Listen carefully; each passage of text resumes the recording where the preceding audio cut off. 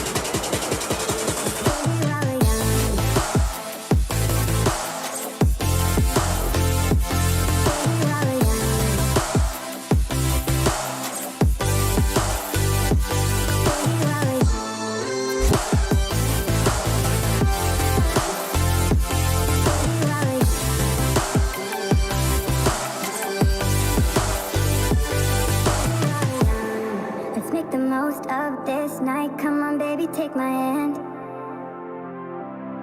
and we don't need to do the things we don't want to do.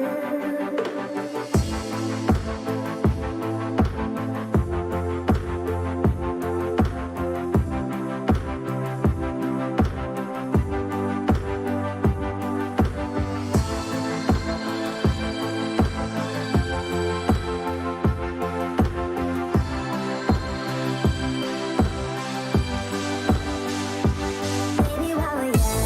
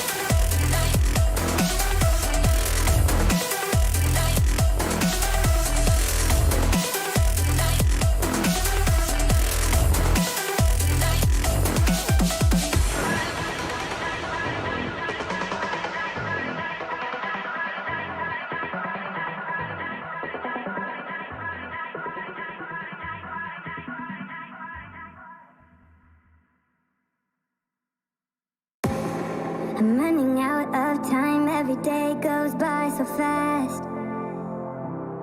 And every moment counts, baby, I don't wanna miss a thing.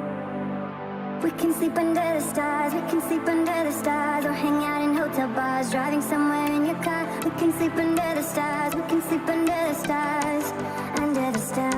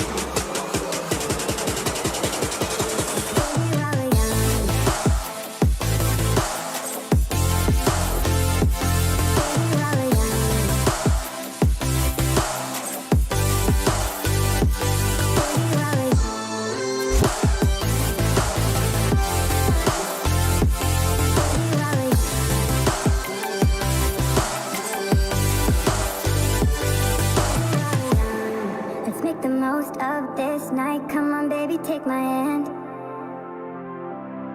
and we don't need to do the things we don't want to do.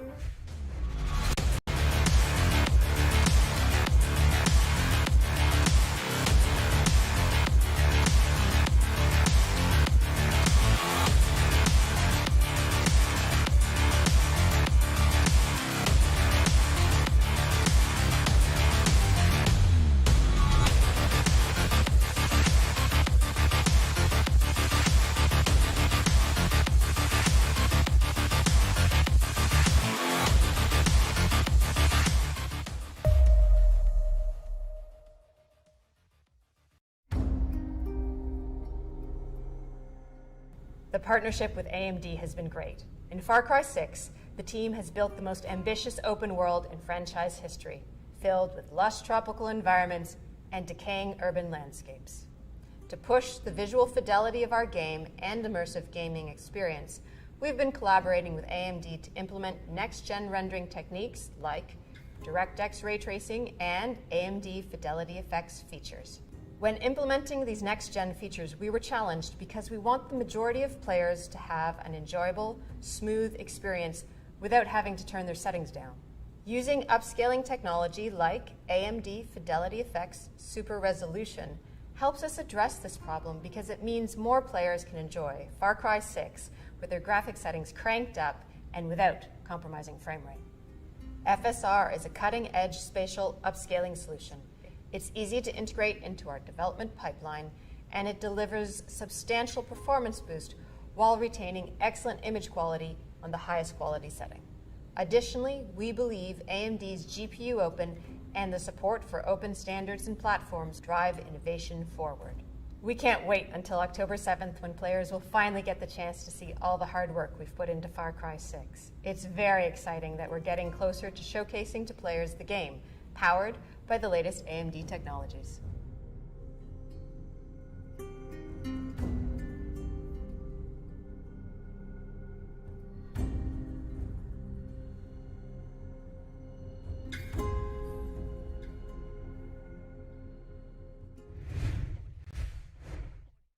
All right, then, ladies and gentlemen, welcome back to the AMD, the Esports Club Challenger Series 1, supported by Ubisoft, here at the semifinals of the tournament. It has been a long journey, but we are finally here at the Esports Club. We're your hosts, Babagusta and Blackjack, and we are here for the semifinals of this beautiful tournament that has run over the course of August and is now coming to an end as the month of August also comes to an end slowly but surely.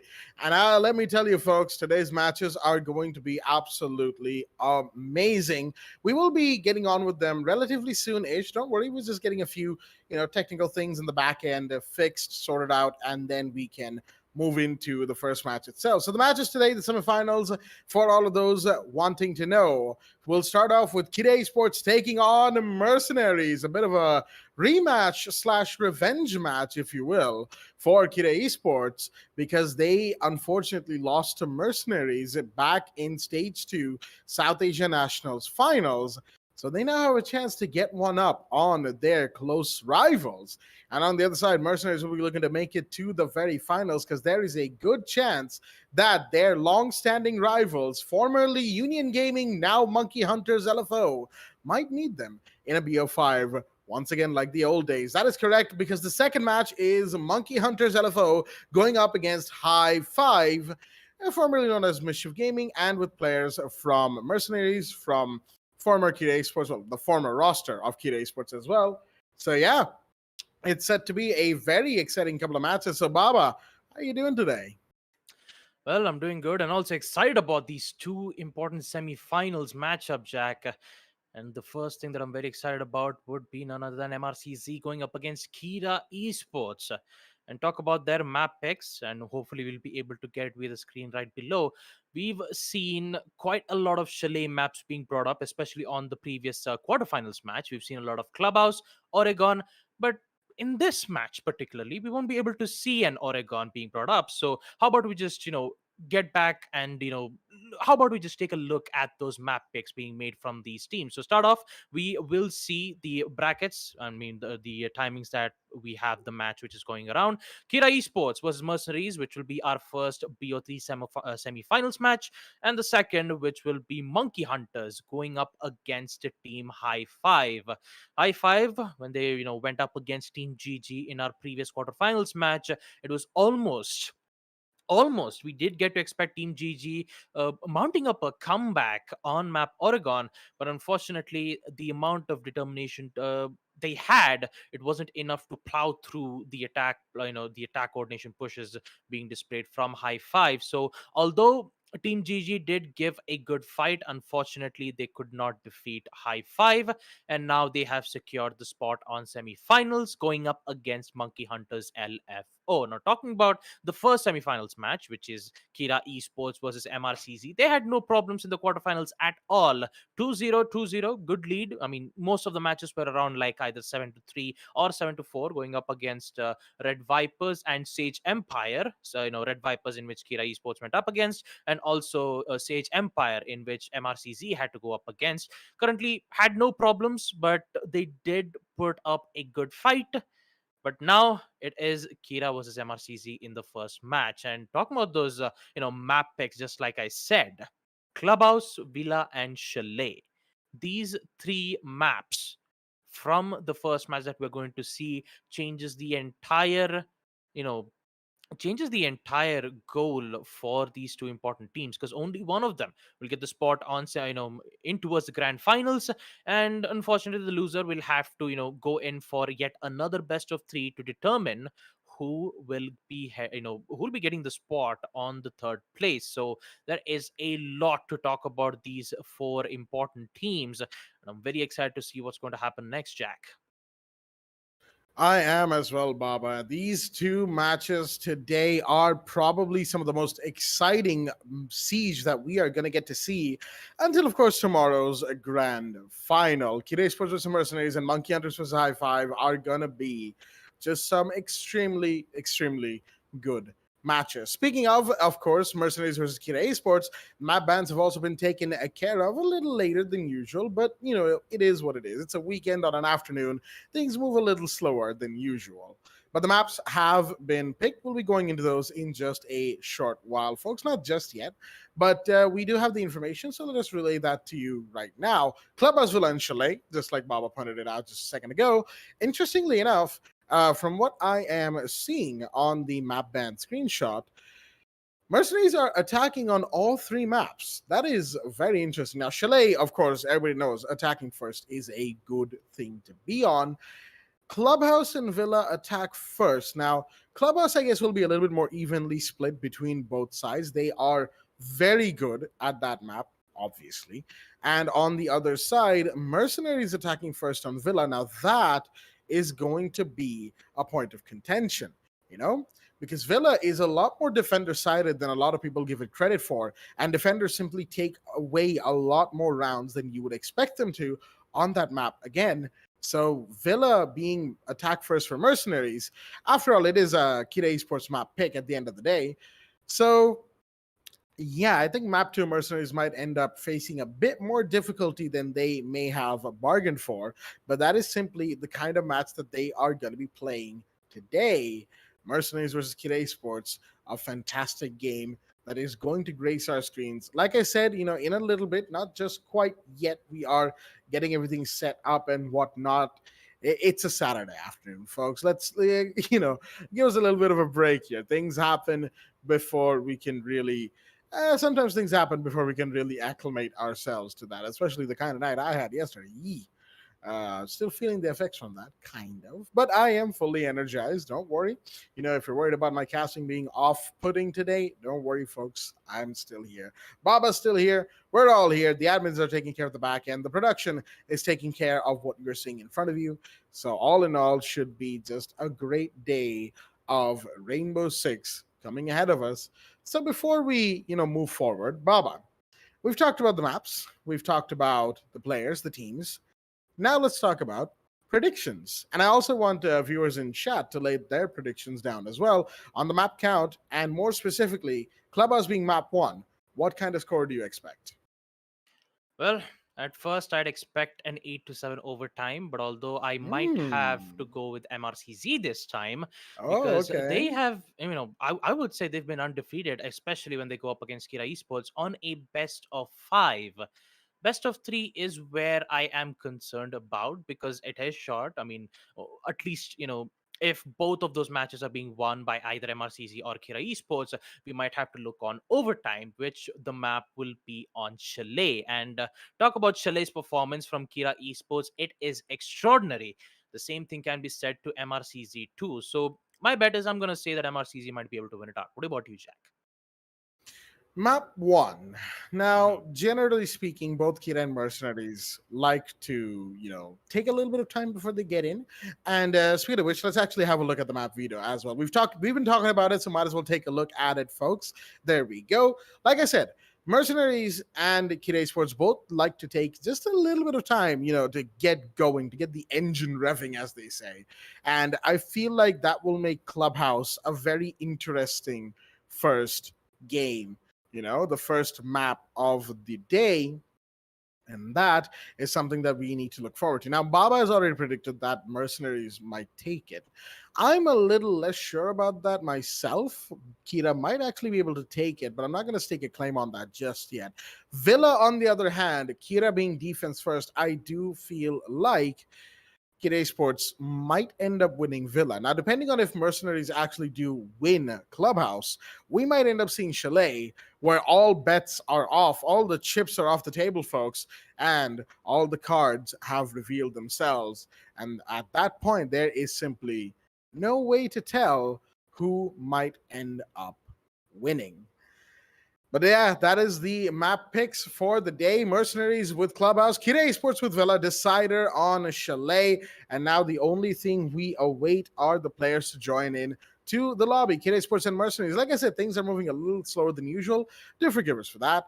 But it will all move as fast as it needs to. And it will be moving relatively quickly once everyone's in. And, hopefully no rehosts happen. We did have a few yesterday. Hopefully none today, folks, as we get ourselves ready for this first game.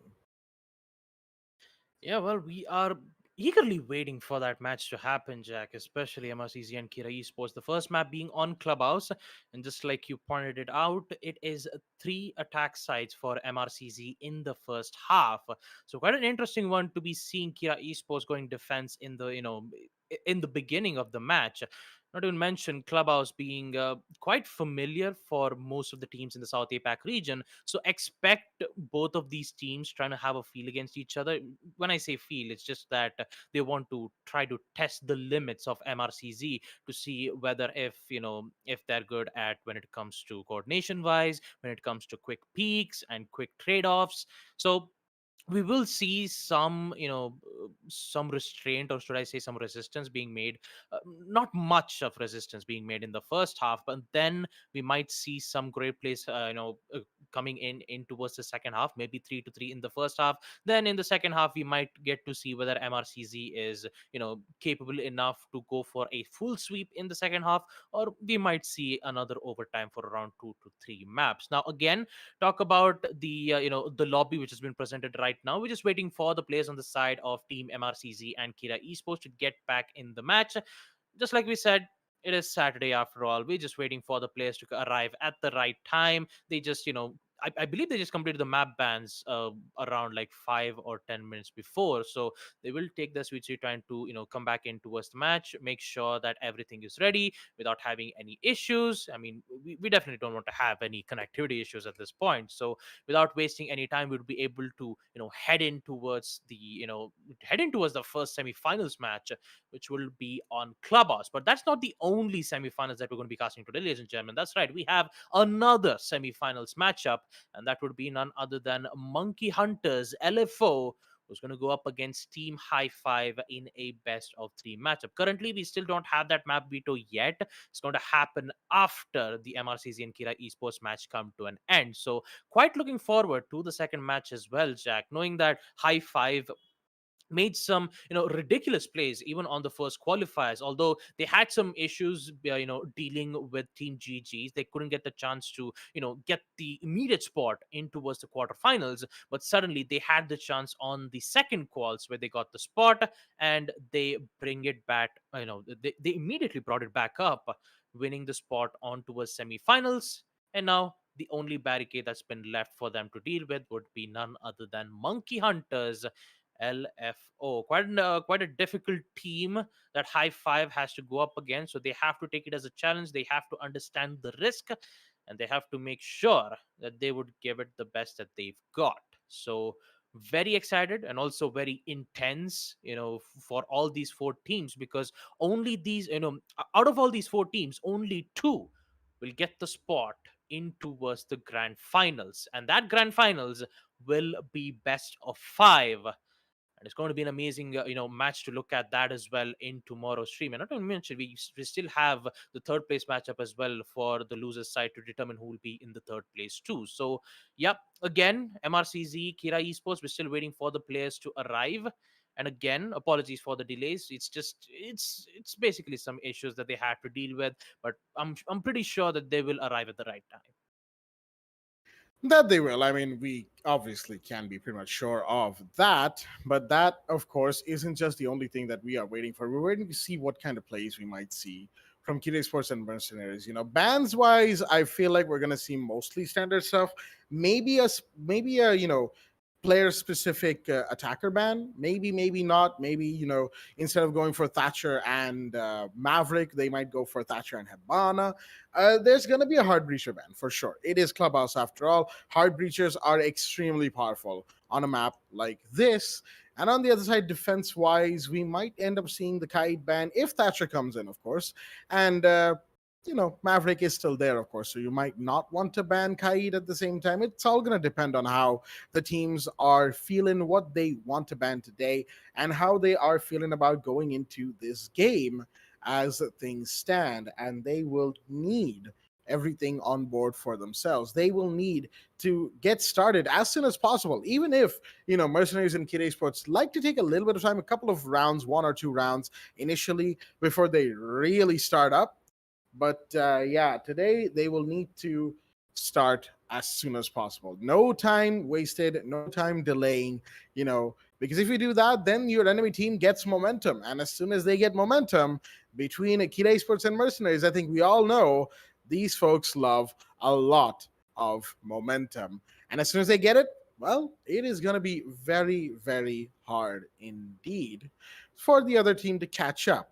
Now, of course, I've been looking at the chat while Baba was busy talking about what we may or may not see, and I've seen a lot of people agreeing with Baba that Mercenaries might end up taking Clubhouse. So I feel like, Mercenaries on Clubhouse seems to be the safe bet. So I'm actually going to pull a 180 and say Kid Esports might just take Clubhouse because, sometimes you want to be a little bit of a contrarian. Sometimes you want to be a contrarian for contrarian's sake. Make things spicy, if you will. Hmm. But yeah, go on. If you No, but that's the thing, right, Jack? Talk about the nationals that MRCZ and Kira went up Mm. against. Every single time we see MRCZ defeat Kira Esports, it's been haunting them for Oh, that around it most has. of the Yeah. plays that Kira Esports had to go through, even with Envy making some ridiculous plays on the in the South APEC. I believe the map was on Clubhouse where Envy just pulled off a good trigger discipline when the site was on first floor blue bar. That was definitely a sight that I would love to see from Envy once more. Although it's quite interesting to see that Kira Esports didn't make a decision to bring in Coastline, because Coastline is heavily dependent on attackers. It's more of like an attacker favored map, but Clubhouse is just mainly just fully balanced. So yeah, here's the thing. The reason why I said MRCZ is that they are, the numerous amount of rounds that Kira Esports had to go through, they haven't figured out a way to dismantle either their defenses or even on their attack phases too. But there are some certain moments where MRCZ does show their weaknesses, and Kira Esports immediately, they would immediately figure out what exactly it is, and they would try to capitalize on that specific weak point. That's exactly that they've been trying to do for the for almost around 10 or 11 maps, I'd say. I mean, 10 to 11 maps is quite long, especially Oh, yeah. the amount of rivalry that MRCZ and Kira had to go through into was nationals. So expect a lot of chaos happening from the semifinals, ladies and gentlemen, because I can assure you that this will go to the deciders, and the decider is the only way we get to determine whether MRCZ gets the spot on the grand finals or will Kira Esports. The same thing can be said to Monkey Hunters, though, because if Monkey Hunters loses against High Five, Oh, that's going to make some that's going to waves. be a different story, and I would Hmm. love to hear the different story from Team High Five. Maybe if you want to share our story, just please make sure to DM us on any of our social networks, Instagram, Twitter, Facebook. We are here. If you want to share our stories with us, please go ahead. Talk about the story about why Shinra just changed his name from Avim, but still I mean, he would still prefers to call Avim at this point. So I would love to hear stories about the struggles that they had to go through, the amount of practice, scrims that all these teams have to go through in order to be the best of the best in the South APAC. So I am, yeah, like again, we casters are here to talk about most of the stories that's been laid out from the teams and also the match that we get to see through. So yeah, I was mostly talking about MRCZ and Kira Esports. I just went on with a huge you know it's talking about a huge talk about stuff. But yeah, I mean, MRCZ, yeah. I mean, it's a different story if that happens, though. The Monkey Hunters is looking in a very good form, and at this point, we have no idea on how to predict properly what's going to happen in the second matchup, unless and until if we get the map bans properly, that is. But first, we have to focus on MRCZ and Kira Esports match, which in fact, most of the players are arriving. We just have to. It's just two players on the side of Kira Esports and one player on the side of MRCZ who we are waiting for them to arrive, and without having any further delays we have to go through. But although I would say that most of the rehost won't be able to count, I believe one of the rehosts will get taken out if they take quite a lot of time, so it shouldn't be much of a issue if some I wouldn't say there would be a connectivity issue. There shouldn't be any, but yeah, that's more I can say about these four amazing teams of the South APAC region. Amazing teams. I am very excited to see what kind of plays that they're going to show it to us, perform, and who knows, maybe they might pull up a 180 just like Jack did when he decides to support on Kira instead of MRCZ to give that some sort of a spice that I'd love to put on every dishes. Well, yeah, but I will say one thing, folks. I think, it's a little overdue for us to say this before the match goes live, and that is the fact that can we take a moment to appreciate that we're not going to see Oregon in this match? Oh boy, I am so happy that Oregon is not uh, in play Clubhouse I can deal with, right? Clubhouse doesn't get as much play as Oregon does. Neither does Villa. Chalet getting more play, I am always happy to see. I think a lot of people are. Oregon banned. I know. Mercenaries with Fatah, we named the tower stairs Fatah stairs Exactly. because of that play on Oregon. And Exactly. while Mercenaries are playing Oregon, there is that sense of excitement on that region and just the whole map, right? Hmm. But to me, the fact that Oregon has been banned is one of the best things that could have happened today. You know, like I have a screenshot. I'll share that on social Hmm. media once the match is done I mean, about I my guess, my reaction to when yeah. when our admins told us that Oregon was banned. You'll see it. Don't worry. Again, just keep an eye out on our socials. You'll see what I mean when this match is over. Uh, Oregon I not being guess, in play. Yeah, yeah, I'm already happy. no, I guess Kira Esports were the one who banned Oregon because they don't have to deal with Fatah stairs at this point. Mm. I'm not gonna lie. They really don't want Fatah to just go immediately ham with his M5 shotgun and just immediately blow out almost half of the players on the side of Kira Esports. They definitely don't want to take that risk, and I believe that's the main reason why they banned Oregon in the first place, and they've decided to go on Clubhouse. But yes, again, we do have to apologize that we have to go in for a break to make sure that most of the players have arrived in the right time. But don't worry, we'll just take around like 2 or 3 minutes and we'll be right back after this. Don't go anywhere.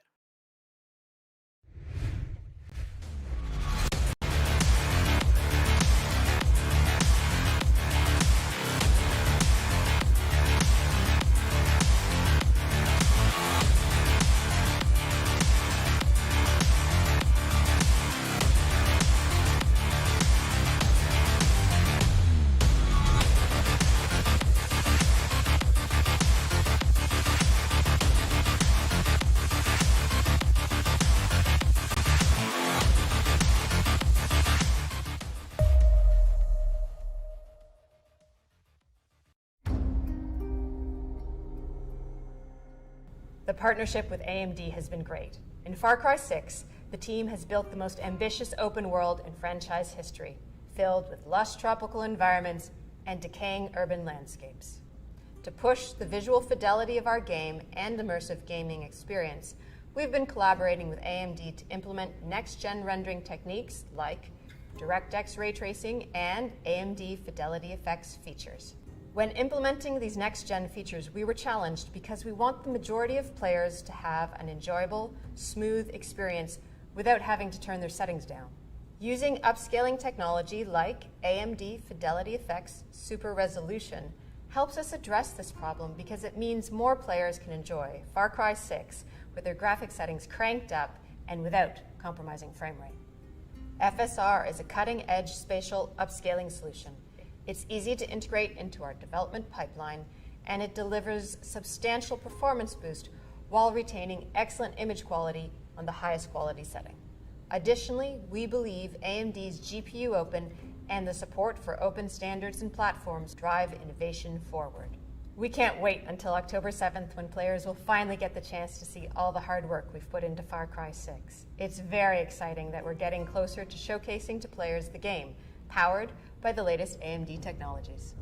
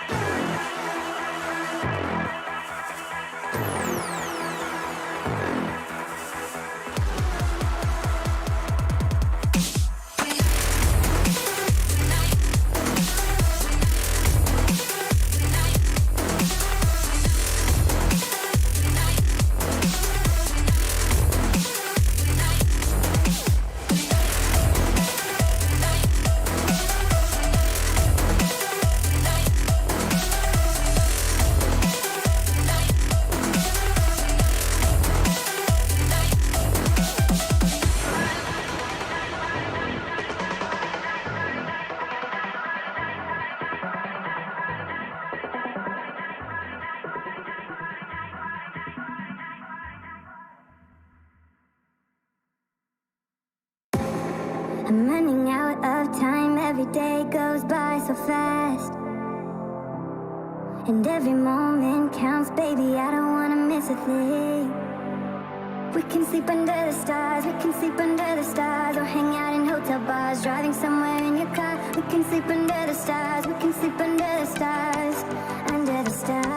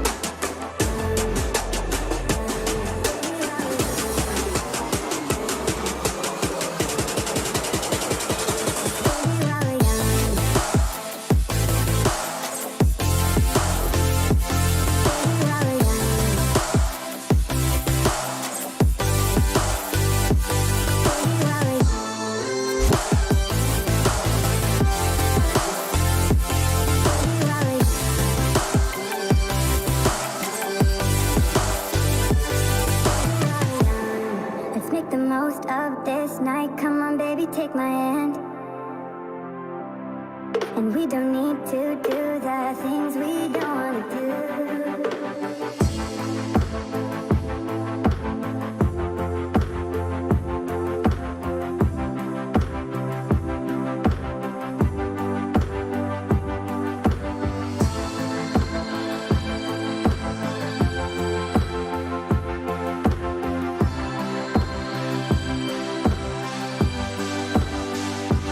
Baby, while we're young,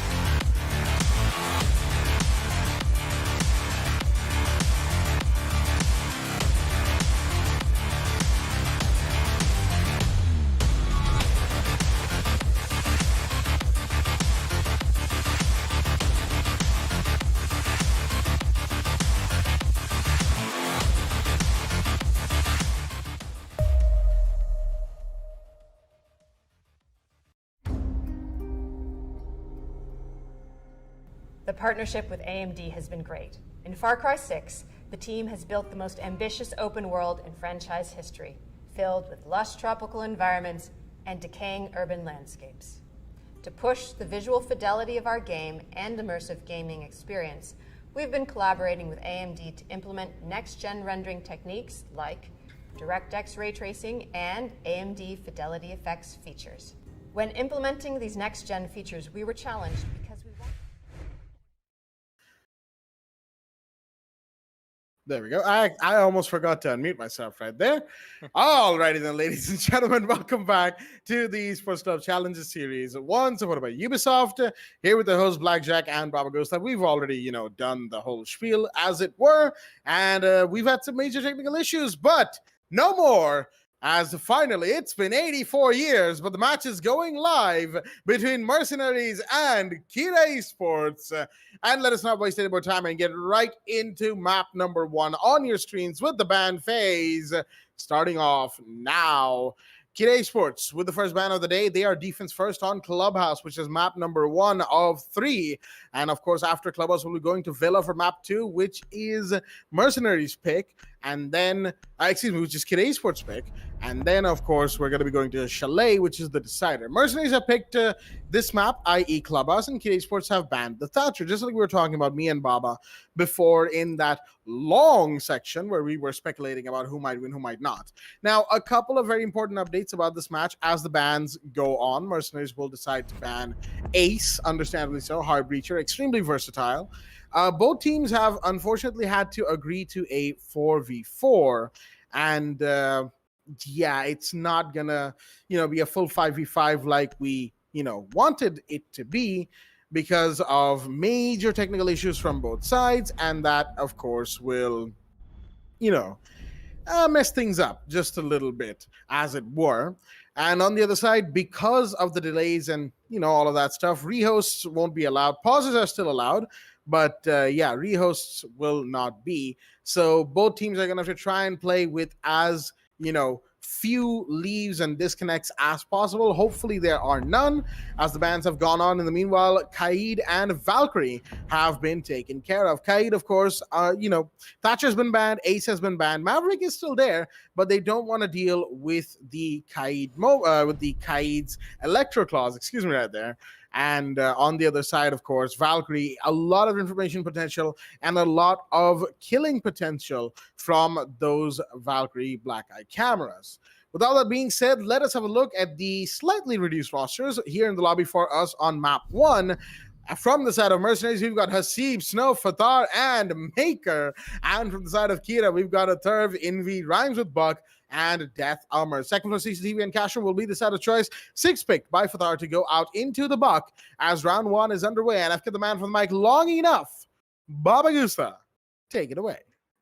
Thank you for that, Jack. And also, again, apologies for the viewers that you guys had to wait for a total of 30 minutes. These are just main issues that we had to, deal with, especially from both the teams, MRCZ and Kira Esports. Since they've agreed on a 4v4, they will start off with the first map being on Clubhouse. So without further ado, let's just head in to our first round, being the side second floor CCTV and cash room. Now talk about the information that we've gathered and talking about the amount of discussions that we had in the intro session. We've talked about MRCZ going in as, going in the first phase as an attacker on all 3 maps. The first map being on Clubhouse, second map being on Villa, and the third being on map Chalet. So what's going to be much more interesting is that how Kira Esports is going to be defending, especially on the defensive side, knowing that, there will be one less operators on both the sides, even on defenders and as well as on the attacker side too. So quite excited to see what kind of pushes that we will get to expect from MRCZ. So the first thing that they will ever do is try to open up the walls in towards CCTV room. Shouldn't be much of a problem. They'll just decide to use the hard breach, or I would say just use the grenades, remove it, and from a moment I thought that grenade. Yeah, that grenade didn't go out too well there. Yeah, that was going to go south so quickly, the way that was going. But second grenade does go in, and a C4 comes up, but it is shot before he can detonate. But the grenade does detonate, and Envy goes down. Unfortunately, he was the one who threw that C4 as well, 4v3, which is, of course, going to make things just a little bit more difficult. Maker drops the XD in chat. Understandably so, it was an exchange of explosives, but unfortunately, the mutes could not go off. Fatar down below is going to find a turf. Can the one in garage be fought? Yes, he can be, and he can be killed as well, as Snow takes another one. Deathmer down, and now it's all up to Rhymes with Buck. SMG 11 in hand, but no shot on all sides. Snow will take him down, and that is going to lead to Mercenaries taking that first round. Reminder for all our viewers that it is a 4v4 because both teams have agreed to this, again, technical difficulties and whatnot. But here we are, the match is here. Both teams have agreed, so there are no issues on either side. We're just going to, go on with this for map number 1. Round 2 is now going to be underway. Basement Church and Arsenal Room is the site of choice, as TEC Esports quickly changing things up for themselves, as, CCTV didn't really go too well for them now, did it? As Deathmer is going to take the 6th pick right out of the Vigil into the Aruni. And with that, the second round is now underway. Yeah, well, I could say the same thing to MRCZ, though, especially the Maverick. The first grenade didn't go out quite well as he'd expected it to. And TEC Esports decided to just go in for a repeat statement saying that I'm going to do the exact same by throwing out the C4, but that did not work because the second grenade from the Maverick did claim one of the players, and I believe that was Rhymes with Buck who got caught off from that explosion. So when MRCZ succeeded in opening up the walls on CCTV, all they had to do is just hold an angles.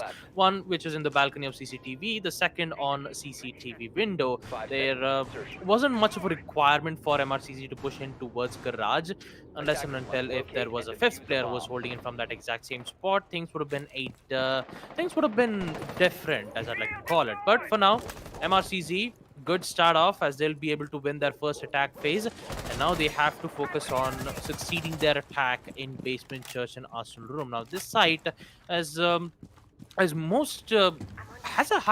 win rate for the defensive side, so if the attackers do figure out a way to take out the defenders, maybe holding one of those particular angles, maybe get an early kill, which would be even way much more easier for MRCZ to go in for that execute.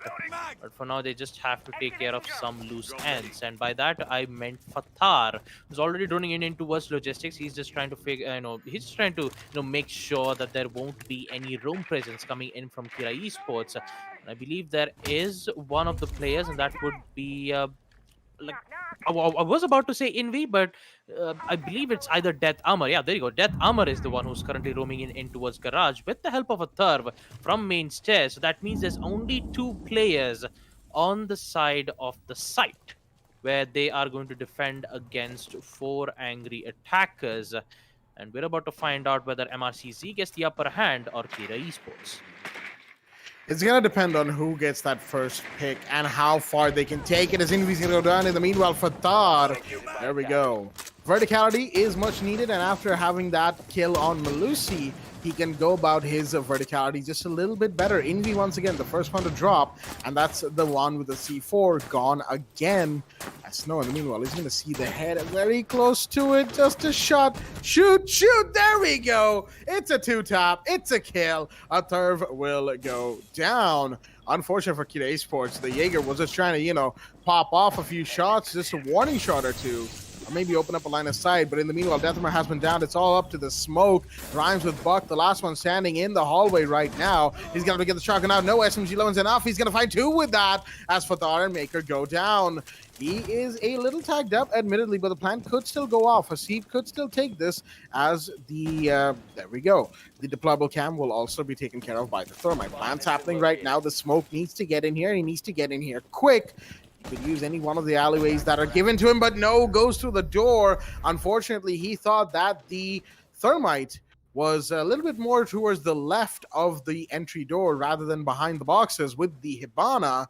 And that ended up costing him his life. Good try from Rhymes with Bug. That was a nice try indeed. But at the end of the day, there was just not enough information on where the two players were for him to capitalize on that. Mercenaries take 2 attack rounds, both of them very, very well done.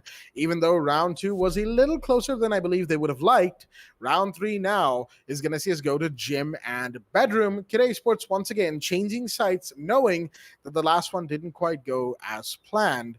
Good idea, but they need to execute and win at least one site before they can really get going, get their foot in the door, as they say. But unfortunately, so far in these 2 rounds, they have not been able to.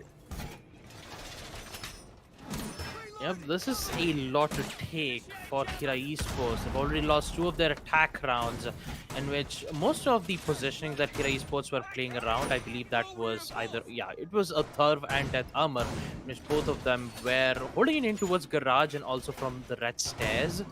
But when the first pick arrived, and that was, I believe, from the Melusi, who thought of making an aggressive play from the main stairs to take out Fathar.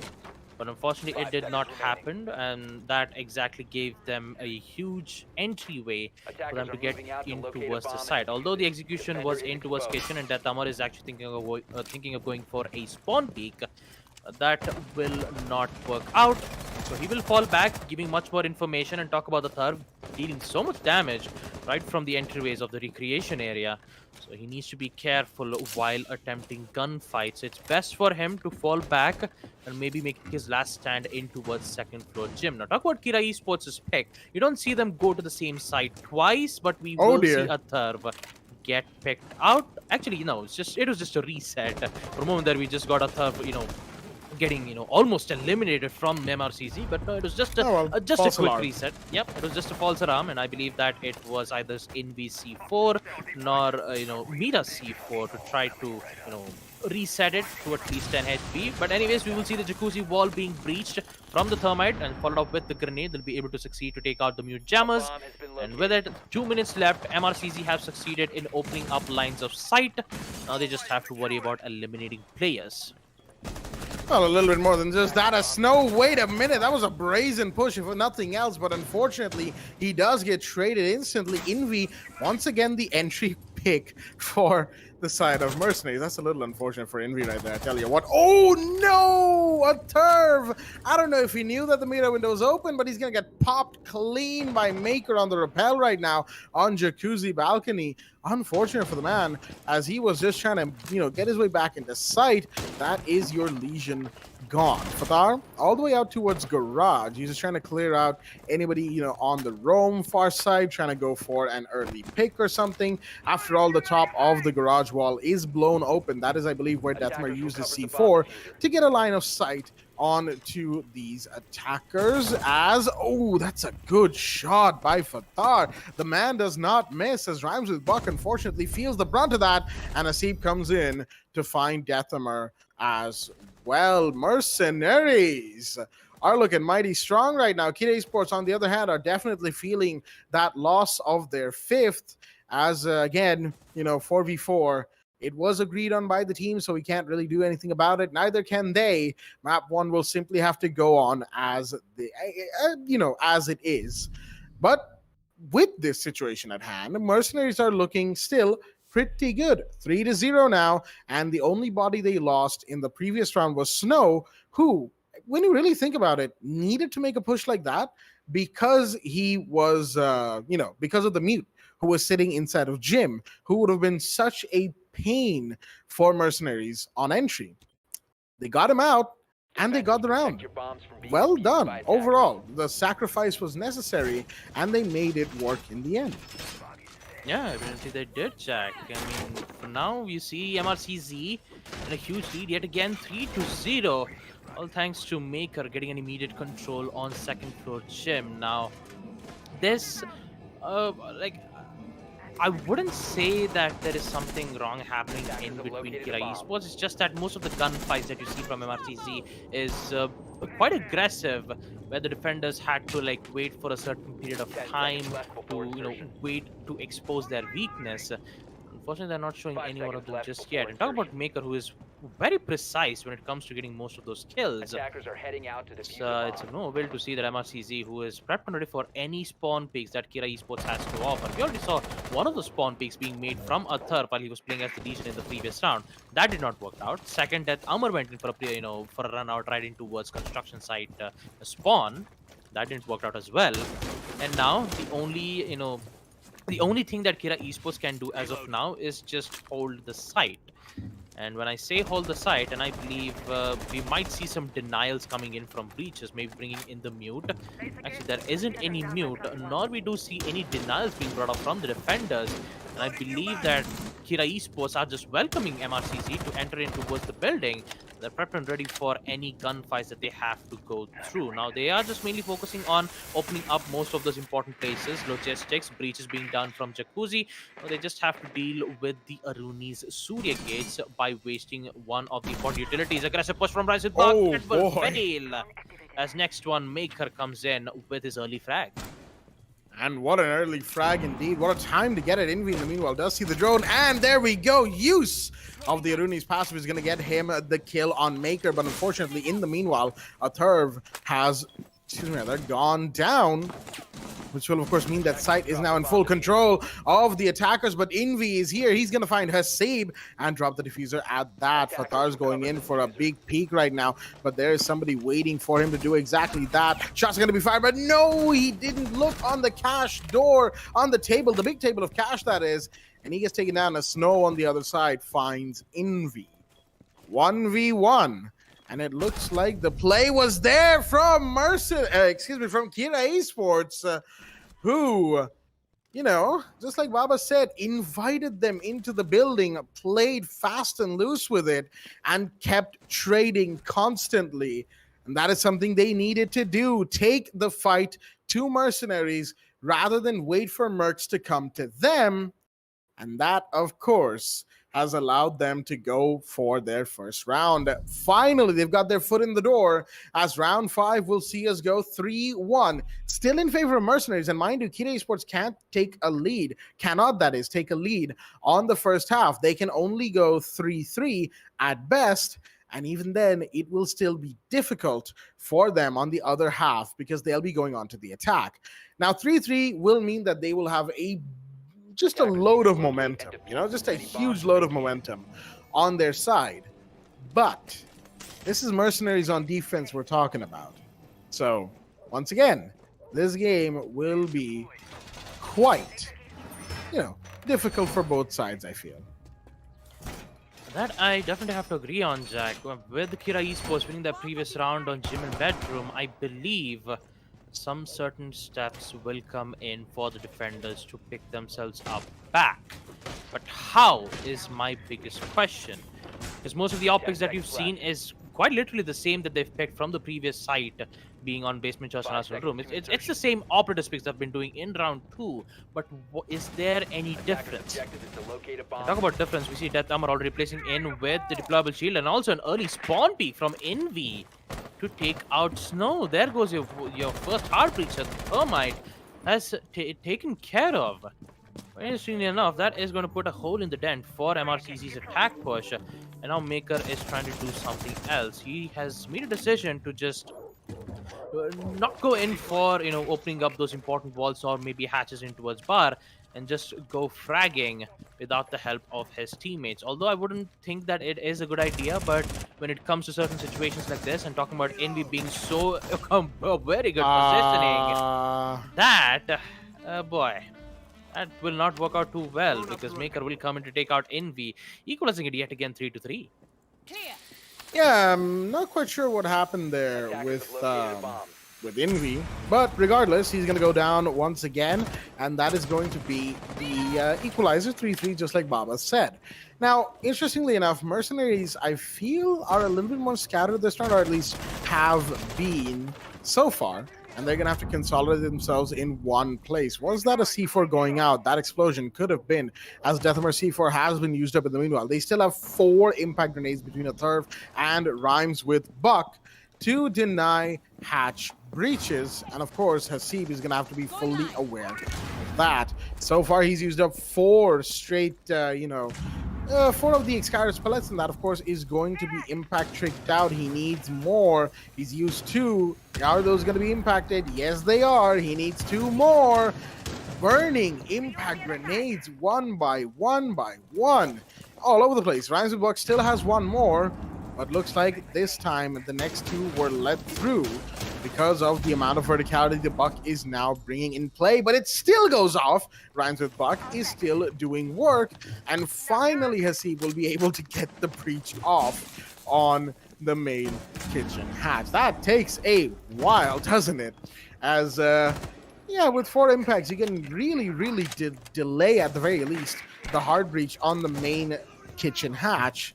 That is exactly what Kid Esports were hoping for, taking time away from Mercenaries, which will make them a little bit more panicky, a little bit more jumpy, and more prone to making mistakes. Not even mention, they've already wasted so much utilities from kitchen, and here comes the from main stairs to take out Maker. Looks like Kira Esports have got this in the bag, but wait a minute, we see Hasib going in for the plant. A third knows this, but he's going to fail nonetheless on the hands of Hasib. Just need to find one more player, and that is Rhymes with Buck. Fatar comes in with the drop. Rhymes with Buck in Kanan position, will reposition himself back again to get that huge advantage, but it doesn't matter. Fatar will come in with the final kill to give MRCZ a huge lead. 4-1, winning round 5. Basement Church and Arsenal Room, even with good attempts from Death Armor. Not to even mention 4 impact needs being used to take out almost half of Hibana's Excaros pellets, which would have been used to open up the bar hatches as well as the stock, but you had to open up the kitchen hatch. And I believe that MRCZ was mainly focused on that one particular spot. Although I have to admit, Kira Esports did succeed in wasting quite a lot of time on opening up the hatches, but they were mainly concerned about the motto in which Maker decides to use that as a distraction, and that evidently worked out, where that distraction led to Hasib go in for that plan. All plans came accordingly for MRCZ just because of that one single distraction. And quite well held at the end of it by Hasib and Fatar. They needed to, retake the situation from the 2v3. Hasib went directly in for the plant, using the sound of the plant to bait the anchors within the 2 sites. And then, of course, you had Fatar above, catching the roamer, and then coming back down to site to cover for his planting teammate because time was slowly running out.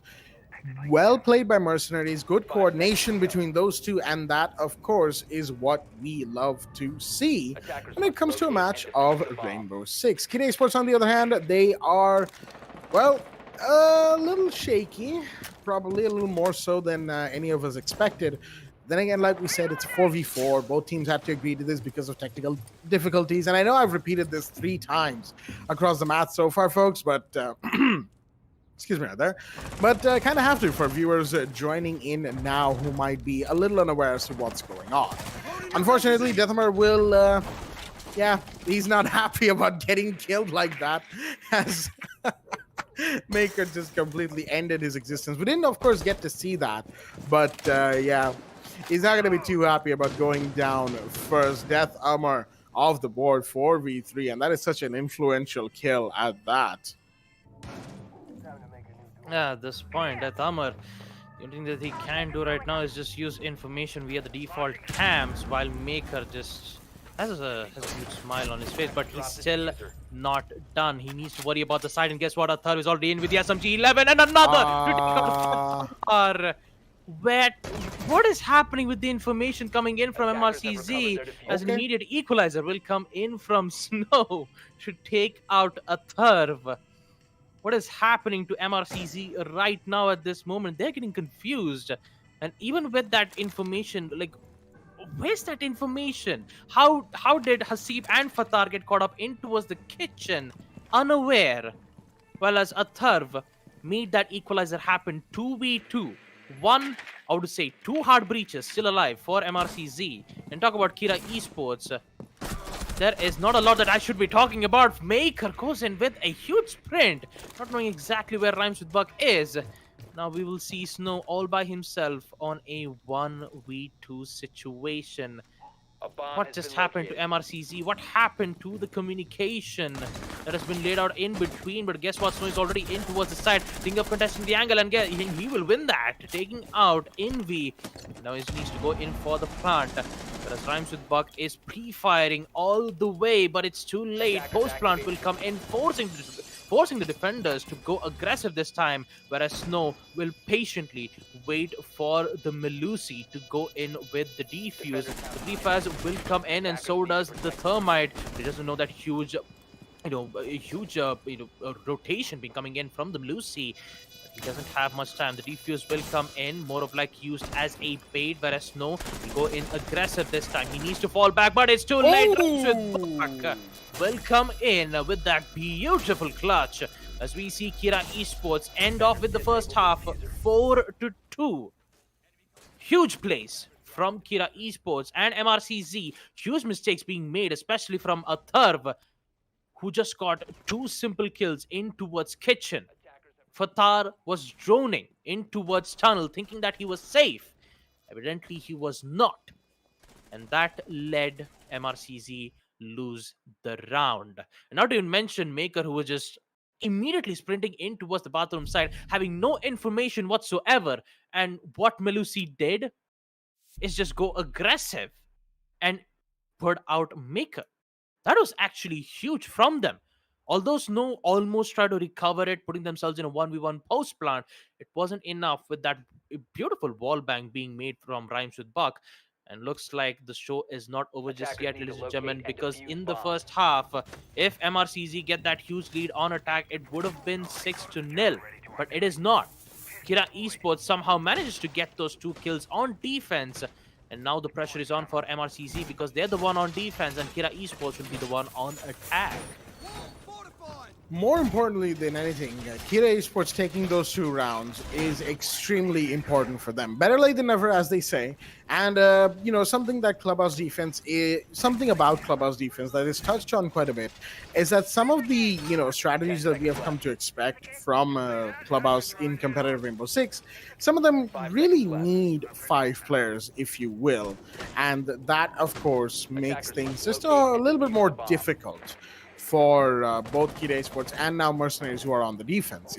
They can't go for some of the more expansive stuffs that they want to unless they're really confident on one-on-one gunfights, and they have to play a little bit more reservedly because losing 1 body is more than just that.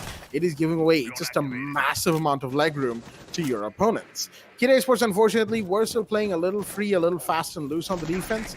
I think they just wanted to give themselves a lot more room to work with, and they were not able to do so without just having so many casualties, and that really did not help them, as we see Hasib, oh boy, nearly disconnected right there, and that would have meant a full rehost probably from the admin side of things. Oh, Snow nearly had one right there. The Buck could have been taken down, but Deathamar will still live.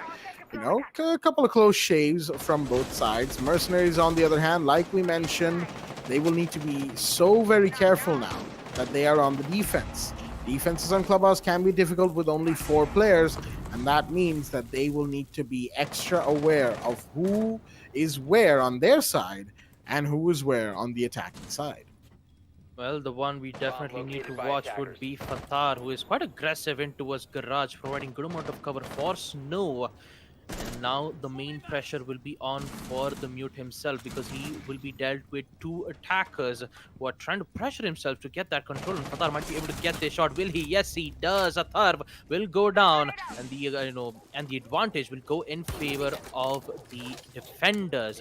But talking about the bright side, they have opened up the walls in towards CCTV, and now they're trying to figure out a way to get the control in towards Garage. But guess what? They're huge, aggressive plays, but somehow Rhymes with Buck survives with the Candelas, which would force Fatar to fall back in towards right outside that particular building. But Fatar wants to be aggressive. Just trying to find one of the players, and looks like he will find one. Can he guess the second? No, he won't.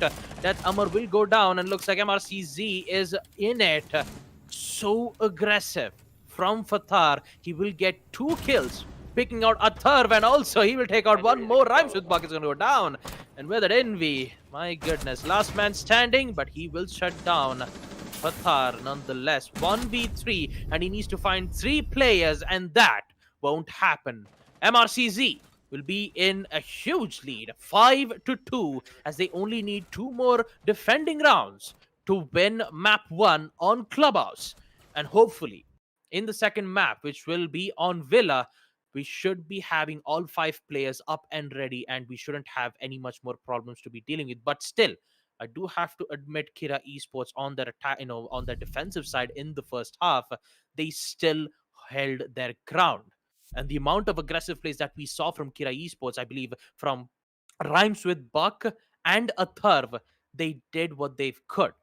And since on the defensive side it didn't work out, MRCZ decided to do the same, while Fatar was mainly the one pulling off the strings. And when I say strings, man, he just got triple kill right from outside the garage site. And that was huge for MRCZ to get all those 3 kills thanks to Fatar. Now, in order to continue that reign of terror, I'd say that Fatar needs to be eliminated if Kira Esports wants to survive. And if they don't, if they let Fatar get those kills in the early and mid rounds, then I'd say at the execution, MRCZ will be the one who will hold on towards the top. That they could. I mean, there's plenty of ways to, go about defending the side that is Basement Church and Arsenal Room, as we all know and love. But, looking at the kind of setup that they have brought, Mercenaries, that is, they're going to be doing more of a standard hold. Probably having Maker up on at least first floor, maybe second floor. That, Scorpion SMG, it's not the very best in the game, but after the changes to some of the barrel attachments, it is one of the better ones out there. And it's okay, it's not back in its prime, nowhere close to that. Its damage was nerfed, its fire rate, not its fire rate, its recoil has been nerfed severely, for the longest time now. And just overall, the Scorpion, after a couple of small buffs here and there, I feel like it's in a more balanced state now than ever before. And it's not the terror that it was when Ella first came out, but it's also not the, absolute nightmare that nightmare to control that it has been for a long time as well. So Maker, speaking of him, since we've been talking about his gun for the longest time, doesn't seem like he's out on the roam. He seems to want to just stay back, hang back inside, chill out, vibe with his teammates. It's Fatar who is out on the prowl. He hears the buck. He wants to do something about verticality, and he's going to use his C4, as a bit of a bait and a distraction. That, hey, wait a minute, somebody might be in logistics. Rhymes with Buck. Oh, dear me, I thought that was his shot, but no, it's Snow finding Death Ummer. That is going to take one more player down in this match. Can they find another one? No, no, Rhymes with Buck had the red mark as well to try and find one, but no, Hasib has connects. So it seems like things were not looking too good for the side of, Mercenaries for a quick second there. But there we go. Snow's going to find Rhymes with Buck. That is another one down. The Iana leaving a Thurv. The Maverick, the last one standing, going towards construction. There's a couple of goo mines. There's a Legion himself in this region. As the goo mine's now in his shin, he will still pre-fire. He does not want to take the risk of getting caught off while getting this out of himself. But Snow has fallen back, allowing the Maverick to push up. They know they don't need to be aggressive about this, as the Thurv will go in. Needed to wait just a little bit before the security gate disabled, but it won't matter. Snow will shut him down, and that is going to be another round going the way of Mercenaries, who on the defense are looking mighty strong, shall we say, as the, excuse me there, as map point has been taken 6-2 currently to MRCZ. And we can, in fact, pause on this disconnection, folks, as it is a disconnection from the blue team side, which means as soon as Hasib gets back in, he will be, by default put in the blue team spot and all of that stuff, because we all know what happens when there's a double disconnect on a custom lobby. Whoever joins first automatically is in the blue team. I don't know how that works. I don't know why that works the way it does, but it is what it is. Say, for instance, Deathamer or Envy had disconnected, or Rhymes with Buck, anybody from Kira Esports, it would have been a full rehost. But it's a pause. We know that for, oh no. I jinxed it, didn't I? Because Deathamer has just disconnected. Oh, that is not good. Not good at all. Yikes. It's 3v3. Now with Hasib and Death Armor gone. And again, we need to see about this decision being made. Whether do we have to continue a 3v3 or should we just take it with 4 to 4v4? That is the biggest question that I have to ask right now. And the biggest question is, will we see Hasib get back or will we see Death Armor come back? And if they do come back, will they be in the same team or not? Is my biggest question. Because if that does not happen, I believe that we will be forced to go in for a rehost. See, the only way to save this situation without having to go into that whole mess of first guy gets put into blue team thing is for Hasib to come back first. And that means both teams will have to coordinate rejoining into the lobby. Okay, so according to Invi, a few updates, folks. It's a power cut on Deathamer's end. So he's not even coming back now. So now what we wait for is Mercenaries. What a way to start the semifinals. Am I right, folks? The admins are just confirming with both sides about what they want to do because we already started with a 4v4. And now it's well, it is what it is. Map point is still taken by Mercenaries. Overall they've performed well. I think if we just focus ourselves away from the comedy of errors going on the technical side of things, and talk about what we have seen so far. Mercenaries have been pretty dominant here on Clubhouse. Now, of course, a lot of it is down to the fact that it's 4v4. Kid Esports probably, needed that fifth player a little bit more so than Mercenaries have allowed them to show.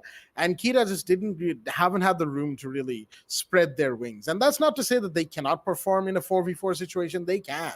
They have before, and very well so for that matter, with only 4 players remaining. And that, of course, has allowed them to just do things that they would normally, not be able to do. But so update on the match, folks. It's gonna be a 4v3. Once again, both teams have agreed on this, and we're gonna be going back into the match nice and quickly to get into the round and see where we go from here. The power cut from Deathamer is definitely not helping things, as Mercenaries are now, once again, map point, going to gym bedroom. 6-2 is the scoreline. Yeah, well, 6-2. MRCZ currently holding map point on map Clubhouse. Boy, I mean, it's the weekend at this point, Jack. Many of them will obviously. Ladies and gentlemen, the weekend. The weekend.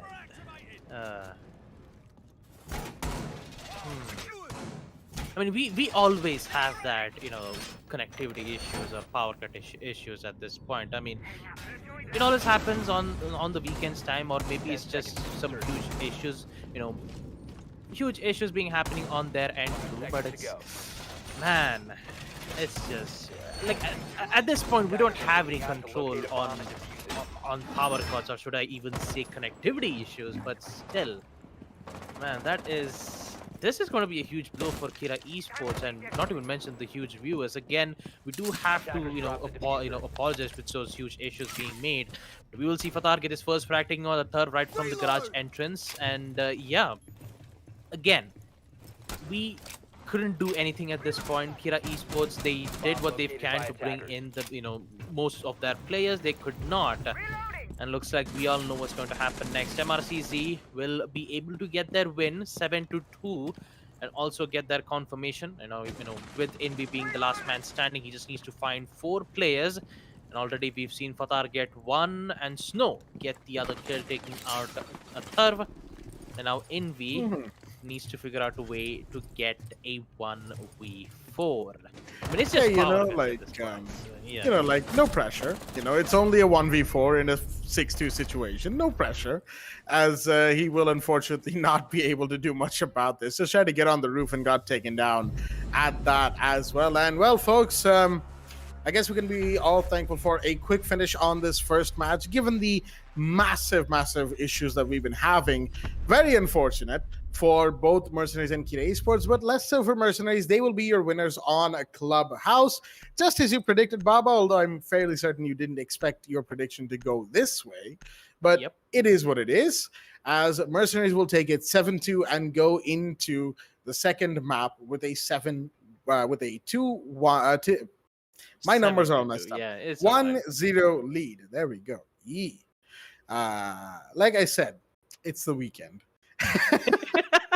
That has been the running theme for today. All right, folks. Let's be, very, very, very real with ourselves here for a second. But all things considered, still a fairly interesting match for the most part. The 4v4 was, going somewhat smoothly, but Kira Esports just terrible luck, nothing more than that.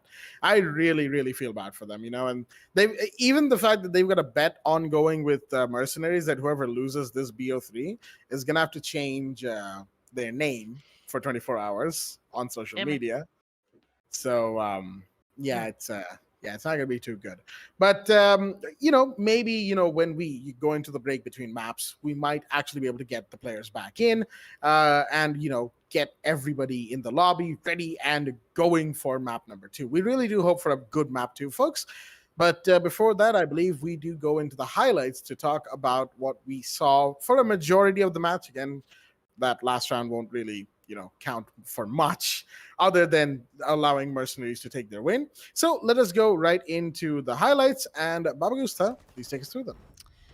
Yeah, well, to start it off, we all know what Kira Esports is capable of. If they had his, fifth player, I mean, the same thing can be said to MRCZ. I would have, guaranteed that this would have been an amazing match to look at. But, it was a 4v4, and then, both of these players had so many issues that they had to deal with.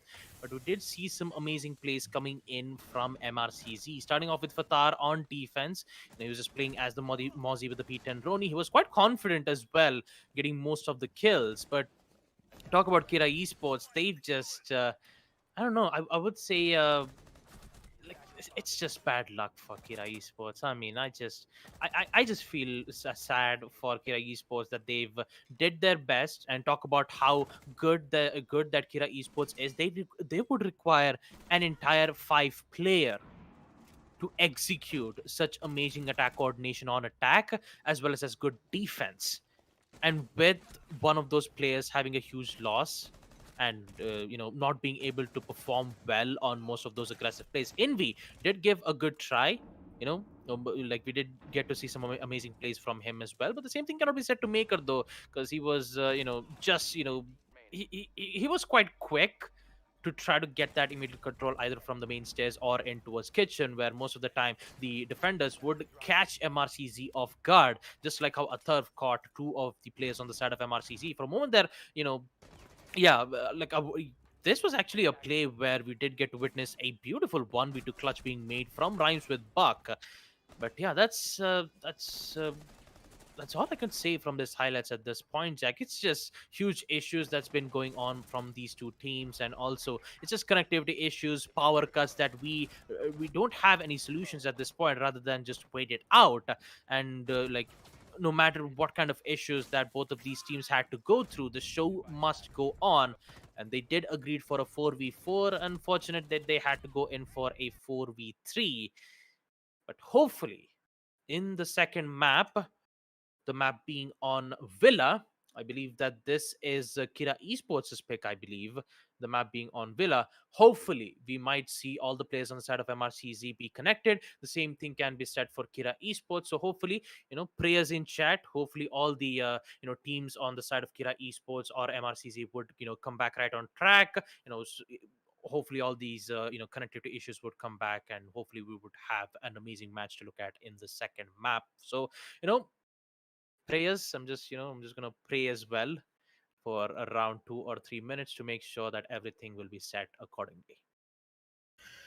Yeah, we're going to be hoping for that, folks. And we're also going to be taking a break. I'm fairly certain this one might not be short because, again, just these issues. We want them resolved. The players want them resolved. So give us some time. We'll be back with map 2 in hopefully not too long from now and resuming this great match. Stay tuned, folks.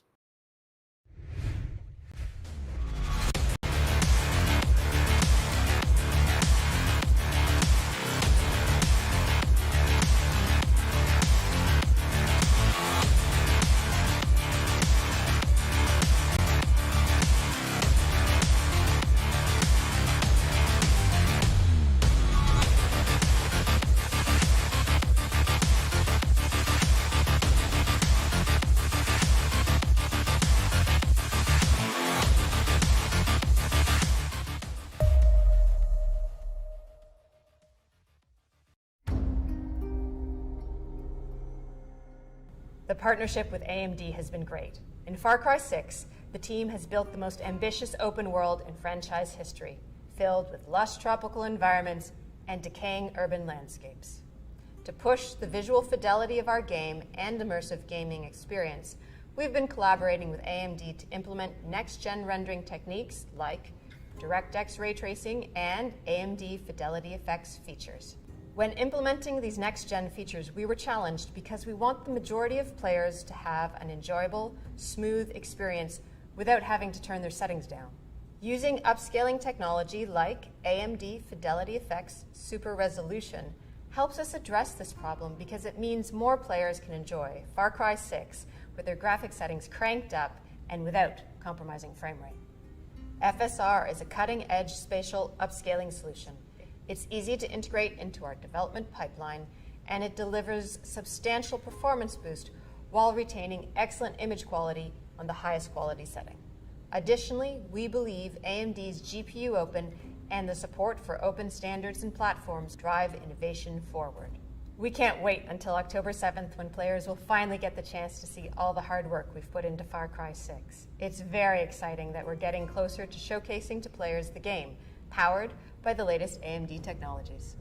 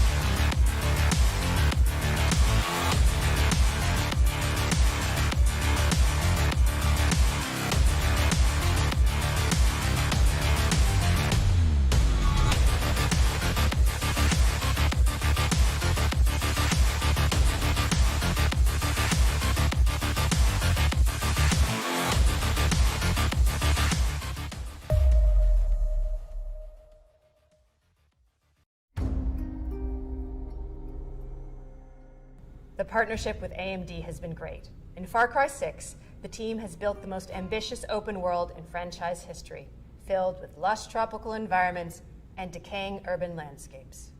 To push the visual fidelity of our game and immersive gaming experience, we've been collaborating with AMD to implement next-gen rendering techniques like DirectX ray tracing and AMD Fidelity Effects features. When implementing these next-gen features, we were challenged because we want the majority of players to have an enjoyable, smooth experience without having to turn their settings down. Using upscaling technology like AMD Fidelity Effects Super Resolution helps us address this problem because it means more players can enjoy Far Cry 6 with their graphic settings cranked up and without compromising frame rate. FSR is a cutting-edge spatial upscaling solution. It's easy to integrate into our development pipeline, and it delivers substantial performance boost while retaining excellent image quality on the highest quality setting. Additionally, we believe AMD's GPU Open and the support for open standards and platforms drive innovation forward. We can't wait until October 7th when players will finally get the chance to see all the hard work we've put into Far Cry 6. It's very exciting that we're getting closer to showcasing to players the game, powered by the latest AMD technologies.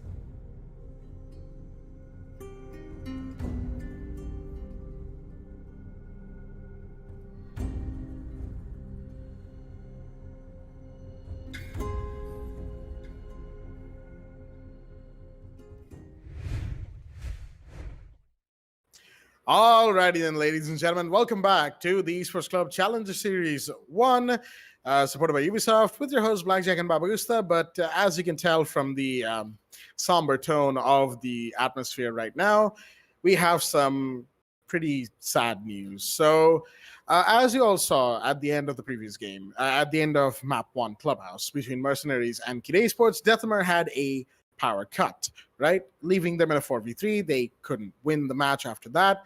They couldn't win the map that is after that. And, Mercenaries took it 7-2. So after that, our admins went to talk to Kid Esports to see what was going on and to see if they could get their players back for map 2. And that was when they, and by proxy us, were informed that they cannot. Their subs are currently unavailable, and so are two of their main players. Deathmer, of course, just got a power cut, and he isn't risking the power, coming back and going away instantly. He doesn't even know when it's going to come back. And to be fair, that's, it comes with the territory of power cuts. And power cuts and internet issues come with the territory of South Asian Rainbow Six. It unfortunately just had to happen one day, and I'm sure Mercenaries are as gutted as we are, more so. Mercenaries and Kid Esports are as gutted as we are. Kid Esports more so, that it just had to happen today of all days. They were looking strong going into this match, into the semifinals, but they had to call the forfeit, and Mercenaries will end up going ahead to the grand finals. I'm sure it's not the way that they wanted to go in as well, and it's not the way that any of us wanted to see this, what would have otherwise been an extremely good semifinal, end like this. But it is what it is. Reality is often disappointing, and we will simply have to end match number 1 here. Mercenaries are your first finalists in in an unfortunate fashion. No fault of them, no fault of Kid Esports. This simply is a bad day for all involved. And we're going to be taking a break before we come back, hopefully soon, with the game between Monkey Hunters and High Five. That one was supposed to be at 6, and we're looking to, prepone the game if possible. And we will, of course, go live when we can with that match. Until then, stay tuned, folks. And once again, our sincerest apologies and best wishes to Kid Esports.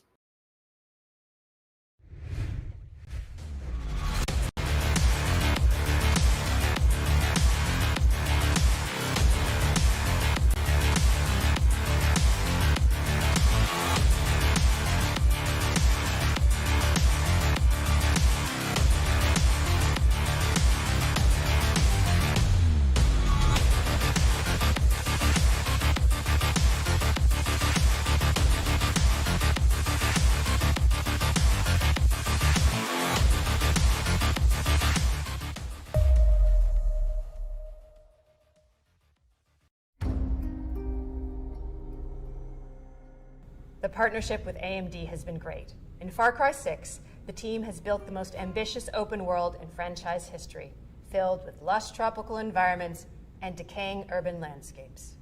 To push the visual fidelity of our game and immersive gaming experience, we've been collaborating with AMD to implement next-gen rendering techniques like DirectX ray tracing and AMD Fidelity Effects features.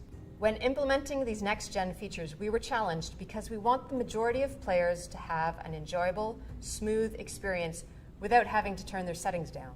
Using upscaling technology like AMD Fidelity Effects Super Resolution helps us address this problem because it means more players can enjoy Far Cry 6 with their graphic settings cranked up and without compromising frame rate. FSR is a cutting-edge spatial upscaling solution. It's easy to integrate into our development pipeline, and it delivers substantial performance boost while retaining excellent image quality on the highest quality setting. Additionally, we believe AMD's GPU Open and the support for open standards and platforms drive innovation forward. We can't wait until October 7th when players will finally get the chance to see all the hard work we've put into Far Cry 6. It's very exciting that we're getting closer to showcasing to players the game, powered by the latest AMD technologies.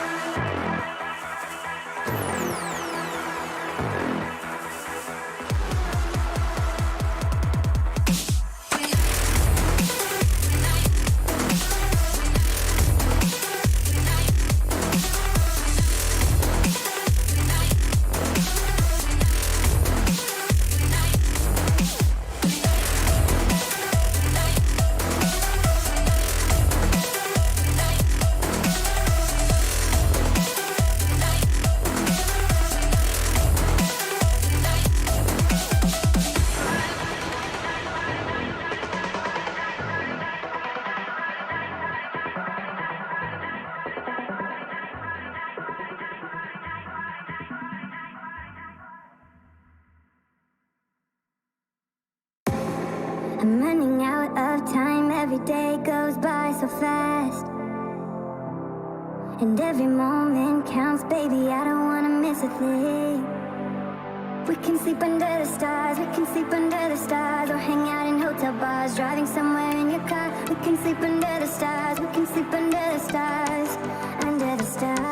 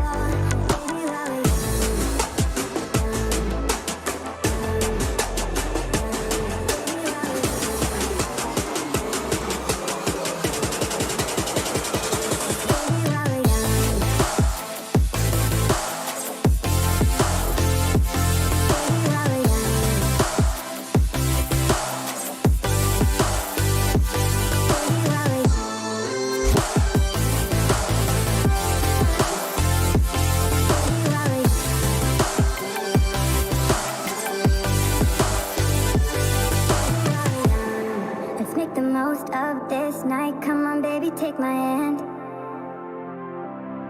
and we don't need to do the things we don't want to do.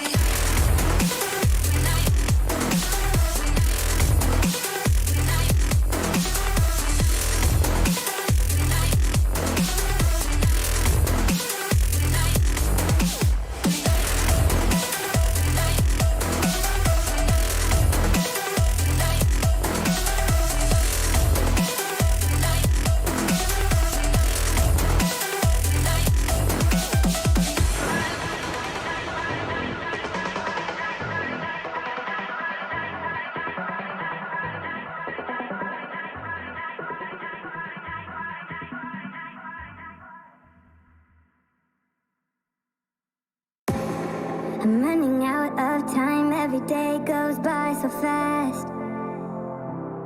And every moment counts, baby, I don't wanna miss a thing. We can sleep under the stars, we can sleep under the stars, or hang out in hotel bars, driving somewhere in your car. We can sleep under the stars, we can sleep under the stars, under the stars.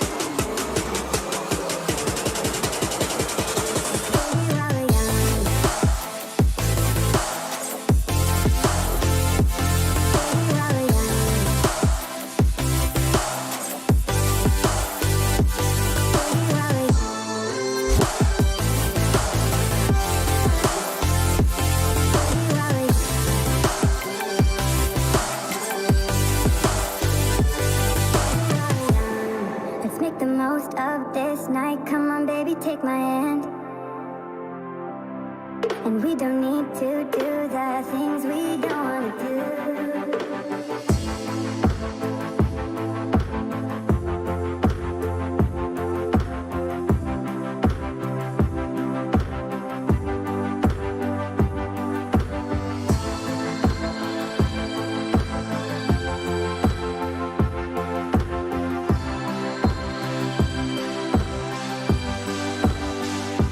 Baby, while we're young,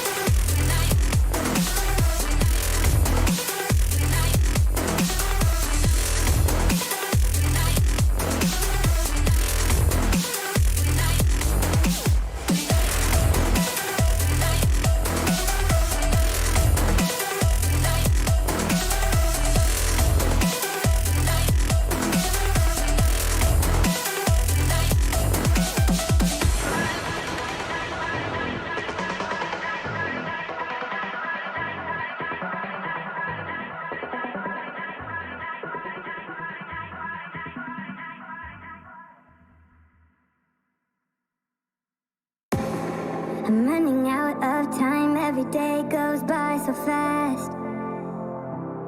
And every moment counts, baby, I don't wanna miss a thing. We can sleep under the stars, we can sleep under the stars, or hang out in hotel bars, driving somewhere in your car. We can sleep under the stars, we can sleep under the stars, under the stars.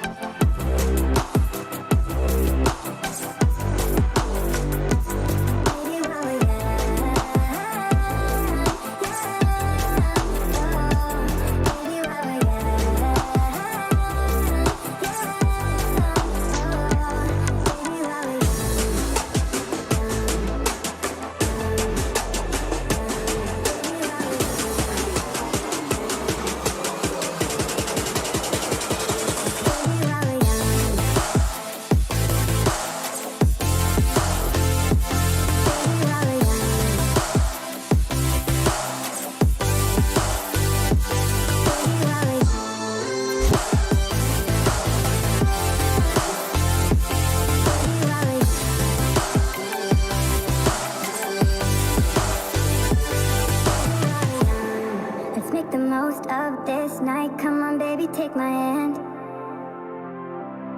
And we don't need to do the things we don't want to do.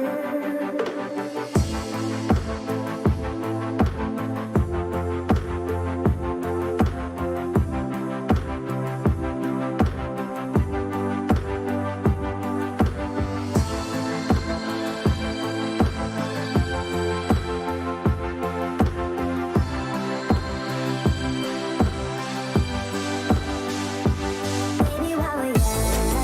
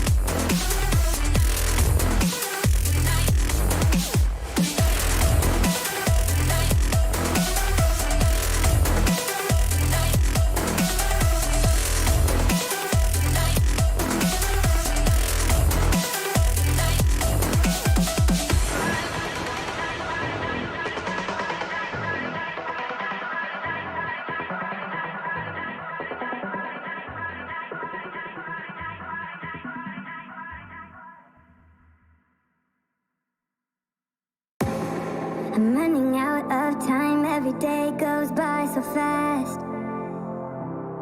And every moment counts, baby, I don't wanna miss a thing. We can sleep under the stars, we can sleep under the stars, or hang out in hotel bars, driving somewhere in your car. We can sleep under the stars, we can sleep under the stars, under the stars.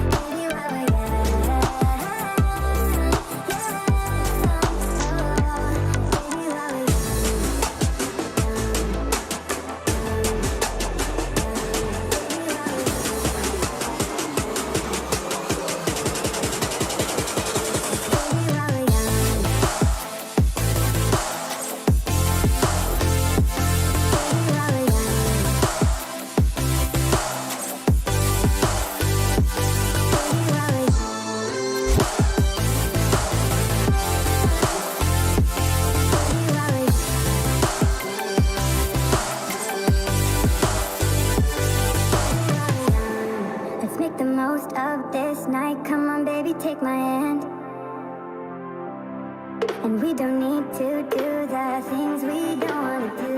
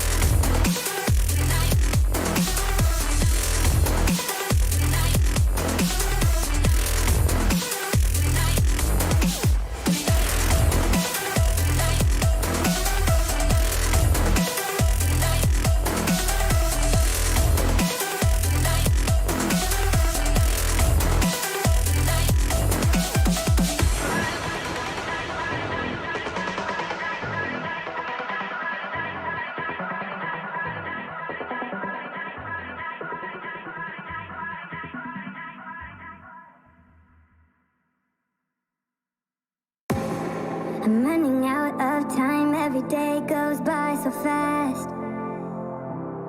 And every moment counts, baby, I don't wanna miss a thing.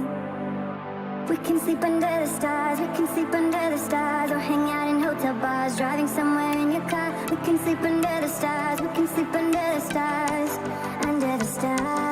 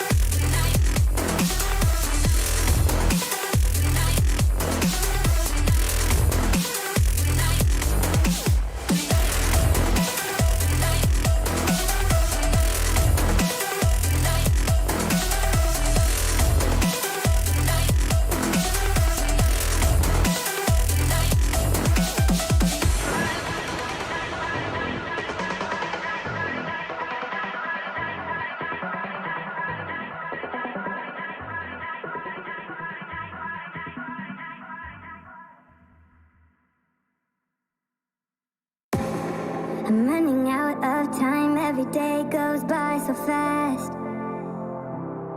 And every moment counts, baby, I don't wanna miss a thing.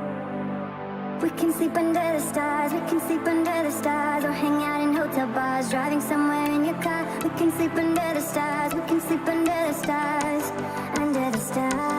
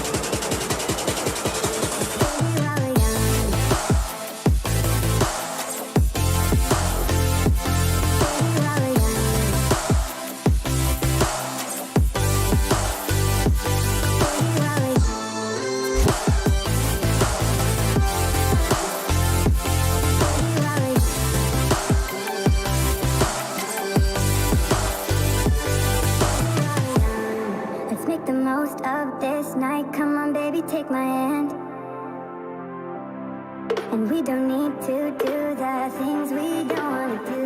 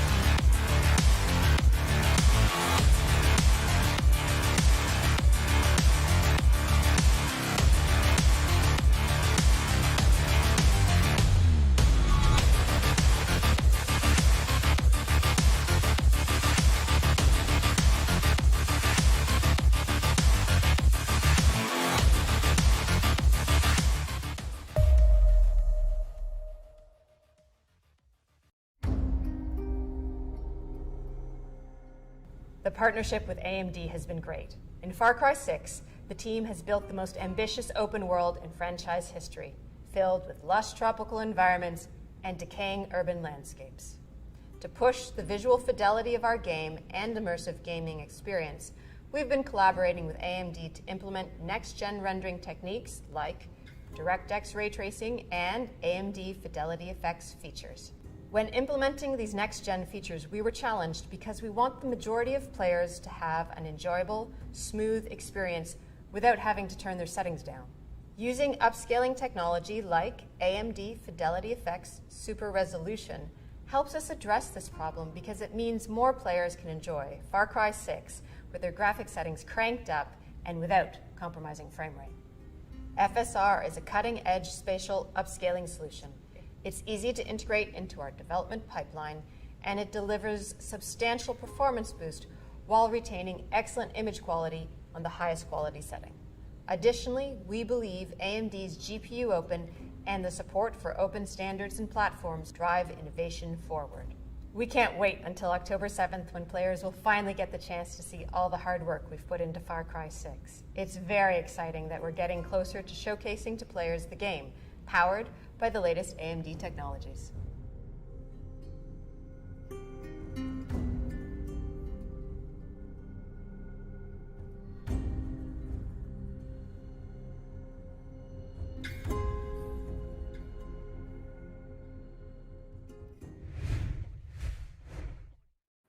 All right, then, ladies and gentlemen, welcome back to the AMD, the Esports Club Challenger Series 1 second semifinal, supported by Ubisoft, with your hosts Blackjack and Baba Gusta, as we are here for this beautiful tournament of the game, for the game of Rainbow Six Siege. It is going to be a fantastic second game. Unfortunately, we had that very, just misfortunistic time in the first semifinal with Kid Esports and power issues and internet issues. So let's not dwell on that, folks. Just again, our heart goes out to Kid Esports as Mercenaries have progressed through to the finals, And Kira will, of course, be back tomorrow, hopefully with no issues once again, because we do have a third place game that will decide who takes the third spot of this tournament. But that, of course, will need a second team. And that second team is either going to be Monkey Hunters LFO or High Five, the two teams that will be going live on your screens in just a short while. And I say a short while because, of course, we've got a few pre-match things to talk about.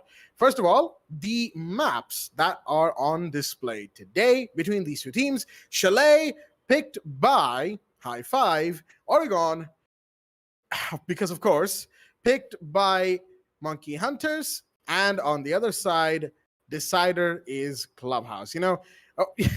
It is funny how the one time that we were probably not gonna see Oregon in play is that match went the way it did. We all saw what happened there. But yeah, Oregon will be in play, map number 2 by Monkey Hunters. But most importantly, High Five picked Chalet. They themselves are going to be going on defense on both Chalet and Oregon. Monkey Hunters attack on those two maps. So overall, should make for a very interesting game. I am a little worried about High Five on Chalet, given some of their performances yesterday in quarterfinal 4. They were looking fairly strong on the defensive side of things. However, on attack, they were 3-3 against Team GG after taking a 2-1 early lead. So, considering all of that information, Baba, what do you think? What are we in for? Well, I could definitely say that we are in for a long ride. Starting off with the first map, High Five deciding to go on Chalet. As I recall previously when they went up against Team GG, they did the same thing. The map was Chalet, it was High Five's pick, but we actually did get to see what happened in the end. So try to get that information on my hands. Yep, there you go. It was 7-5. This was High Five's pick when they went up against Team GG. It was 7-5, but they had no problems on defense in the second half. But like in the first half, it more of looked like it was a huge battle going in between Team GGs, because Team GG made a numerous amount of clutches being made, 2v4s, which was around more than 2 to 3 rounds. I believe Shrisha and Zdax, those two main teams on the side of Team GG, made some incredible work. But unfortunate, as as the best of threes were in, and even though High Five did win it out on Chalet, they had problems on Clubhouse when they went up against Team GG, and they made a stunning recovery on map Oregon, on the decider map. And yeah, I wouldn't say a good recovery in the first half, because in second half we almost saw Team GG bringing themselves back up on their feet. But unfortunately, High Five shut it down to make sure that they would get their spot into the into the semifinals, and also go up against Monkey Hunters. Now, talk about the map bans. We still see those two similar maps. Actually, I wouldn't say two similar maps. It's actually quite the same. It's all Chalet. three, just the order has been switched between, Oregon and Clubhouse. Yeah, exactly. It's just the order has been changed, and also the team has been changed. Where I Monkey mean, Hunters have obviously, to go. the, Yeah, the High Five's opponents are no longer Team GG. I mean, let's just get that out there. no, it's just that I'm just trying to compare with the matches that High Five went up against Team GG, and now I'm It comparing is it a with very, High Five and similar Monkey Hunters. set when you think about it. Yeah. Yeah, it is. It is similar set, but what I'm mainly concerned of would be their first, the fatigue, which did, got caught of Team GG on map 3 Oregon. And now, since they're dealing with Monkey Hunters, I'd say that if they survive on map Chalet, just like they did on, up against Team GG, it was 7-5. It wasn't a, it was a huge battle in between, but still, we'll just put our predictions aside, and let's just jump into our second semifinal match. Monkey Hunters versus Team High Five. The Let's map do it.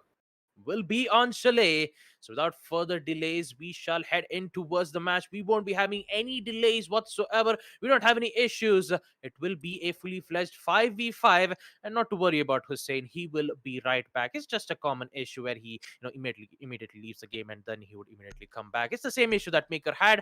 But yeah, talk about the first ban phase. It will be High Five banning the Thatcher. Poor Mike Baker used to serve for the SAS, and now he's been benched, quite unfortunately. He's done his time in for the entire Rainbow Six team.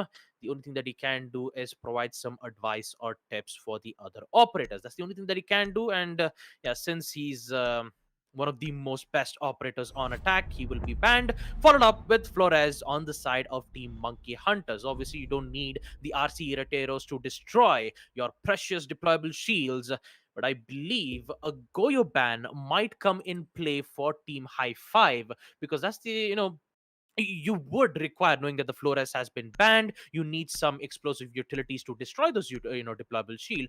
And what better could it be than to ban the Goyo? So for now, we will see Monkey Hunters ban the Wamai, because they don't want a lot of like, even though they have good ban like the Flores, you shouldn't need to use much utilities to try to cancel out the gadgets as well as the deployable shield both at the same time. So the last ban will be the Valkyrie, interestingly enough, from Team High Five. And that means that High Five would prefer to have less information, since they're the one on defense first, and they would more likely to go more of protection wise rather than information. I do have to it's a very interesting one to look at. But for now, let's just introduce the rosters. On the side of Team Monkey Hunters, we have Rattler, Sandy, Sparko, Jittery, and Beat. And on the side of Team High Five, we have Shendra, Vortex, Taha, Avidvi, and Hussein. With the first side being on first floor bar and gaming room, as I give my mic back to Jack. Thank you for that beautiful introduction into the game, Baba, as round one is now going to be underway. Just like Baba said, Bar Gaming, this side of choice from High Five.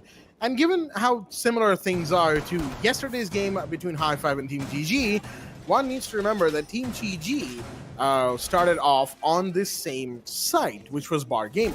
High Five took it 2 for 2 on this site, as in the first 2 rounds were Bar Gaming from Team GG, and High Five knew exactly what to do, where to push, and how to give the round to themselves. So now that they're on the defense and they're starting off here, I feel like it will definitely be, there will definitely be adjustments being made already to account for the fact that this is Monkey Hunters they are going up against, who will undoubtedly have seen yesterday's game and decided, okay, this is how they attack and this is how they defend there, given that, High Five did in fact win a round on Bar Gaming when they were on the defense as well. So they had plenty of time to see their defensive strategies and all that stuff. So Monkey Hunters are probably very prepared for this game in this match. Even if Chalet might not have been their own pick, Monkey Hunters have shown good stuff on Chalet before, but unfortunately Vortex will start off strong by finding Sandy, and Taha takes a bit of damage on a gunfight, but regardless, pressure has been put, and it's a 45. Well, 45 already favoring the side of Team High Five, as the information will come in via the attack drones, and looks like one of the Nomad's air jabs will give away Shinra's position, but they don't have any covers yet, so Shinra will be fine as of now. But he needs to be worried about the windows, which Monkey Hunter slowly makes their way as Jittery be able to find out Hussein, but doesn't have that proper information. And here comes Vortex, aggressive as ever, and he gets another kill, taking out Jittery. He just have to worry about 3 more players, and that would be Rattler, Sparko, and Beat, and Vortex. This is a different the different version of Vortex I'm seeing as of now. Didn't expect to see much aggression coming in from the first round itself, and now they are looking so strong as Sparko comes in with the first frag on the side of Team Monkey Hunters, taking out Shinra. A 3v4 where Monkey Hunters have a total of 1 minute and 30 seconds. Huge amount of bodies being dropped, and also with the attack drones giving less amount of information and being destroyed from the defensive on the defensive side. You see Rattler slowly making his way, sees the clash. He doesn't know what to do next. He has those grenades. He could use it, but he's a bit worried about the ADSs. Meanwhile, we see Beat equalizing the man count 3-3, taking out Vortex. That's a big drop. And talk about a minute. Monkey Hunters are slowly making their way in towards the site.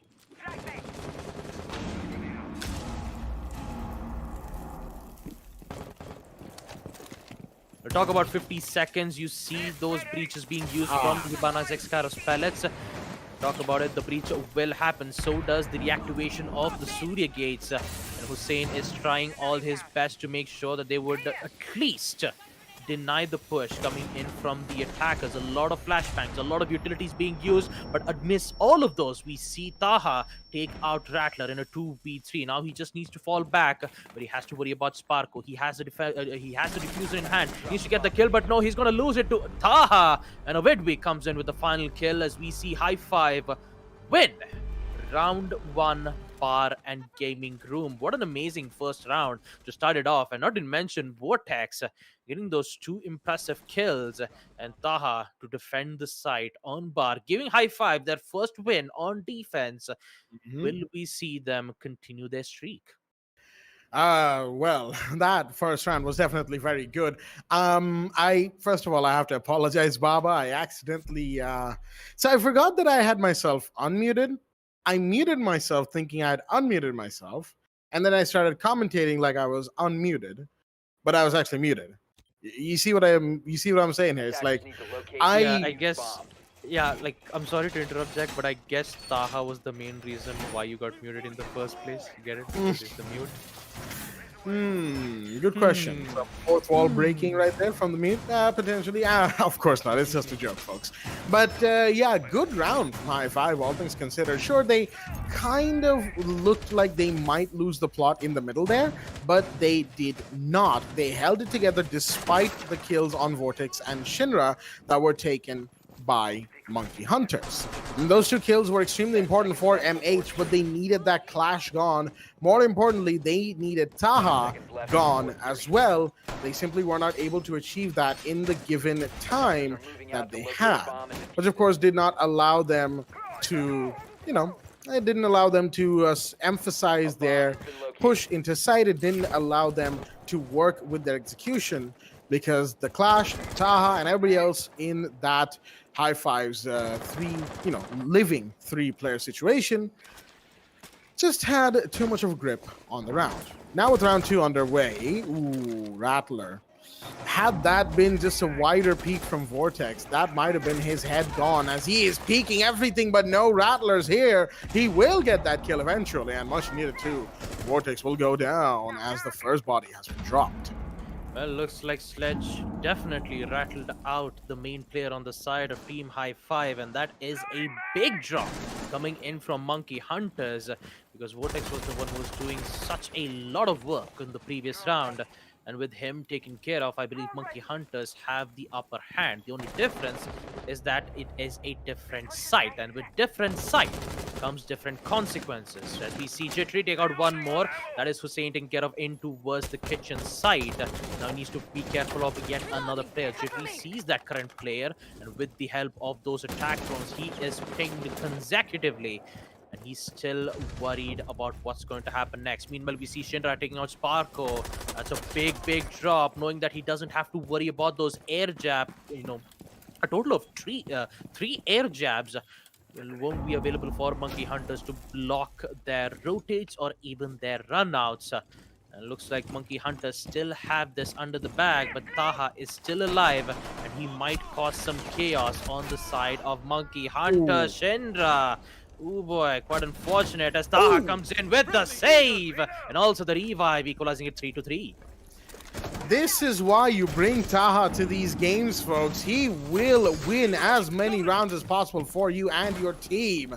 As that save on Shinra was beautiful, and there's Shinra with the kill onto Rattler, but beat and Jittery coming to find of it. We and Shinra on the refrags and trades. It's all up to Taha now. Does he know that there's one in blue? He sees him. That's the Yana gone. That's Jittery off the board, but does he know where the last one is? Towards Connector. He should know now, given that there's no push on blue, but Beat is simply patient. He knows that all he has to do is wait, and the Kaid will probably make a mistake. He's going to go for the plan, but that could be a bait unless the Kaid starts moving. He will now, but is it too late? I don't think so. The plan does go off, and now it's a post-plan situation. 1v1, 40 seconds on the clock. Shots fired. His position given away. He's going to go for the pre-fire, and oh, that's a trade! The headshot from Beat at the best possible time for Monkey Hunters. Otherwise, Taha would have easily won that, given Kaid's 3 armored bulky nature against the SMG, the Bearing 9 that is.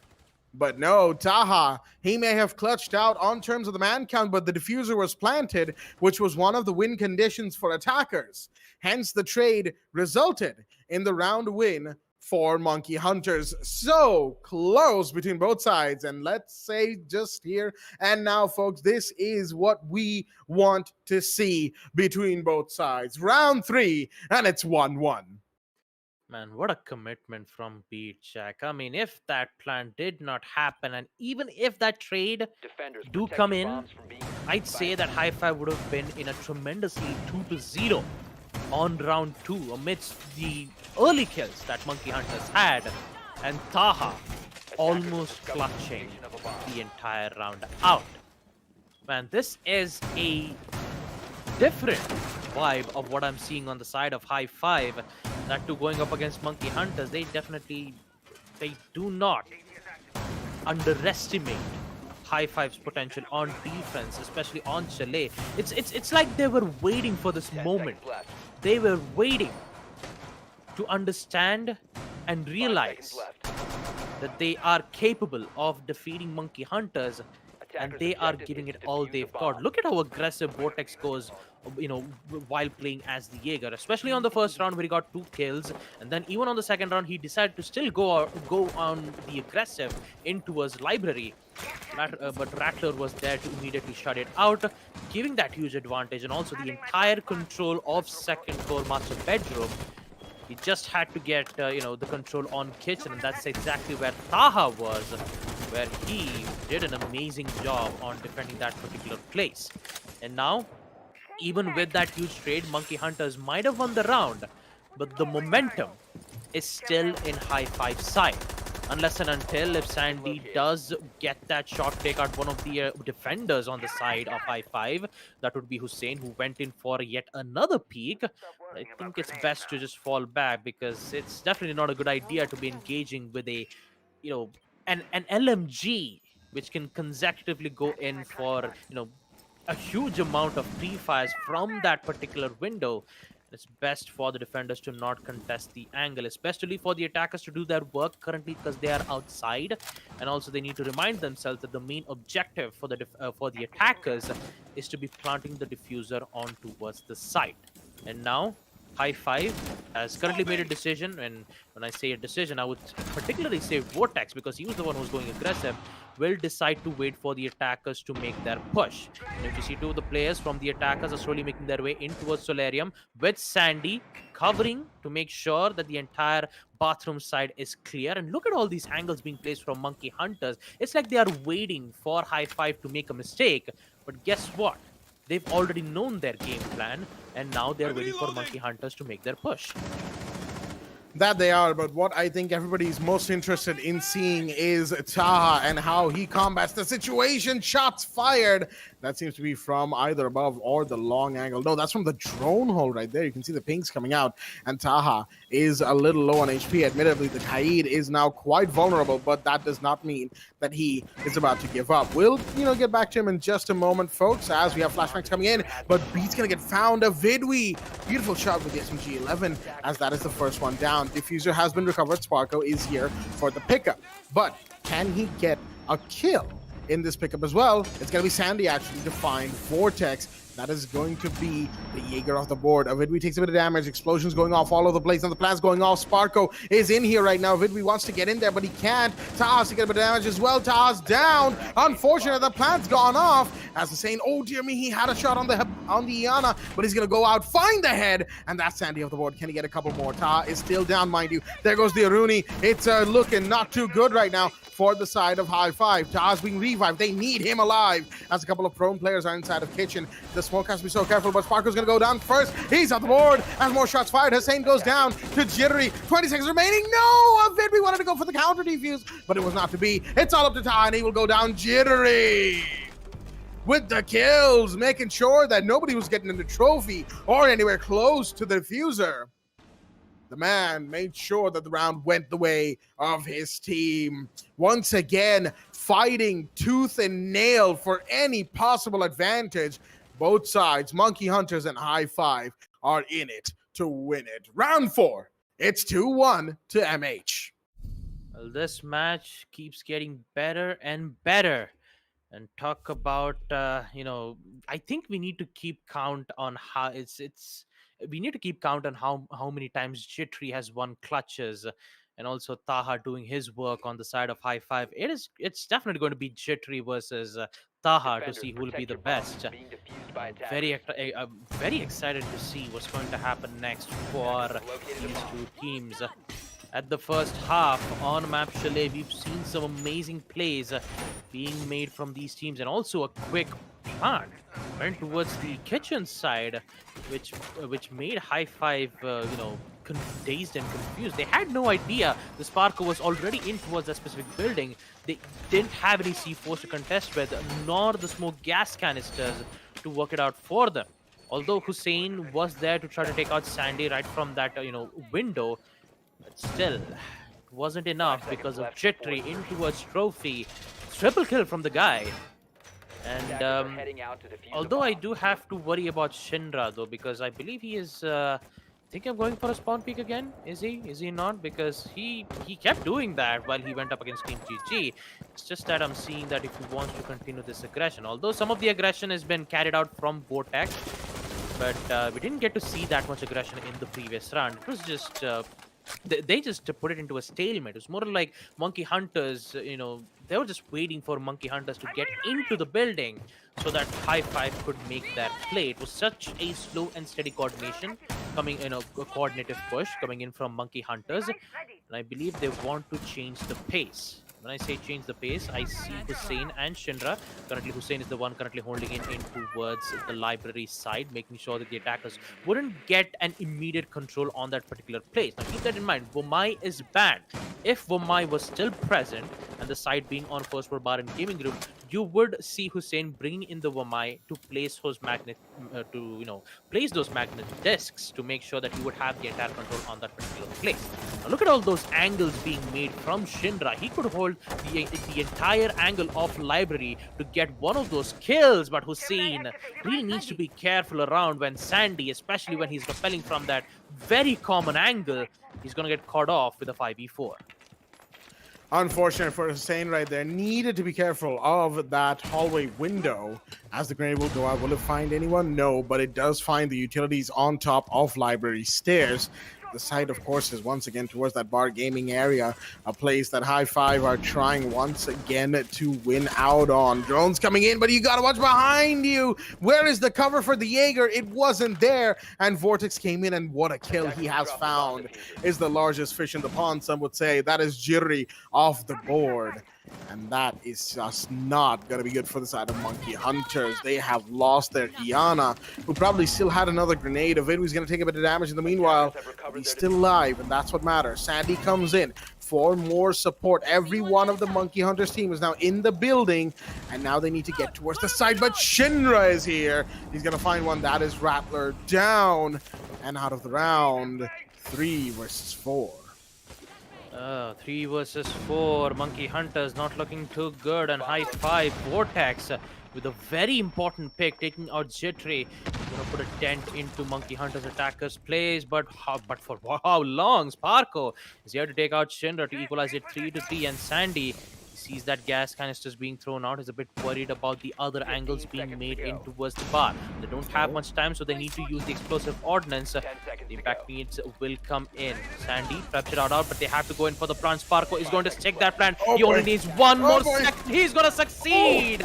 Post plant will come in yet again from Monkey Hunters. And guess what? Jitri has the high ground. He just needs to find 3 players on the side of the defensive side, and the C4 will come in, but to no avail. Counter defuse will come in from Ovidwi. Just go in for the right time. He's going to get that 1 kill. Can he get the second? Yes, it's quick peek, but it's too late. Taha comes in at the right time, and looks like we will see High Five equalize it 2-2. Winning round 4, first floor bar and gaming room. What a close clutch from Sandy, with that beautiful flick being made. But unfortunately, he had to be dealt with 2 more players, and he had no other choice but to get traded out from none other than Taha. High Five, an amazing play and also an amazing recovery on round 4, which would put Monkey Hunters on the deficit. Absolutely. That was actually a very good decision by the Jaeger and the Mute to both go above while the smoke went in for the counter defuse. Of it, we knew that he was probably going to die, but Vortex and, of course, his buddy would have enough time to refrag him and get the counter defuse off. And Sandy nearly put such a massive hole through that plan with that beautiful shot. But unfortunately, it was not to be. He could not, consolidate his 3rd kill. He just didn't know where the meat was coming from, and he got his head taken off instead. Monkey Hunters so close, going toe-to-toe right now against High Five, who, for their, to their credit, have been doing really, really well on this match so far. And now in round 5, we're going to see ourselves back on first floor kitchen and dining with the second floor setups and verticalities that this site is now, well, we are used to seeing now on this site. Taha is going to get that second floor office area all set up. Shinra's going to make the lines of sight. He is the Aruni after all. And of course, I mean, who can forget the Pete and Roni that the Aruni brings in? That is such a beautiful gun, Its stats don't look that good. It's kind of mid in terms of damage, low ammo capacity overall, and kind of high fire rate, which means you run out of ammo very quickly and have to full reload nearly all the time. But that thing is a headshot machine. So you either go for the Commando, which is probably, more versatile, a little more reliable, maybe some could argue, but that's a debate of itself. And the objectively superior animation. Let's be real here, folks. That borderline magic magazine throw that Mozzie does with his Commando 9, that cannot be topped. as Vortex unfortunately nearly got his head taken clean off the way he was speaking, and he's still going for this. Oh, that is not very advisable because there is somebody watching through that bathroom window for a kill or two. But no, he is still just fine. Taha might just have his eyes on one. No, he pre-fires a little too early, giving away his position down below as an alibi ping is going off on the main window as well. The big window of bedroom with Vortex is going to find Rattler, who's going to be the first one to go down. That is unfortunate for Rattler as the sledge is now off the board. Well, already we see High Five taking things under control on defense. First half is definitely going in their favor. Not even mention that early kill, and Sandy almost got the hands off of Jaeger, but somehow he survives. But what? What Oh X? dear. Oh dear. That is going to put High Five in such a huge disadvantage. And a Jittery almost entering in towards the Solarium. He almost got the shot taking out Taha as well. Somehow he will survive, but where is the information? And talk about Vortex, he should have survived that, but Jittery is already in towards the trophy stairs. He takes one, taking out Taha. But immediately he gets taken out as well. He is down but not out as Beat just make sure that he'll be able to revive Jittery back up to 10 HP, but that is his one final chance, because one single bullet will determine the the immediate death on Jittery, because he's been doing so much work. But my goodness, a beautiful headshot to take out Beat. Sandy retaliates to take out Shinra. 3v2, make that 3v1 as Sandy comes in with a bang. LMG in hand, and now Hussein is the last man standing. He takes out one. That's Jittery taken care of. He needs to worry about two more players. That would be Sparko and Sandy. Sparko has the diffuser in hand. He sees the leg of Hussein as Sandy continues to pre-fire. And the LMG will succeed, giving Monkey Hunters their win on round 5. First floor kitchen and dining, putting them in the scoreboard 3-2. There's highly likely a chance of a 3-3 equalizer if that happens on round 6. Man, such an amazing place coming in from Monkey Hunters, and High Five losing Taha was mainly the reason why Monkey Hunters got the main advantage. I wouldn't say losing Taha was the main reason why. I'd say Vortex, who immediately made a quick getaway in towards the Solarium hallway, he survived that once. He should have been careful around the window in towards the bathroom side, in which he did not. For a moment, he thought that Sandy would be rappelling in from a very long angle, and that's that's the main reason why he thought that he got caught in the process. But he thought wrong, and Vortex got caught off, unfortunately. So bad guesses being made from Vortex. Hopefully next time he just have to worry about that window even much more so, knowing that he was the one who was getting more of those early picks. If Vortex and Taha goes down, then that means High Five's defense have been weakened, and the only thing that they have to worry about is the site itself, in which Avidwi has been performing excellently well with his smoke plays. The gas canisters is working out well in his favor. It's just that the post-plant situation in which Monkey Hunters are so focused on in the attack phase is what's making High Five make those aggressive plays, and it is working out for them, Jack. These aggressive plays that High Five makes is the main reason why they've got two defender wins in the first place. But even if in round 6, if that post plant happen again, there is highly likely a chance where High Five can recover it way back. Well, I was about to say that no early kills just yet, but Hussein takes the words right out of my mouth, and that is a big one. Sandy gone. If you all remember, in the previous round, Sandy with that LMG just walked in, took one look at the defenders and said arrivederci, and sent them packing. No more of that in this round, which is going to make things a whole lot more difficult. Sandy's off the board. He has been one of the big playmakers alongside Jittery, and of course, Beat and Rattler coming in every now and again, and Sparko, doing what Sparko does.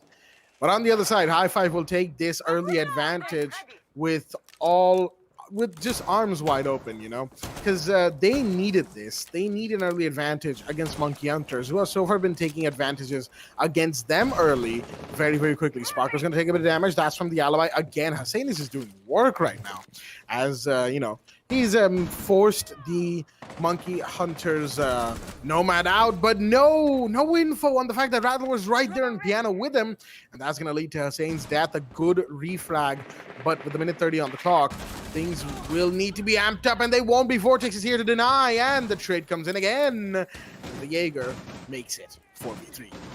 4v3, Monkey Hunters again in a big trouble, but still we've seen countless numbers of times where Monkey Hunters, no matter how many man count has been dropped, they will force the defenders on post plant.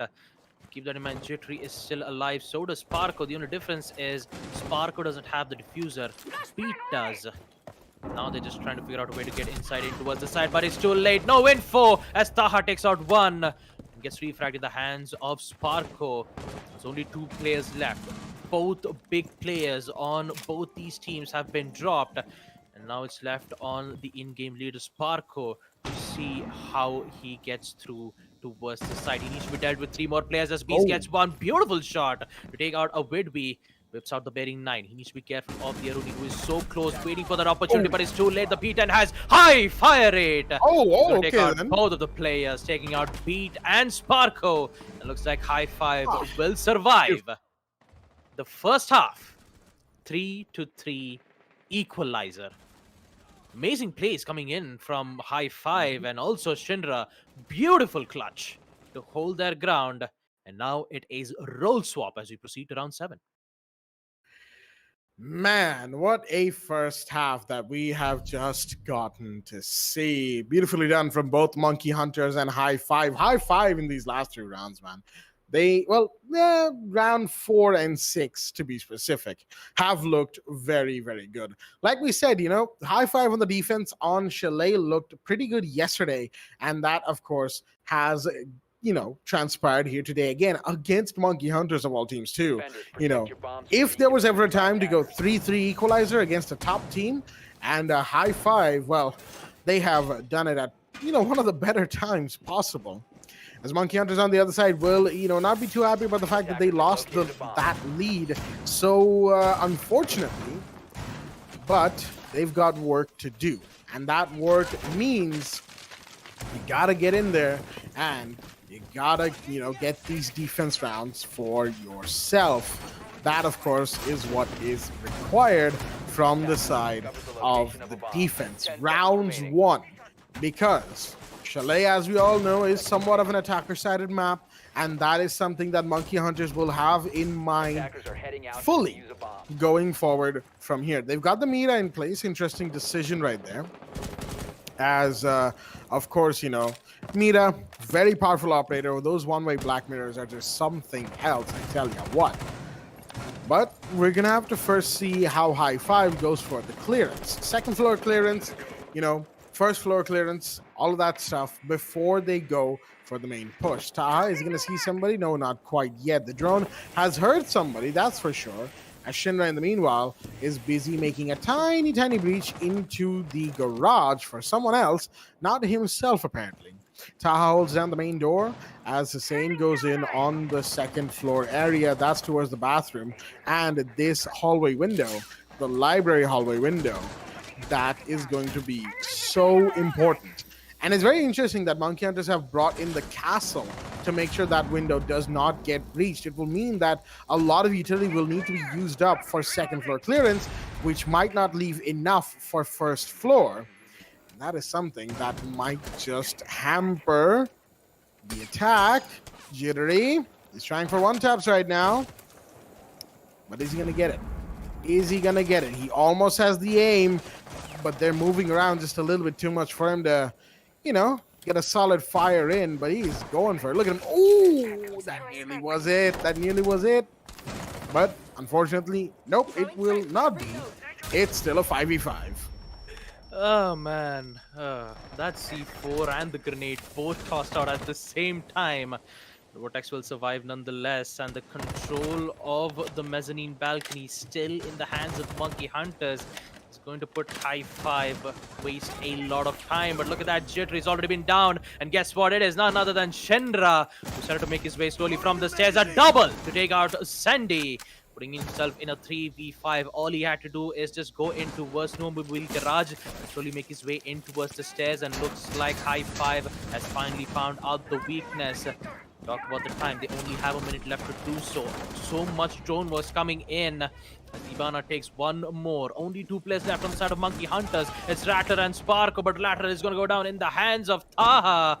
Now the leader needs to figure this one out to win it out at 1v5, but that will not happen.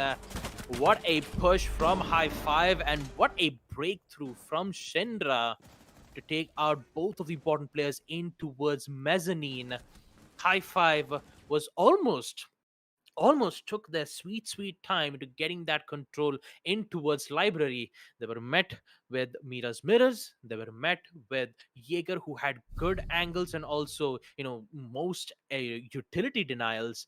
But they forgot about the main stairs, where no one was absolutely watching that specific angle.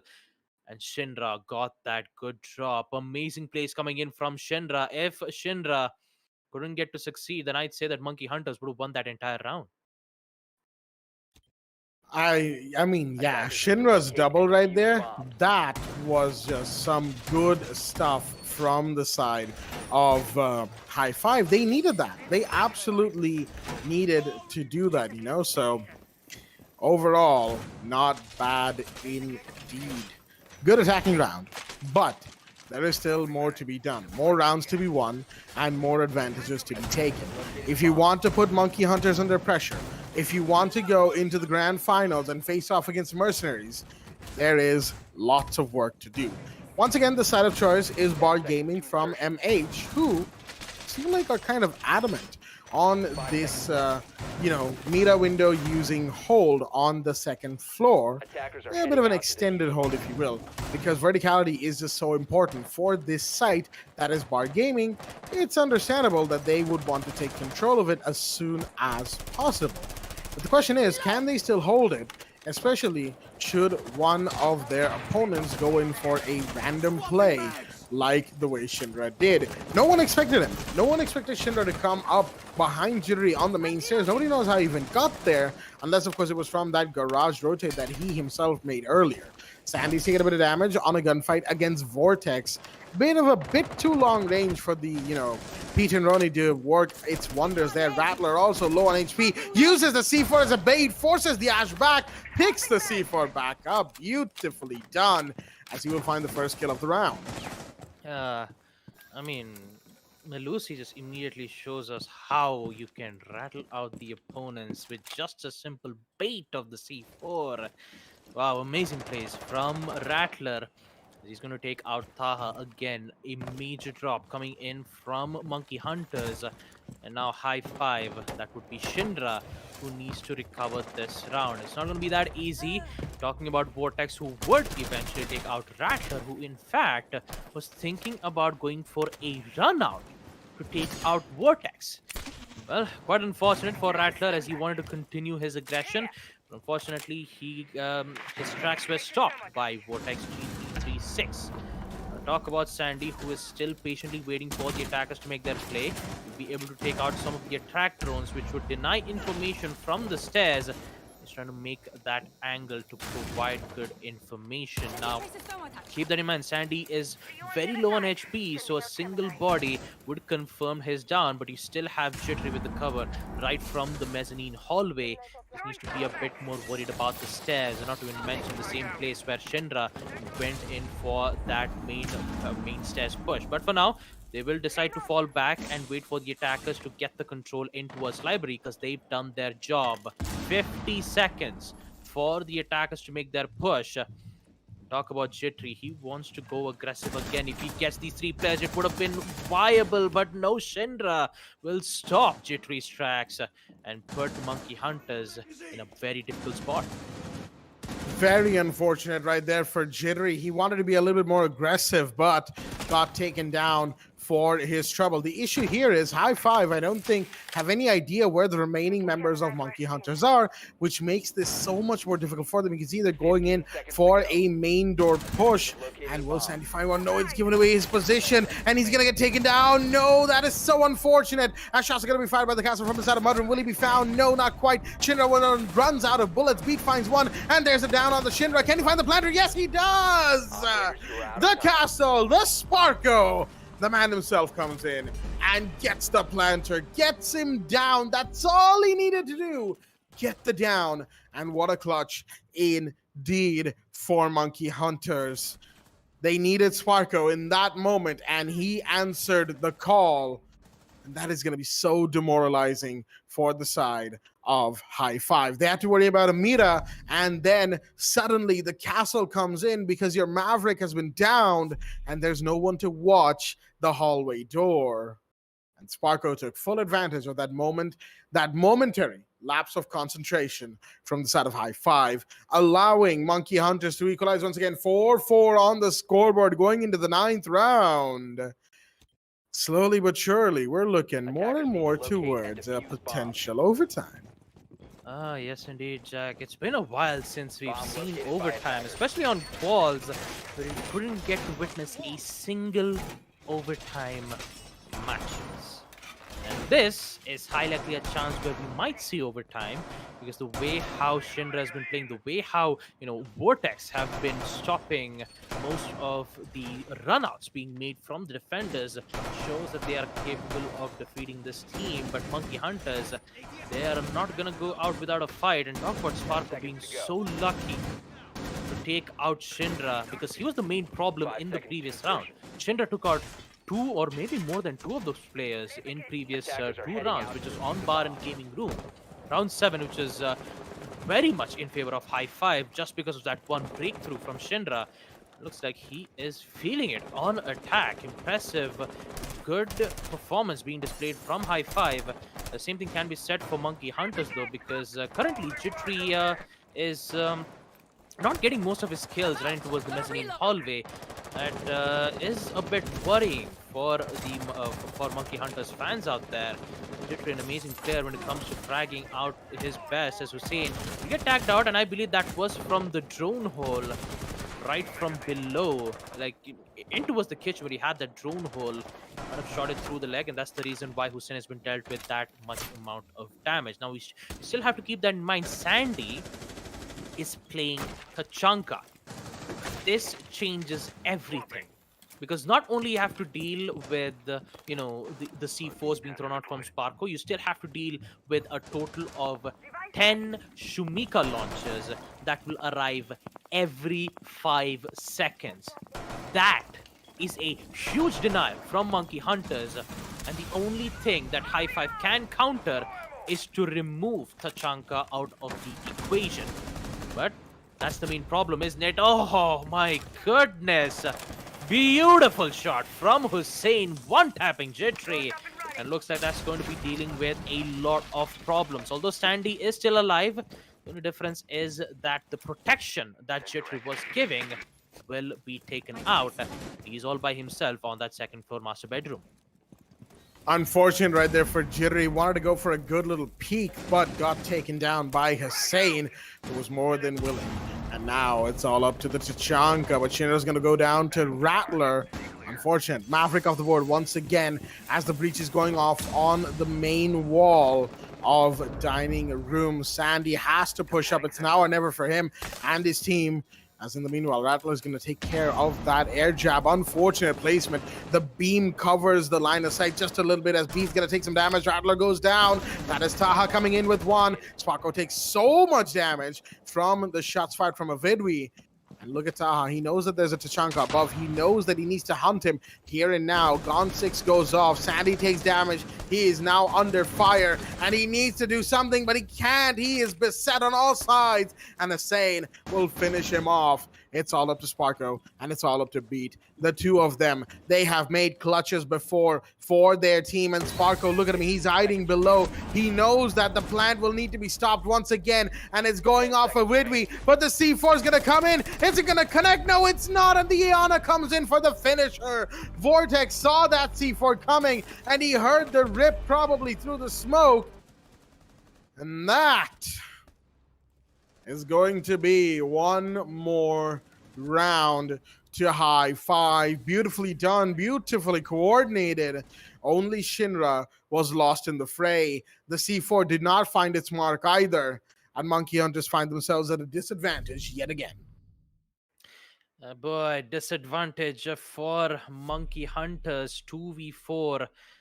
And the way how Sandy was cornered in every single spot, one from office, one from the windows, one from the bathroom side, he couldn't do anything at this point. He was either, it was either go big or go home, either get all 3 kills or die trying.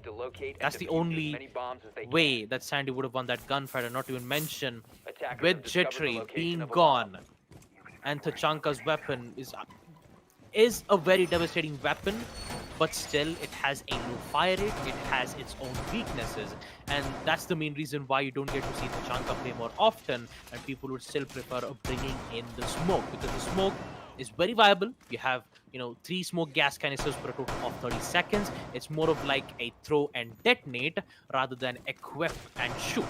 So there's a huge difference between using those Shumika launchers having 10 ammunition versus a smoke gas canisters, which can be thrown immediately and still win the battle. And yes, bringing in bringing the Tachanka was a good huge cause, and also Jittery was there with the support, but that immediately got shut down from Hussein's beautiful one tap right from the mezzanine stairs into was the second floor master bedroom. Very unfortunate that Jittery had to face such a fatal blow, but he needs to be careful in the next round, because High Five is almost on they're almost on their way on match point, and if Monkey Hunters don't get it before they do, then I believe that High Five will get their first victory on map Chalet. They very well could right now. Like you said, Baba, High Five have a lot riding on this, and they have a lot going for them, just generally speaking. They've been getting early kills. They have been doing work when and where required, and they have been giving themselves all the probabilities and all the chances that they could possibly take in this match. Taha, oh boy, that was so close right there for him. He, of course, took minimal damage at the end of it, so it doesn't look like much happened, but that could have very easily been his head. It was probably just, compared to where the defender is, that was probably just like a millimeter away from his head or something on his shoulder or upper arm, which of course reduced the amount of damage that Taha took. As in the meanwhile, we're gonna have the breach coming in slowly but surely. Avidvi's taking so much damage on that one. Electroclaw needs to go out, but it's not been found yet. Sparko is in that somewhere very, very well, and the drones are not finding this. This is unfortunate for the side of High Five. If they cannot find that Electroclaw, they cannot get the wall breached, and if they can't get the wall breached, they will need to think up of an alternate plan with only a minute on the clock. So much time being wasted, and even though if they do succeed opening up the wall, they still have to worry about 2 roamers. Rattler with the first kill taking out Hussein. Now needs to be careful of the other one. Gets confused with the attack drones, and Vortex takes the advantage. Rattler is down, equalizing it 4-4. But look at the time here, Jack. They only have 40 seconds, but their body's been dropped, and guess what? It is still in favor of High Five. Beat goes down 3v4. And the grenade will come in from Vortex. Does this grenade connect? No, it does not. And Sparko will use his final Electroclaw to make sure that that does not happen. But they forgot about the main power play, and that is Jittery. Beautiful use of that vertical lines of sight. And not to mention Sandy, who is still ready to pick up those gunfights. Taha will get taken out. They only have 14 seconds left to do so. Sparko will get one. No, it does not. It's an accidental PK. When with it, Avidvi will be the last man standing. Sandy is prepped and prepared for the shot, and so does Jittery with that vertical lines of sight. He is dazed, he is confused, he's been burnt alive. Whips out the pistol, but he can't do anything about anything at this point. Beautiful hold from Monkey Hunters as they'll be able to equalize it on round 10, 5-5. Round 11 will commence. I mean, it's just backups over backups from Monkey Hunters at this point. First, it was the Electro Claw, which had wasted so much time. Second, Hussein or Taha not being able to eliminate Chitri while he was challenging the same angle for the second time. They still didn't get to capitalize on it. They still didn't get to have control on Solarium because they were mainly focused on opening up that particular wall in towards first floor dining. And that led to, High Five waste so much time. And like, even though the Electro Claws didn't succeed, even though they did open up the entirety wall on first floor dining room, guess what? You still have to deal with a total of 10 Shumika launchers just shooting away for a total of 10 seconds. And poor Avidvi, he couldn't do anything at this point. He was just either running away or he was just trying to get kills at this point. Man, beautiful way though. I mean, beautiful hold from Monkey Hunters. The same thing cannot be said to High Five because they just lost their lead, Jack. 10 seconds left before. It is unfortunate. Yes, that is, a fair assessment, if you will, of High Five and Monkey Hunters' overall flow. The fact that they have just been taking back-to-back trades, operator trades, round win trades. It's been a back and forth between these teams constantly. And they, of course, will want to topple the other at some point or another.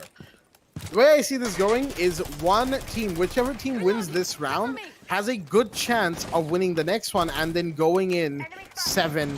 Oh boy, that was so close for the defender inside of the main lobby. They had no idea how close Vortex was to taking their head clean out. That was probably Sparko too, knowing the fact that only Sparko would go towards the mudroom. Yep, it was him, the castle, who is now halfway down the library stairs. But it's going to be Sandy to go down first. Shinra, wait a minute, it's him all over again. And he team kills Hussein to boot. Sparkle's on board along with that. And Shinra comes in alongside Taha. What just happened? Excuse me? When did Taha get into sight? When did Shinra start going ballistic? Oh, dear me. Shinra, I believe he got, what, 3 kills in the round in total? 4, I mean, if you count Hussein. But then again, Hussein also, I believe it was Hussein who he team killed again in the previous round. Or was that Shinra who team killed him? Actually, it wasn't. It wasn't, right? Avidvi. Yeah. It was Avidvi. Yeah. The Thermite was pushing in towards the dining room where he had more than choice. But yeah. 2 team kills in 2 rounds. Little unfortunate for High Five, but they are now 6-5 up and very close to taking the first map point to High Five as we are now on the round of ones. Why? Because High Five now have 1 round to win to take it 1-0 and go to map 2 with an advantage. And on the other side, Monkey Hunters need 1 round to push for overtime and give themselves a second chance at winning map 1. Chalet has been the site of a very intense showdown, but it ain't over yet, folks. It's only getting started. Yeah, well, it is, Jack. And also, let's not forget, we're at round of ones. 1 round for Monkey Hunters to put this match on overtime. 1 round for High Five to seal the deal. And also get that first map point on Chalet. It's a huge risk, and High Five needs to get this. Although, yes, we are all very excited for overtime, but that means that High Five is going to give an opportunity for Monkey Hunters, and definitely you shouldn't want, you definitely don't want to give a second chance, knowing that it is the fight for the grand final. Sandy, aggressive peek, and that is going to cost him quite a lot. He's been down, and also the confirmation will come in from Hussein. We have to take out Sandy, and now Monkey Hunters is facing a big trouble. That is for sure. Huge trouble with Sandy gone. Once again, he has been a big playmaker for the side of Monkey Hunters. That cannot be denied. Alongside folks like Rattler, like Jittery, he has been leading the charge. They have been leading the charge together. Rattler has to be so careful right now. He has the Scorpion, of course. He can take mid-screen, excuse me, right there, mid-range engagements. Accidentally, used up a fighting term, but oh, wait a minute. Peeks out, does find Taha, actually trades with Taha. Reactions from Taha right there, man, and from the Ella, but unfortunately he's gone down. So has Jittery. It's a 2v4. Sparkler and Beat once again on the clutch, like they have been so many times before. High five. They defeated Valiance. They defeated Team GG. And now they are asserting dominance over Monkey Hunters. As we see Sparko going in for that pre-fire. That is just a bait, and Vortex take care of that. A huge advantage and gets another one, taking out both Beat and Sparko. And looks like High Five will get their first map point on map Chalet. 7-6. 7-6, it's 7-5 in favor of Team High Five. Man, that rhymes. Well, 7-5 to High Five. Very, very well done from them, as they will be the ones to take the first lead of the night, folks. And what a lead it is. They take Chalet beautifully so in a close game, and a quick one, interestingly enough.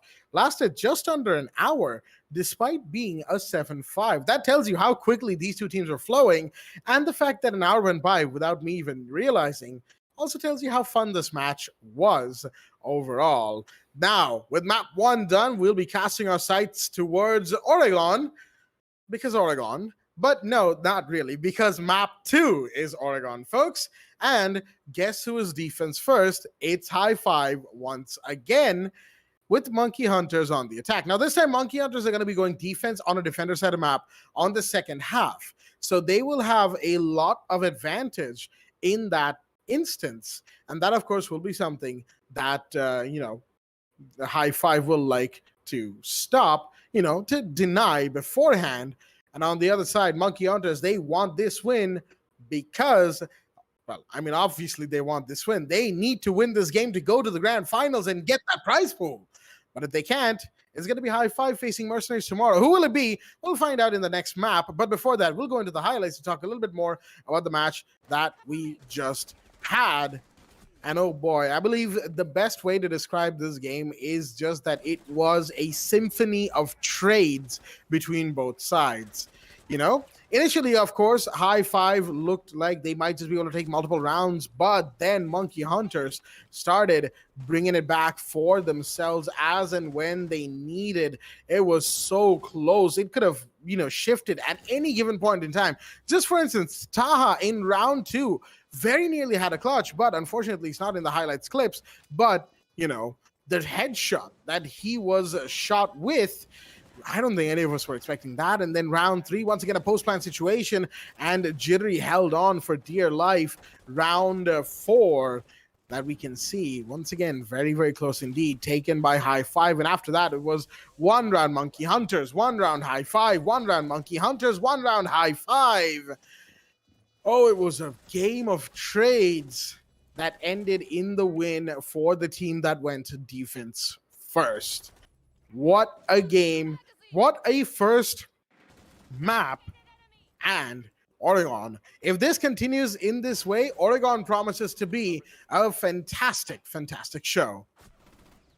Well, it will be, Jack, and the way how, High Five loves to be aggressive on defense, especially Vortex and Shinra, where most of the time it was Shinra who was excelling well on attack, playing as the Maverick. A lot of triple kills, a lot of, more than 2 to 3 kills. In fact, Shinra was mainly the one who started off picking out those 2 kills right from round 7.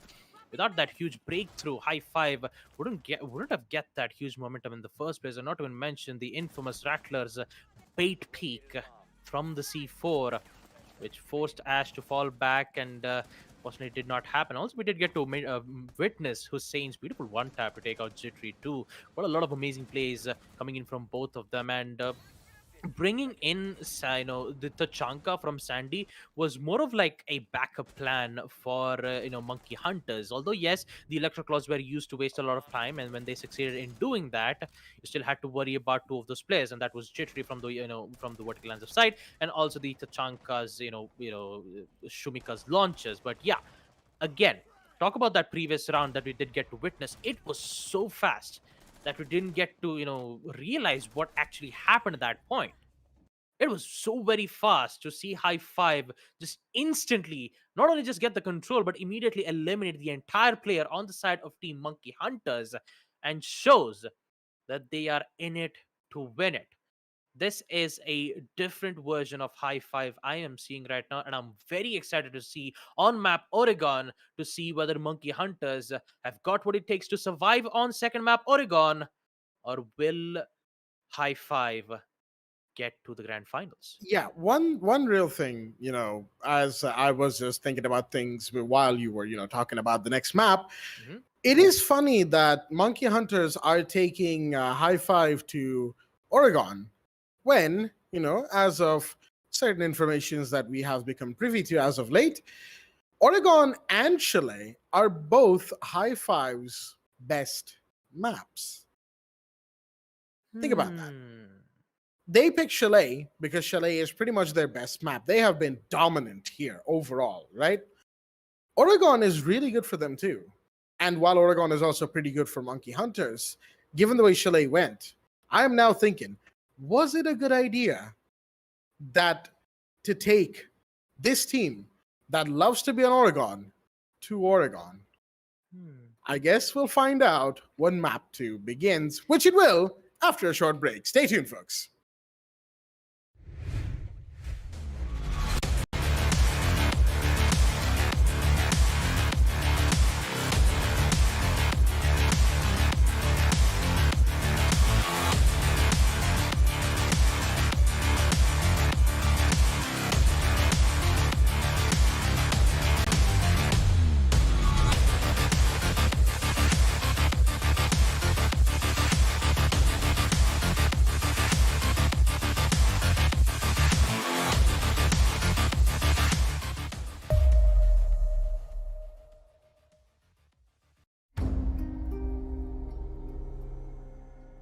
The partnership with AMD has been great. In Far Cry 6, the team has built the most ambitious open world in franchise history, filled with lush tropical environments and decaying urban landscapes. To push the visual fidelity of our game and immersive gaming experience, we've been collaborating with AMD to implement next-gen rendering techniques like DirectX ray tracing and AMD Fidelity Effects features. When implementing these next-gen features, we were challenged because we want the majority of players to have an enjoyable, smooth experience without having to turn their settings down.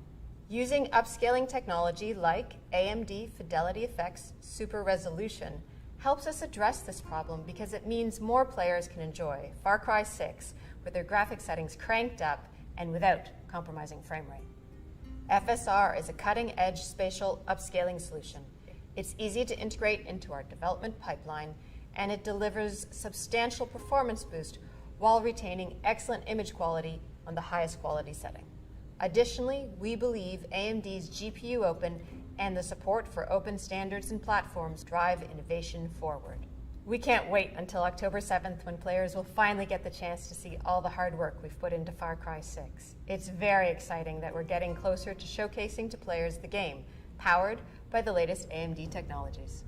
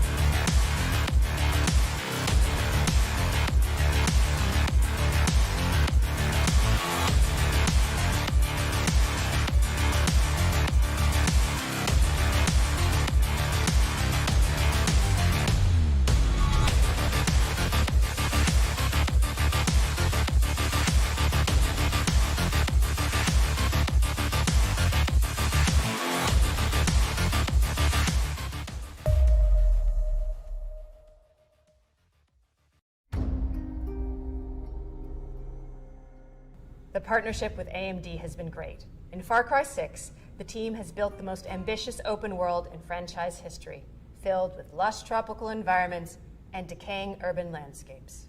To push the visual fidelity of our game and immersive gaming experience, we've been collaborating with AMD to implement next-gen rendering techniques like DirectX ray tracing and AMD Fidelity Effects features.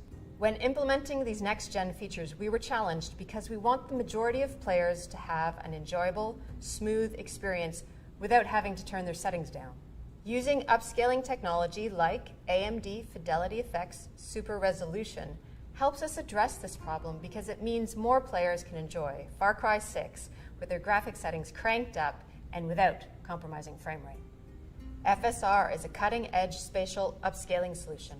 It's easy to integrate into our development pipeline, and it delivers substantial performance boost while retaining excellent image quality on the highest quality setting. Additionally, we believe AMD's GPU Open and the support for open standards and platforms drive innovation forward. We can't wait until October 7th when players will finally get the chance to see all the hard work we've put into Far Cry 6. It's very exciting that we're getting closer to showcasing to players the game, powered by the latest AMD technologies.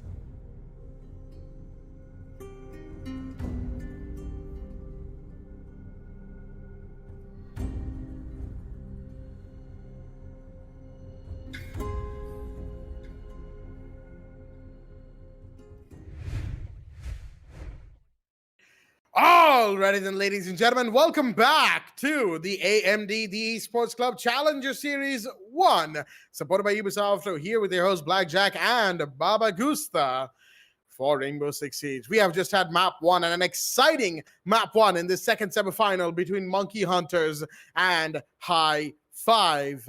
And of course, now we're going to be moving into map number 2, Oregon. And just like we talked about, this is Monkey Hunter's map pick, but Oregon is also one of High Five's best maps, just behind Chalet. So how is it going to pan out? Let us find out without wasting any more time and head straight into the game and get ourselves a nice little match underway, shall we? Let's move right into the match as the bans are going off. High Five has the first ban on the map, and they will decide to ban the Thatcher, as it normally is. Thatcher bans are very common. Monkey Hunters on the other side are going to have the second ban of the map. Hussein has returned the usual the usual pre-match stuff from Hussein. Just leaves the lobby, does something or the other, and then gets right back in. Who knows what he does in those few seconds that he's not in the lobby for? I guess we'll have to ask him. It's a bit of a mystery right now. As Nomad on the other side is going to be banned from the side of Monkey Hunters. Understandably so. Monkey Hunters are going defense second on this map after all, so they will simply want to, have all of their flanks, runouts and roam areas open to catch attackers off guard, get the jump on them, as they say. First defensive ban for Oregon is going to see us Wamai banned. Interesting. I was caught between understandable and interesting, which it is. It's both understandable and interesting for the Wamai ban, but there we go. The Clash ban. Baba and I were actually talking about this one before the match itself began. A Clash ban, specifically because Jittery is in play. For those, maybe not aware entirely, Jittery loves to play Clash on Oregon. Every now and again, he's going to bring out the Clash and, tase everyone to death, or slow them down so much that they can't do anything in the round. And that, of course, is going to be huge, or would have been huge had High Five not banned the Clash. But very clearly, High Five have come after doing their homework, which means that Monkey Hunters can no longer rely on the electric shield of the Clash for their help. As the Kids Dorms and Dormsman Hall will be the side of choice. Monkey Hunters start off the attack with a 6-pick out of the Ying into the Zofia from Jittery, and on the other side, a Warden being brought in by Shinra. As that was, of course, in case the Ying was brought in, but the Capital is still in play, so Warden might still see his cloud glasses being used. I call them the cloud glasses, of course. They're just fancy light-up goggles that don't really see much use in this game. But you never know. he might just be able to show off those smart glasses, yeah, just a little bit for this round. As I have kept the man for the mic long enough, Baba Gusta, take it away. That Jack, and also, I just cannot believe, especially when we were at the break, we were talking about, the stuff happening around Monkey Hunters and talk about Oregon. Chitri used to play Clash a lot, and most of the strats revolve around Clash for Monkey Hunters. And now it's been banned from none other than High Five. So I'm very curious to know how Monkey Hunters will figure out another strategy to counter High Five's attack plays. And that it will be on second half, because at the first half it is High Five on defense. Talking about defensive, op picks, you have Taha with the Jaeger. We're currently in towards the second floor trophy, and talk about Chitri, who is currently playing as the Zofia. Interestingly enough, we don't see Sandy bring in the Zofia, but wait a minute, first kill will come in from Sandy as he gets one, takes out the other from Rattler. Take out Shinra, 5v3, an immediate huge blow for High Five. And look at that chaos being made from Monkey Hunters. 3 players gone right from the early start. Now Taha has been detected from the attacker's drones, in which Monkey Hunters knows that he is next. Meanwhile, we see a Vidwi in towards the attic, hoping to provide some good amount of cover in towards the meeting room. But it is 2v5. This is a huge damage being dealt from Monkey Hunters, and High Five needs to survive this. If they make one single mistake, then I believe Monkey Hunters will immediately win their first round attack win. As Sparko takes out one, Taha is the only player left. He's the only player left, and he needs to make this ace clutch if he has to succeed. He's been dealt with so many angles, and yet somehow he survives most of those gunfights. But somehow he has to go down, and Monkey Hunters will win their first attack round on second floor kids dorms. Beautifully, done from Monkey Hunters. Sandy, Jitri, everyone were at good position. All they had to do was just eliminate players one by one. They did exactly that. Beautifully well done from Monkey Hunters. Their attack coordination was exceptional. And now the High Five's main problem is changing the site back to basement laundry and supply room. Will we see a huge major change from High Five's motivation, or will it be the same from Monkey Hunters? What a chaotic and yet beautifully, beautifully orchestrated beginning from the side of Monkey Hunters. That is something that they absolutely love to do sometimes. Oregon is, after all, a map that not only is very good for High Five, but also is pretty good for Monkey Hunters. And that, of course, is what they were hoping for, to edge out the High Five Oregon advantage. The fact that they're also pretty good on this map. Now, taking one round and the first round on attack is very influential. And I think it's for reasons that a lot of people already know. It's that, going attack first on a defender-sided map, or what is generally considered a defender-sided map, 5 seconds left. and then winning the first round means that Monkey Hunters are, going to be putting a little bit of fear in their opponents' minds. They're throwing caution to the wind with the kind of aggression that they showed in the previous round. And you know what? This may be one of your maps, not in terms of pick, but in terms of overall playstyle. But that doesn't mean we aren't going to give you hell for it. And oh boy, are they ready to give the defenders hell for being on this map, on the same plane as them, and having taken the first map. Chalet. Whoa boy, Chalet was where Monkey Hunters got slain. Now they're back. They've been resurrected for a second chance. That is map number 2.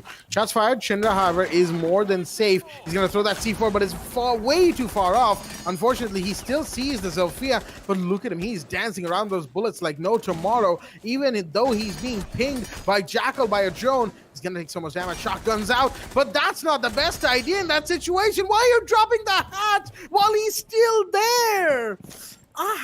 No. Not good. Not good. Shinra, in the heat of the moment, I think he thought that the Zofia would be out of bullets or something, or that he would not have a proper angle on the hatch. But that's Jittery, my guy. You don't just think that Jittery isn't going to take every opportunity he gets to get your head clean off your shoulders. That's going to be the first kill, and a big one at that. Shinra off the board. Well, that's a huge drop, and I guess Shinra thought that the Zofia was Sandy, but it was but it was Jittery all along. It was basically like a sus moment, but eventually he finally got to realize that it was Jittery was playing as the Zofia. But for now, talking about the huge progress from Monkey Hunters, they succeeded in opening up the hatch into his meeting, and now they are in it for the execute. But they just have to worry about those deployable shield, and they have to worry about those mute jammers. One of the Acerateros gets taken out right in towards the boiler's room, and they have to worry about those two specific angles. High Five has good control. They have control on boilers, they have control on laundry rooms, security, blue bunker, and Monkey Hunters have to find one of them. And guess what? Taha will be able to make a huge difference by taking out Jittery. A good recovery even with Shinra, who just made a grave mistake of dropping down. But look at this double drop down in towards the electrical room, not knowing exactly where Taha is. He'll be able to get that first drop, but he needs to be worried about yet another drop. The confirmation will come in as he gets the double kill. He needs to worry about the blue bunker and also in towards the freezer. He is amazing at these peaks. Can he get the ace is the biggest question. Yes, he does. How is he doing this? He's on his way. Sparko shuts him down. And it's all down to him to make this clutch happen. A 1v2, but it's not going to happen. Vortex will come in with the final kill, mealing the mirror's mirror for good luck. And also taking out the final player on the side of Monkey Hunters. We will see High Five win basement, laundry, and supply room. It's just Taha was just playing salsa. Literally, he was just playing salsa for Monkey Hunters. And I mean, every single time, every time when Taha gets a kill, he's like 1, 2, cha-cha-cha, 3, 4, cha-cha-cha. And then he was about to get the ace. Then Sparko was like, you know what? Amazing dance, but I'm sorry, I'm going to have to shut you down. Oh man, Taha, how does he do it? How do you get away from that in that position? He was inside of that meeting hatch connecting room, right, between the boiler room and the supply. He got shot at from within boiler. He got shot at from blue bunker entrance. Someone was there the whole time. Well, most of the time that, Taha was inside of the connector 4, and he still not only got away, he got nearly everyone in that region. Look at that, 5 kills already and just 2 deaths. The man has been working overtime, and it's only been 2 rounds. Taha, what have you eaten, my guy? What did he go up and just decide to take a sensu bean before coming into this match completely rejuvenated? Oh boy, Lee is just so full of energy. But of course, enough about Taha. Fantastic play, don't get me wrong. But we kind of also have to focus on the other players on the map. As right now, round 3 is underway and Vortex is already downed. Where did that happen? It was inside a dining hall. All right, then looks like he was either trying to get back into sight, or he was, being cheeky and going for a long peek through one of the doors of small tower, and then, he just kind of got taken down. Taha takes a bit of damage in the meanwhile. Still alive, though, as the floor was opened up by a double Zofia impact, just to open up the floorboards. But no, it's Jittery again. You don't peek him like that. You don't give him any advantage, because Jittery will take them, and he will end your existence for it. Oh boy, the carnage continues for Monkey Hunters with Sandy confirming his kill on towards Vortex, but Hussein also does the same by taking out Rattler, a 4v3. We have absolutely no idea who will get the confirmation just yet, but we will see Jittery still alive and kicking, taking out Shindra.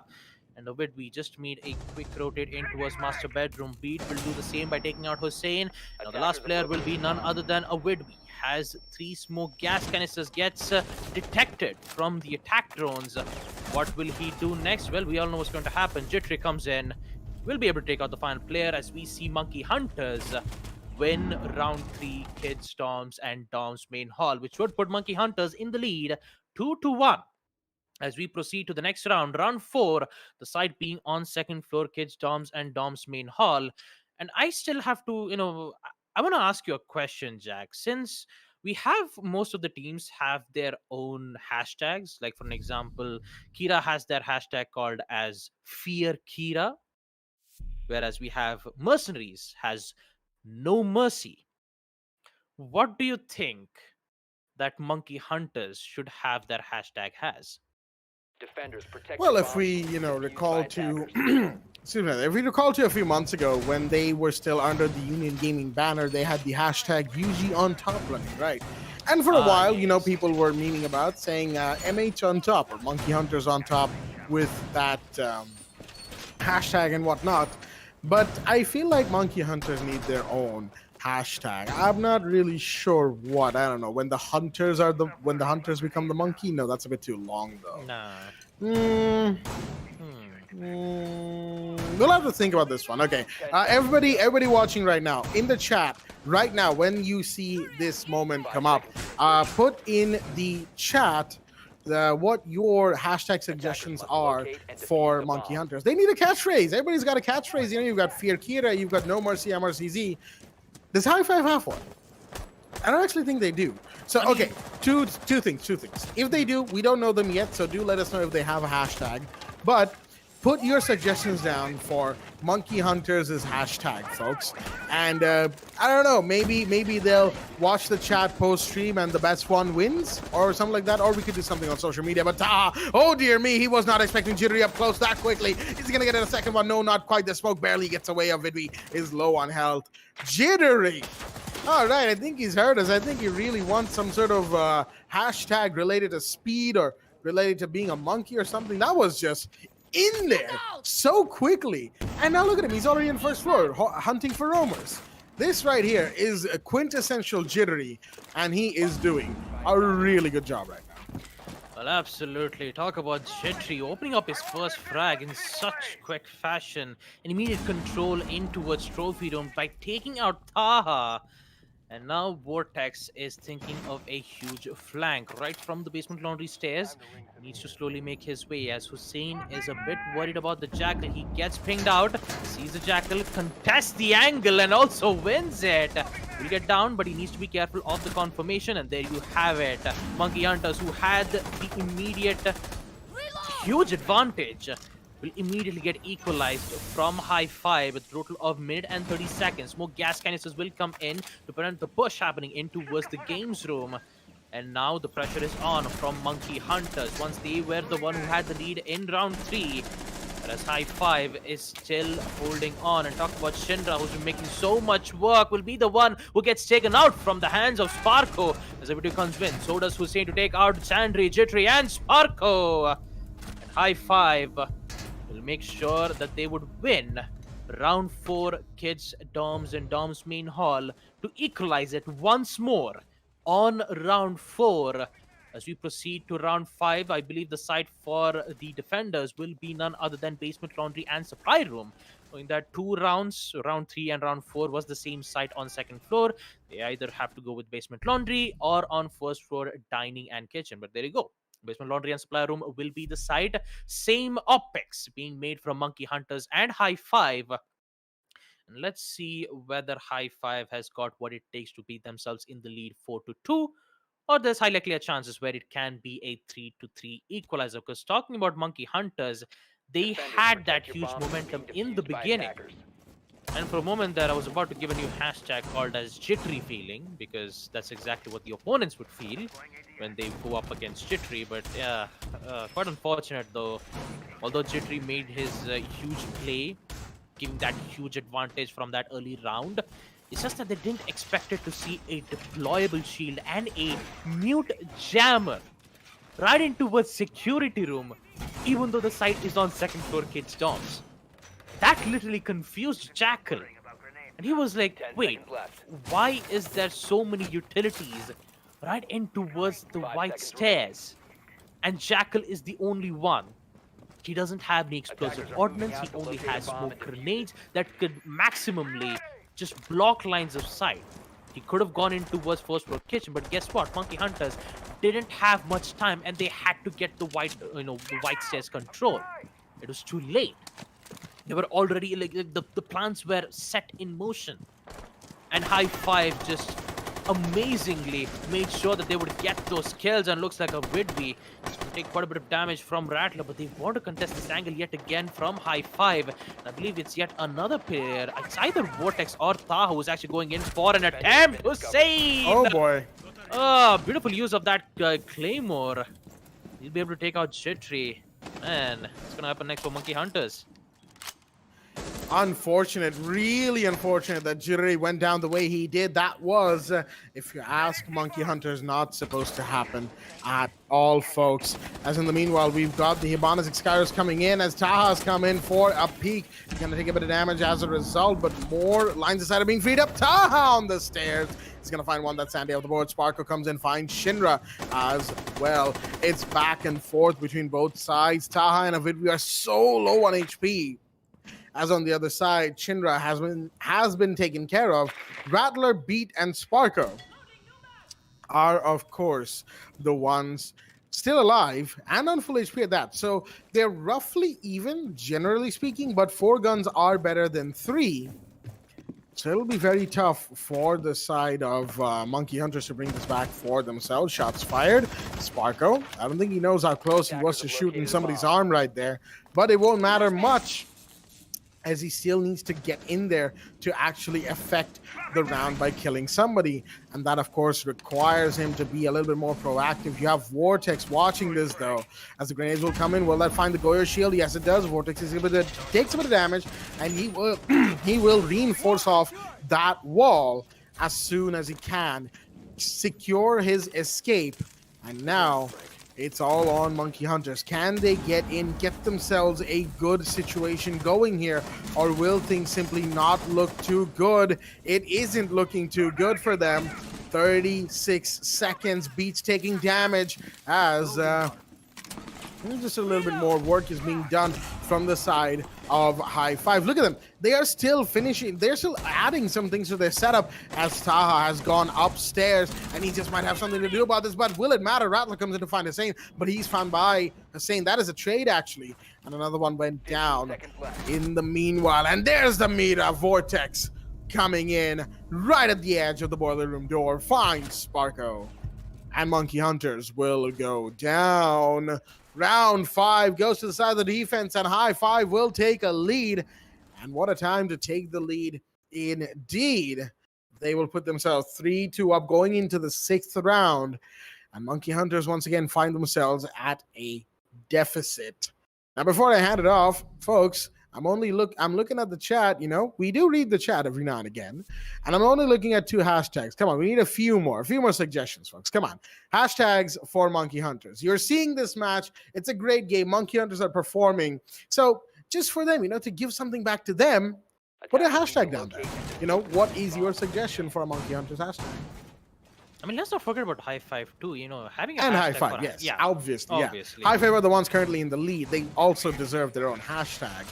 I think I have an idea. Yeah. Oh, you do? Okay. Yeah, actually, I have an idea for High Five, and it's called as Salsa Fire, because you know the way how Taha just demonstrates his salsa techniques. You know, that towards just might be security. crazy enough to work. Yeah, it does. Salsa Fire for High Five. I mean, it's just amazing at this point, you know. I think we should let the chat decide on that, and of course, Yeah, High Five yeah. themselves whenever they get around to watching this VOD. Yep.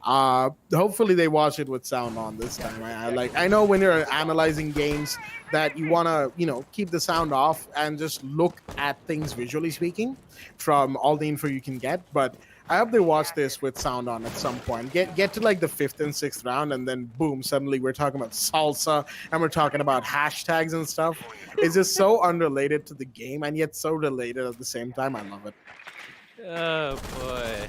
I mean, talk about being related. We see Monkey Hunters already immediately getting control right into his basement. Ooh, Sandy. Hussein definitely needs to wipe that sand off his eyes, because definitely that was a huge shot and a huge blow for High Five. An early kill and also an early peak, not to mention a huge refrag by taking out Jittery. Also yet another refrag from Beat. Look at that, refrags after refrags. Yet looks like this huge advantage is still in favor of Monkey Hunters. Look at that, an immediate control in towards Kids Doms and also a post plant.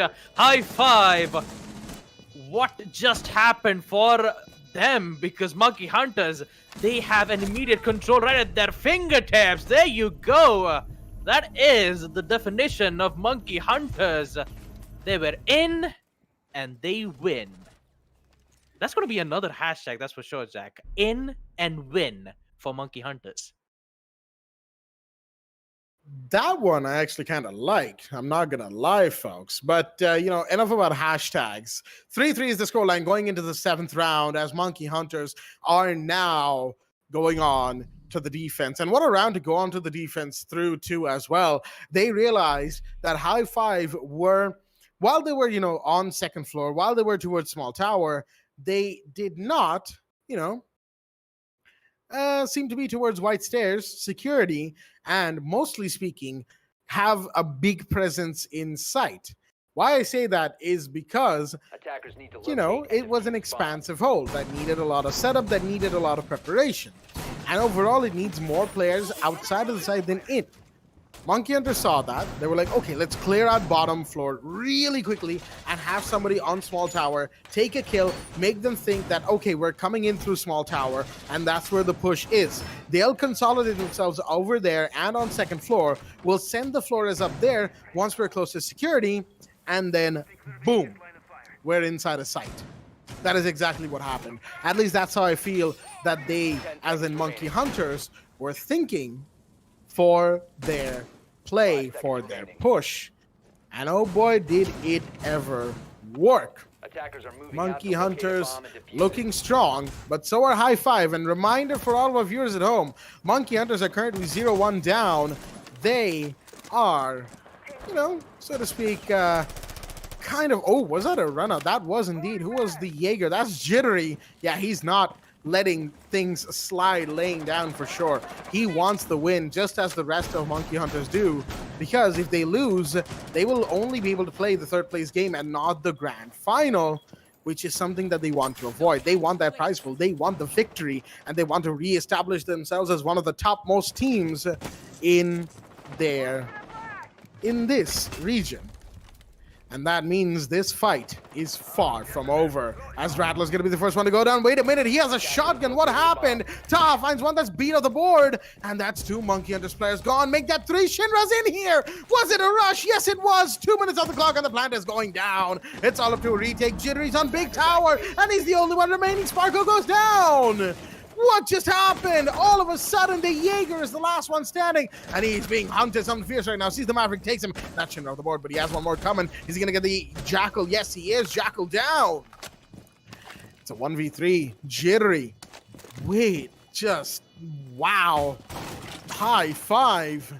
Pulling a leaf straight out of the Monkey Hunter's book of sudden rushes, but it won't matter. Avidvi was watching White Stairs with the bearing 9 in hand, and that is what ends up giving the side of the attack the win. High Five will be the ones to take round 7, 4-3 on the scoreline, and they once again take a lead.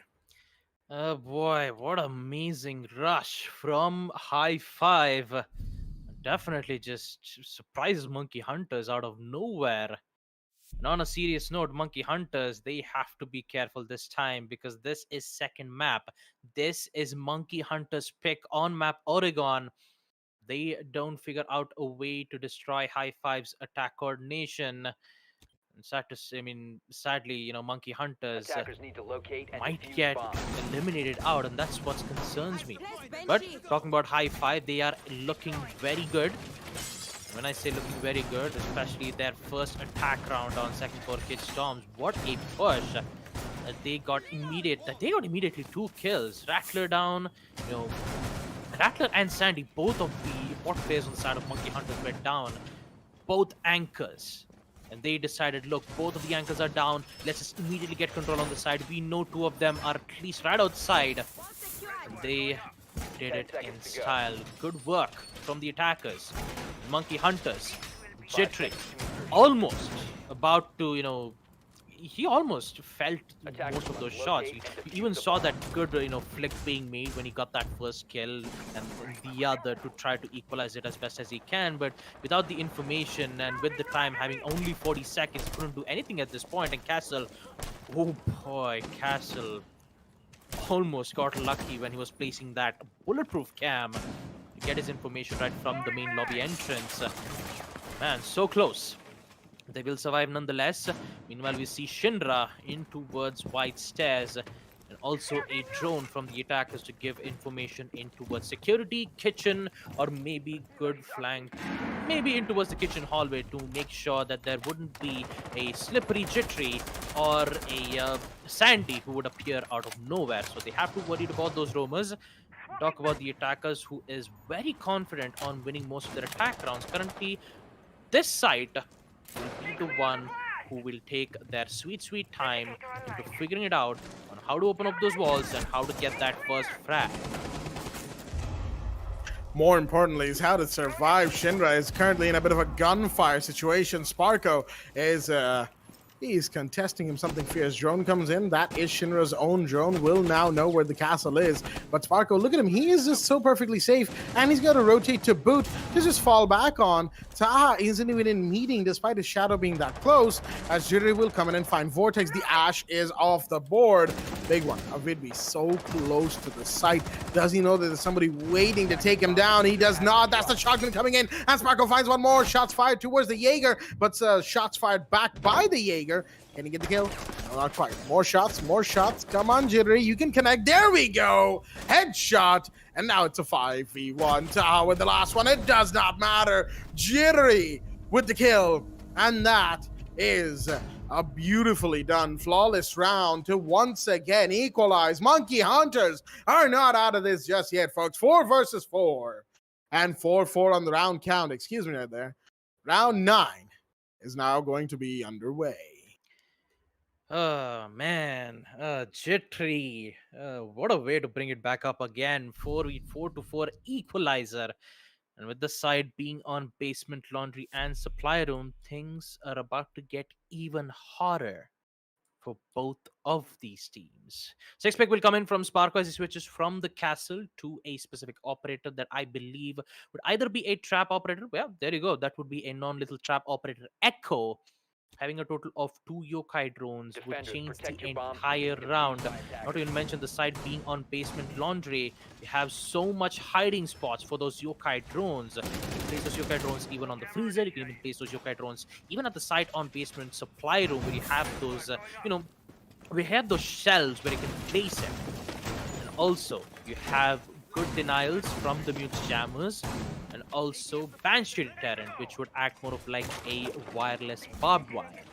Man, technology is just amazing at this point. Non-lethal barbed wire, non-lethal, 10 seconds left. amazing technology as I like to call it. But talking about high five at this point, they have 5 to get seconds back to up. insertion. If they make one single mistake, or should I say if they let Jittery on the loose, especially when you're thinking of contesting against him, things will not look well in their favor. Again, with the runouts coming in from Sparko as he tries to force the attackers into focusing in towards blue bunker, or he was trying to get information via spawn peak. And I believe he will succeed in doing so. You see 2 of the players on the side of Team High 5 who wants to get an immediate control in towards blue bunker, which means they have to get control on meeting, they have to open up the hatch, and also they have to have the control on boiler's room in order to contest. But looks like they just want to go ahead without those items and get the first frag from Taha, taking out Sandy. That's Malusi gone, and I believe that should be right in towards the boiler's room. No, it's actually not from boiler's room. It's actually a place where we do not know of just yet. Monkey Hunters with Sandy gone. The only thing that he can do is just give information. That I believe would put High 5 in a very good spot yet again. Early kills, High 5 has a good spot, but it all comes down to that mid rounds and late rounds to see what's going to happen. Well, right now, all things considered, Taha is just, doing everything that he can to give his team an early advantage. 11-7 for the man. Far and away the lead killer, if you will, for High Five. Actually, he's going to go down. That's to Vortex. In the meanwhile, I guess Vortex heard me. He's like, hey, I'm still here, you know. And he will get that one, as the Ash is low on HP, admittedly, but still very much alive and kicking. The Maverick, in the meanwhile, getting to work on that meeting hatch. Rattler jiggle peeking away inside a blue bunker, and the shotgun from Beat being held on one of the stairs. Just white stairs, excuse me. Just, you know, to take the edge off, I guess, and add some edge to any High Five players coming in from there. But things have slowed down significantly, especially after Monkey Hunters lost a couple of early players. But Rattler's here, and he's dropped Diffuser, a Vidwi off the board. That's going to be a big one indeed, as Diffuser will now need to be recovered. Gemini Replicator will not get too much info other than the fact that there's somebody inside of Boiler Room. Rattler is low on HP. C4 goes out, will not find anyone. Sparko is right there in the thick of it all. He might just get shot randomly through the wall if he's not careful, as Rattler peeks onto the hallway. Look at Taha. He has no idea that Sparko is right there on the wall, just next to him, as the Ash Charge will go off. Will that deal damage to Sparko? No, it won't. He comes out, tries to be a surprise, but unfortunately that was taken down. Beat finds Shinra. In the meanwhile, Plant has to go off. Vortex is in there. Is he going to go for the Plant? No, not quite. Hussein finds Rattler. It's all down to Beat. Can he find one? Yes, he does. Can he find two anymore? No, it doesn't matter. Vortex comes in and finishes him off nice and quickly. And that is another round going the way of High Five. Look at the round trading happening between both sides. 1 round for High Five, 1 round for Monkey Hunters.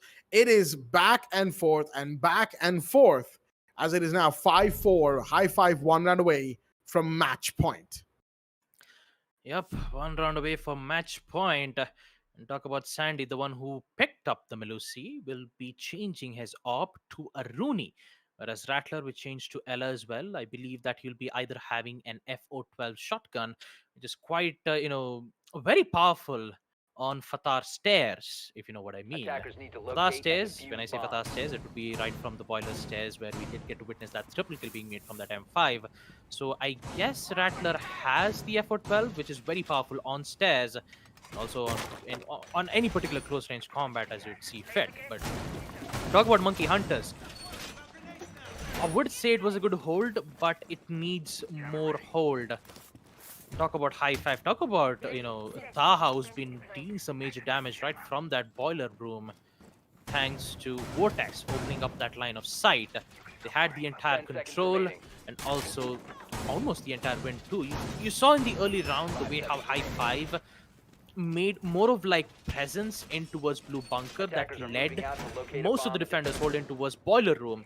And then when they thought that the time was right, they decided to come in towards the stairs, figured out some solution to their problems.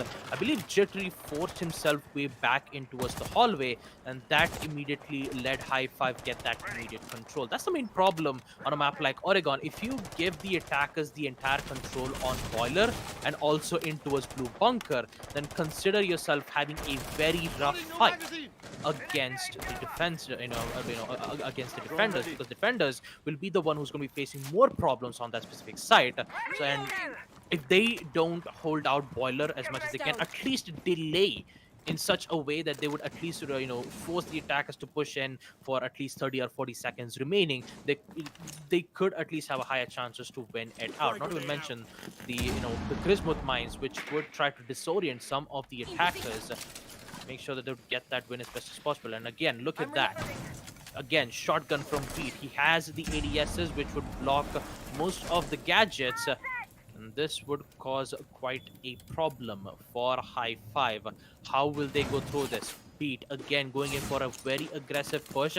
Another flashbang will come in, followed up with the grenade.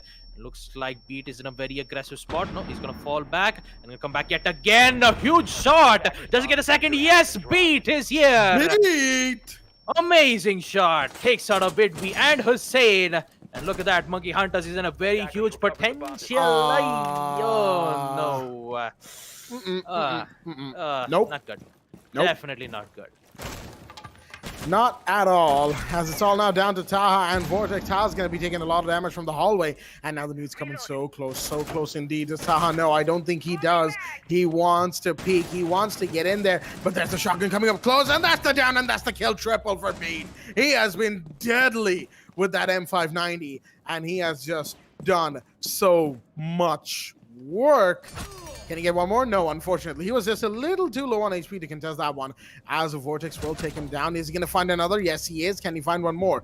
There is the Aruni right behind the boxes. There's somebody coming up to the rotate of laundry as well. He's got to be so careful. There are so many angles to be watched right now. 2 to be specific, and a potential third one, that is.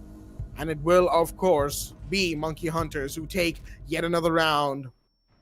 Like we said, this match has been a back and forth entirely.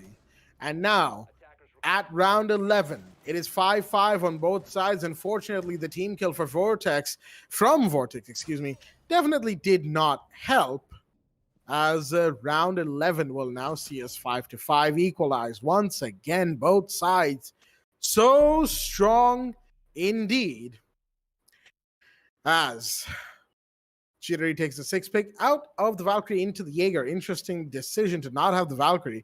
Rattler is keeping on Ella. I'm interested in that one. Ella, of course, with the FO2 shotgun. If you get within range, especially on bedroom, extremely good operator to have. However, you then look at his overall performance this match. Unfortunately, while he is picking the operator to frag with, he hasn't really been doing much of that fragging. And on basement as well, he hasn't unfortunately been able to do much killing. He has been assisting. He's been, trading information, bringing in the support whenever, the role changes need him to.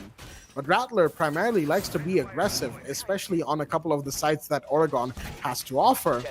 And so far, he has not been able to do much of that. Jittery, Beat, Sandy, they have been doing more of that. Generally speaking, Sparkle fires in every now and again. Rattler, I'm not sure about him just yet. High Five, now looking like they might, have a repeat of the same situation. Wait a minute, what is that, Sparko?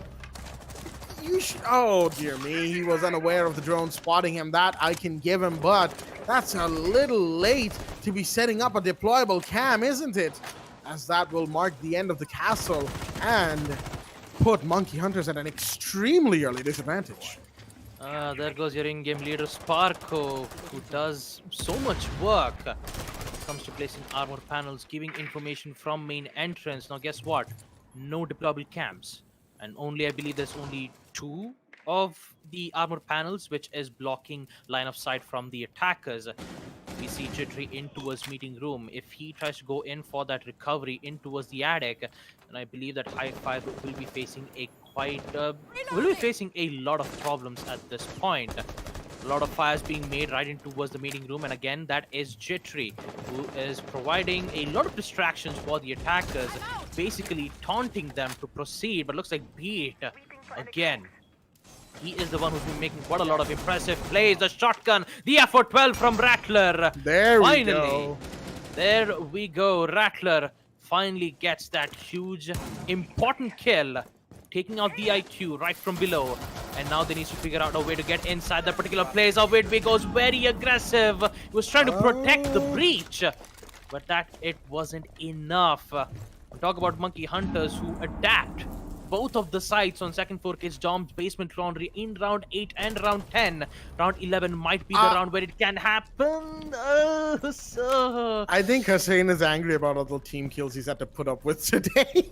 Oh my goodness, how many team kills has it happened, Jack? This is actually a repeat on map Chalet. It's been a repeat on Oregon. If team kills keeps continuing on the side of Team High Five, the Monkey Hunters have the advantage right at their fingertips. Not even mention, Sparko was already down in towards meeting, and somehow Monkey Hunters managed to pull it out. Although I will say to Hussein, team killing isn't exactly good. Don't get me wrong, but that was still a good shot. Yeah, it was. It was still a pretty good shot. to take down Taha like that. I will give him that. Yeah, Now, whether or not that was directly responsible for them losing the round is a different Yeah. conversation entirely. But it was still a good shot. Yeah, I mean, as the great Kickstar once said, nice shot, but wrong opponent. Mm, you know, Yeah. Attackers need to locate. I and guess defuse as Hussein many was bombs as they can. mechanically present, mentally absent, as they say. I mean, it happens most of the time. Attackers have It located a happens. bomb. I mean, it's just, I mean, he thought that it was a defender at this point. He immediately went in for that flick. It happens. Sometimes the Yeah, reaction yeah, is yeah. so big that you would not expect what to do next. It's not like we intentionally team kill. It just happens by accident. So, high Unless you're one of five. my friends.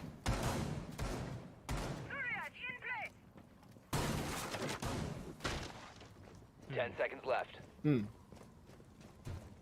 I'm not saying who, obviously, 5 Yeah. seconds left before insertion. but yeah. Yeah. Attackers are heading out to defuse a bomb. Jokes aside, folks, what a round from the side of Monkey Hunters, and obviously aided by the fact that High Five was, Attackers you dropped know, the diffuser. like I said, mechanically present, mentally not so much. As wait a minute, what is High Five doing right now? I am not too sure of if I like this strategy that High Five might be bringing out. It could be a rush. It could be a rush. The site is right there and looks like it will be. They're already in here, but there's the Frost and there's the refrag from Shinra. He's inside of sight and he is not going to stop. So comes into security and finds Jittery. Big one indeed. Grenade goes out for cover on the hallway as the plant needs to come off. Sandy is down as well. What a time for a rush, and what a rush indeed, as they need a couple more. Rattler comes in to find one and Sparko's found one as well. Shinra and Avidvi versus Rattler and Sparko. It's only these final two who need to do just a little bit more work. Where is Shinra? He's the one with the diffuser, and he needs to get into cover and get the plant off. Shots fired from above. Rattler, does he see one? He will now. Does he get the kill? No, not quite yet. As Sparko's coming into security, does he know where his, where the teammate is? No, Avidri, no! Not like that. After a beautiful rush like that, are you kidding me? Oh, no. All right, Avidwi. All right, okay, mistakes were made. And Monkey Hunters are going to be the ones winning Oregon. 3 consecutive team kills from High Five and 3 wins on the rounds for Monkey Hunters, exactly when they needed it. And oh boy, did they take it. Again, Monkey Hunters will just, completely take full advantage of any mistakes you make against them. And I'm fairly certain of him, Shinra, is going to be mighty peeved about that one. I wouldn't say just peeved. He will be angry about that. I mean, he had the diffuser in hand. Yeah, like I was just watching a video pre-fire into security, okay? He was doing it at the door, right? Yep. His friend was right there. If him's watching it, he's worried about above and all that. It's a big situation. I'm fairly certain that, he was getting a ton of calls from everybody in the voice comms. And then I see him shooting. That pre-fire is slowly moving towards of him. And I just go like,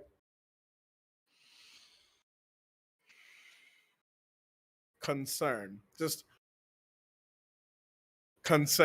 concern on my face. Like, what? And then he actually does. And then he actually does them too. He missed shots.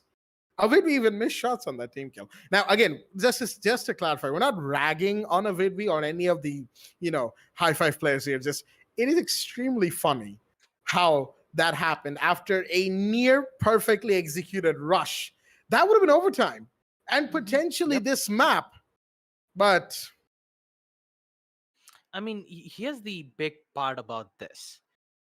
I would say there was a bit of a miscommunication on their end because Shinra was the one who went aggressive with the diffuser in hand. So when he had that momentum, he was forced to stay in security. In which, if Shinra was on kitchen, if he could have went in for the plant, or better yet, give the diffuser to someone else, for an example like an ace, they would have at least forced them on post-plan situation. For now, let's just check back into the highlights, revisit map Oregon. Man, high five. It was just a bit of a miscommunication being laid on the end, and also so many team kills was being made, which led to a huge advantage for Monkey Hunters. Man, it's just I'm just very concerned at this point for high five. I mean, Very I concerned. guess, I guess we could say a Vidvi sus. Oh my goodness, Jack, are you kidding? I had to. No, a Vim Come is on, not come on. sus. All right, No, a Vim I didn't is not say a sus. Vim. I said a Vidvi. Wait, wait. You said a Widway, right? Yeah. Man, I didn't say a Vim. Oh, come on. We played Among Us yesterday. I'm allowed to say that, okay? Yes, all right. I mean, I'll give you points for that. All right, but yeah, still Shinra. My goodness, he is gonna be so angry because Map Chalet, he did so much work. Map Oregon, he also did some amazing work as well on the first half too. It's just that in the second half, when they were on the attack phase, that's where they started to, falter. And that has to be none other than Beat, who's made an amazing recovery with the M5 shotgun right from the freezer stairs. And this is the main reason why you should be careful of stairs, because if you see a defender holding either a M5 shotgun or an FO12, consider losing that gunfight from that particular place. And the only counter to it would be none other than flashbangs and grenades, but you have to time it so well. You have to time it perfectly at this point that you would at least try to catch the defenders off guard. And I believe I believe on round 10 when Beat made that triple kill, I guess that's where High Five started to change their minds. They started to change their strategies, and that strategies led to an utter failure on that second half. I mean, apology if I said utter failure. It's just that it just failed so bad for High Five at that point. Monkey Hunters took that advantage, and man, we are going to decider, ladies and gentlemen, and that decider is none other than Clubhouse. Man, never thought that I would be able to see Clubhouse on decider. Oh boy, High Five, who almost gained that victory over Monkey Hunters, will now have to face one more map against Monkey Hunters, who themselves has another chance. Monkey Hunters got themselves another chance. So does High Five. Everything is equalized now. Only this map will consider the spot on the grand finals. Who will it be? What do you think, Jack? Good question. That's all I can say. Good question. After the last couple of maps, Oregon and Chalet, given that it's 7-5 to either team on each map respectively, it could go either way, really. It really, really could. And, well, I don't know about High Five. All of them kind of feel sus right now, given that they just keep team killing each other. Exactly. So good. Even on rounds that they had already lost, they keep team killing each other. Even on rounds that round was recoverable. It was a 2v2. Come on. Yep, it was. You know what the best part is? Avidvi did that. He did the pre-fire. His cursor went like his crosshairs, right? It went over Avim. He saw Avim stop shooting. We switched to Avim's perspective only to see him get shot. Like, how do you stop shooting, checked, and then shoot again at your teammate? I mean, it happens most of the time. It's just pressure happens, Jack. It's just the heat of the game when that happens. Just keep that in mind, Jack. They were almost about to put this match in overtime, right? It was 6-5. Don't get me wrong. They decided to make a very risky play. I get it. Yeah. I totally understand. It's like, when you're in a very clutch situation and you have people screaming at you constantly about this, about that someone's here, someone's there, get out of there, you're in a bad spot. He has the diffuser and all that stuff. indecision will happen. And I'm not ragging on them. I'm just saying that was hilarious. And that's all there is to it. Anyway, folks, Clubhouse will be our decider map, and we will get to that in just a short while for the decision on who will be the second finalist tomorrow. Until then, stay tuned.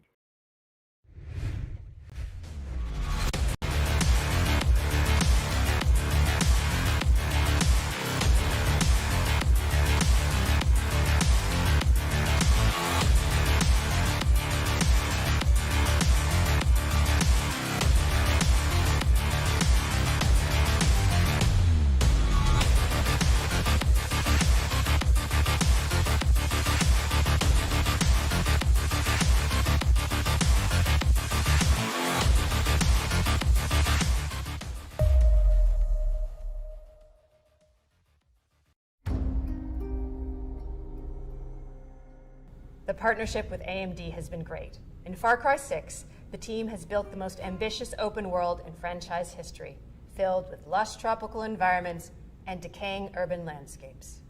To push the visual fidelity of our game and immersive gaming experience, we've been collaborating with AMD to implement next-gen rendering techniques like DirectX ray tracing and AMD Fidelity Effects features. When implementing these next-gen features, we were challenged because we want the majority of players to have an enjoyable, smooth experience without having to turn their settings down. Using upscaling technology like AMD Fidelity Effects Super Resolution helps us address this problem because it means more players can enjoy Far Cry 6 with their graphic settings cranked up and without compromising frame rate. FSR is a cutting-edge spatial upscaling solution. It's easy to integrate into our development pipeline, and it delivers substantial performance boost while retaining excellent image quality on the highest quality setting. Additionally, we believe AMD's GPU Open and the support for open standards and platforms drive innovation forward. We can't wait until October 7th when players will finally get the chance to see all the hard work we've put into Far Cry 6. It's very exciting that we're getting closer to showcasing to players the game, powered by the latest AMD technologies.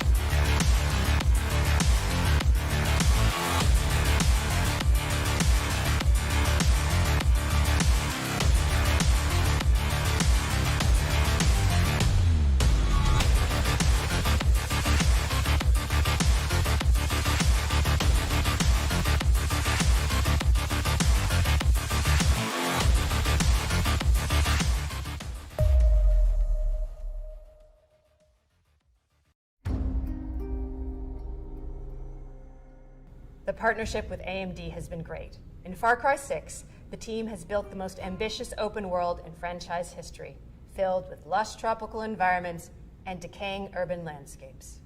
To push the visual fidelity of our game and immersive gaming experience, we've been collaborating with AMD to implement next-gen rendering techniques like DirectX ray tracing and AMD Fidelity Effects features. When implementing these next-gen features, we were challenged because we want the majority of players to have an enjoyable, smooth experience without having to turn their settings down. Using upscaling technology like AMD Fidelity Effects Super Resolution helps us address this problem because it means more players can enjoy Far Cry 6 with their graphic settings cranked up and without compromising frame rate. FSR is a cutting-edge spatial upscaling solution. It's easy to integrate into our development pipeline, and it delivers substantial performance boost while retaining excellent image quality on the highest quality setting. Additionally, we believe AMD's GPU Open and the support for open standards and platforms drive innovation forward. We can't wait until October 7th when players will finally get the chance to see all the hard work we've put into Far Cry 6. It's very exciting that we're getting closer to showcasing to players the game, powered by the latest AMD technologies.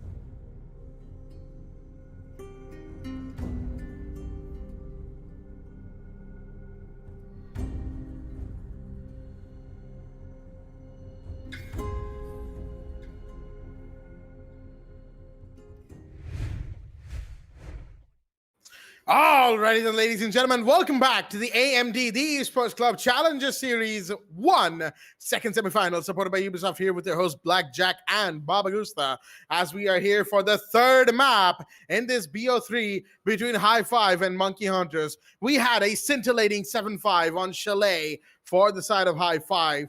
They started off strong. And then we went to Oregon for map 2, where Monkey Hunters were playing Rainbow Six and High Five were playing Among Us.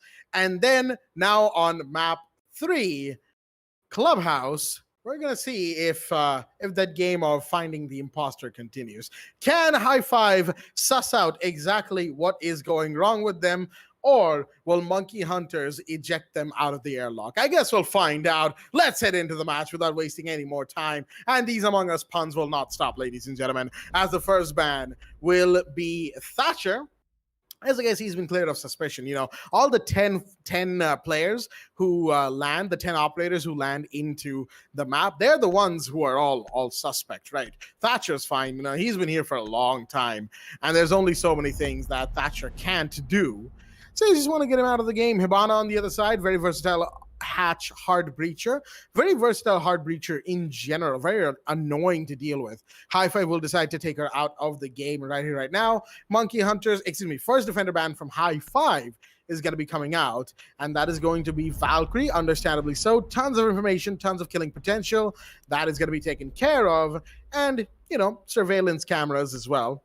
Pretty easy to spot your targets, if you will, if you're using surveillance cameras. And then Wamai will be Wamai will be banned by Monkey Hunters, as I believe they're just used to playing without Wamai, and they don't want to let High Five have access to that operator. With all that being said, round 1 is going to be underway. Of course, the rosters have been introduced. They've been playing for the last couple of hours now at this point, and the side of choice will be Basement Church and Arsenal Room. Once again, folks, it is 1-1. The team who wins goes to the grand finals, BO5, and the team who loses goes to the third place decider, all of which will be tomorrow. So with all that being said, I've kept the man for the mic long enough. Baba Gusta, take it away. Thank you for that, Jack. And here you have it, ladies and gentlemen. Decider map. High Five has to win against Monkey Hunters. The same thing can be said for the defenders too. And the final map will be none other than Clubhouse. And talk about the OPEX, talk about the bans that High Five and Monkey Hunters have been banned. Their specific operators, it is traditional bans. There's nothing much more change into it. The only difference is how will High Five come back, especially on that huge problematic map on Oregon. Coming back on map 3 would be a huge boon for them. But talk about Monkey Hunters, they're currently the one who has that you know, left before they're insertion. really the one who has that confidence as of now. And High Five, I'm sure they have that confidence too. And I hope that maybe Attackers are Shinra heading or out to Taha defuse the bomb. might be able to bring in some amazing plays. Not to even mention an amazing early picks would be more efficient for a team like High Five. With the action phase coming in, we see Shinra spawned in into his construction site, and so does the other three players on the side of Monkey Hunters. I believe that was Vortex, Vidwi, and Taha, who is slowly making his way, and I believe Shinra might be able to find one of the players, and that would be the Melusi. Sees the head, doesn't get the shot quite yet, as the impact phase will come in to provide a lot of distractions, but somehow Rattler survives most of those gunfights, and now he is prone, peaked, and peaked it shall. First frag coming in from Rattler, taking out Shinra, as we see the breach succeeding in opening up the jacuzzi wall. Very early breach right there from the side of the attack, and Hussein just about saving himself from that C4, getting the shot off when required.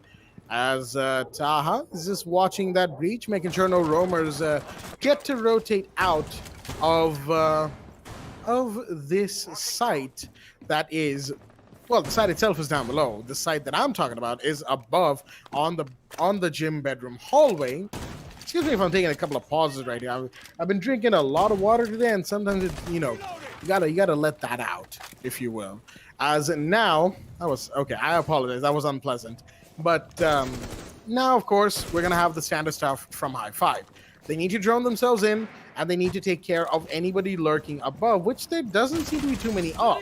With Shinra off the board and all 5 players alive, things are not going to be too good for High Five if they don't catch a player or two in this very moment. There's 4 inside a site, so I'm wondering where their 5th is. I couldn't quite see where the 5th player would be in that overview that we got. There we go. Rattle is actually inside of dirt, so there is all of the 5 players from the side of High Five just chilling inside a site. They took that first kill, and that's all they needed to do.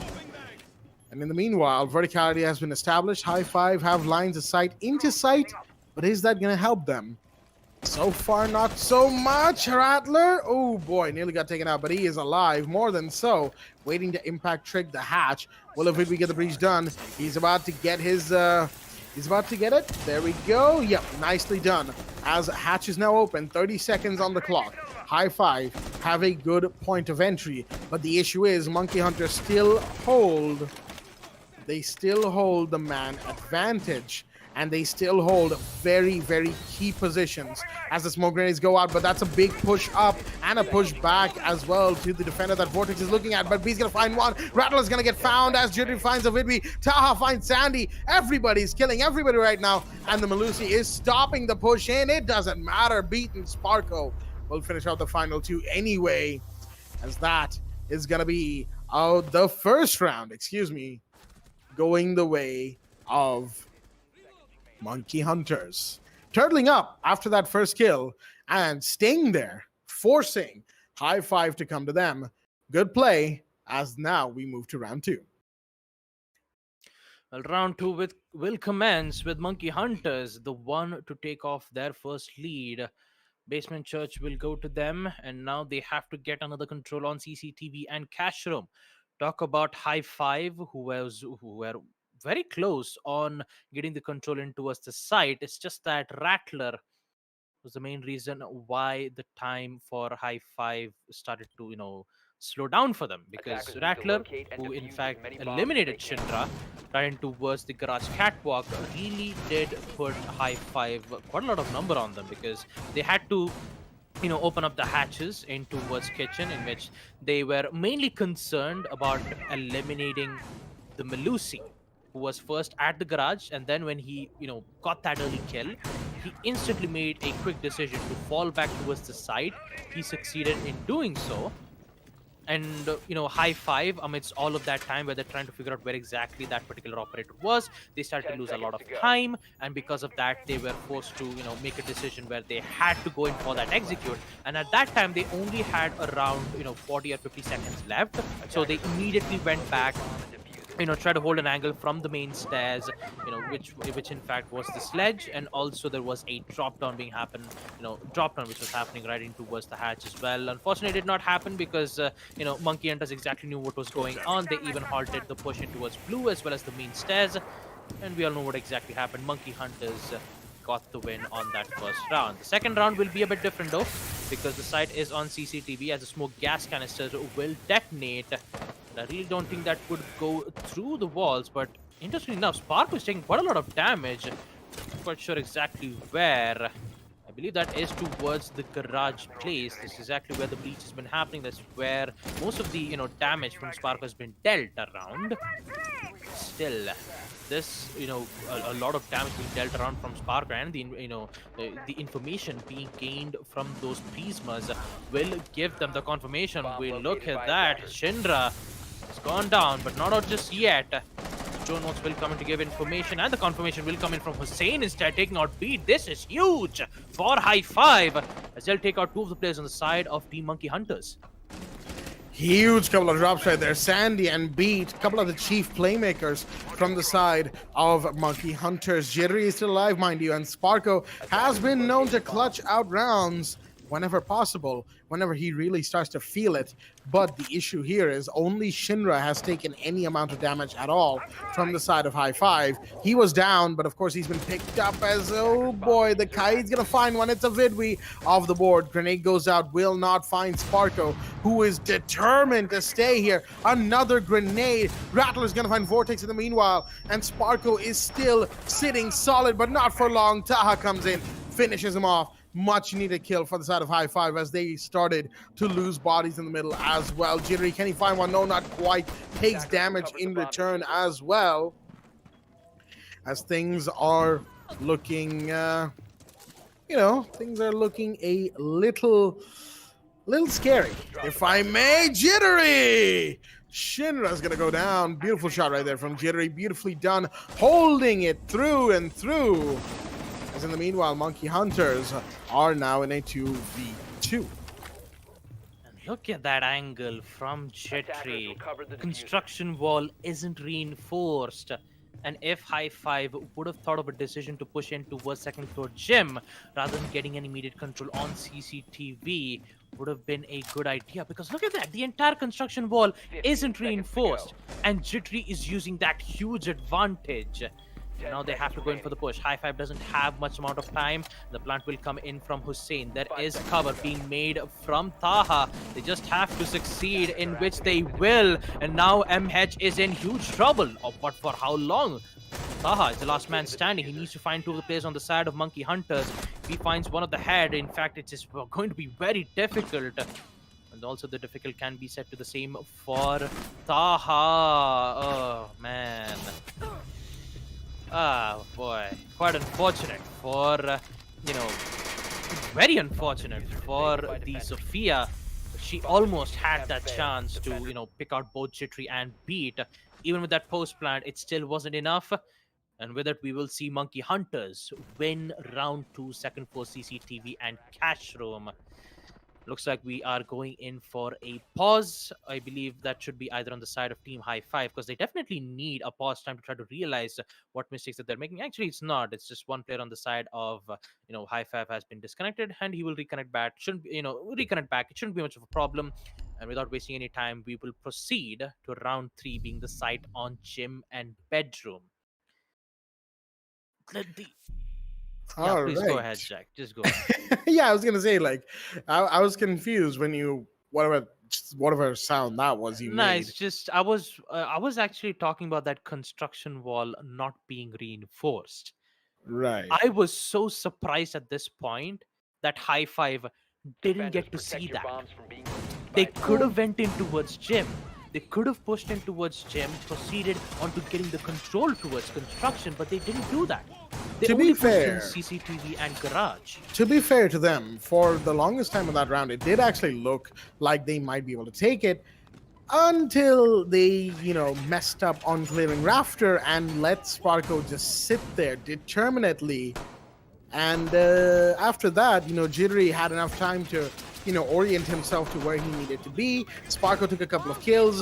The round got equalized, and boom, one after the other, High5 fell despite the plan going off, despite excellent cover. And also the fact that, between Zofia and the planter, there was a bit of a lineup, a bit of confusion and all that stuff.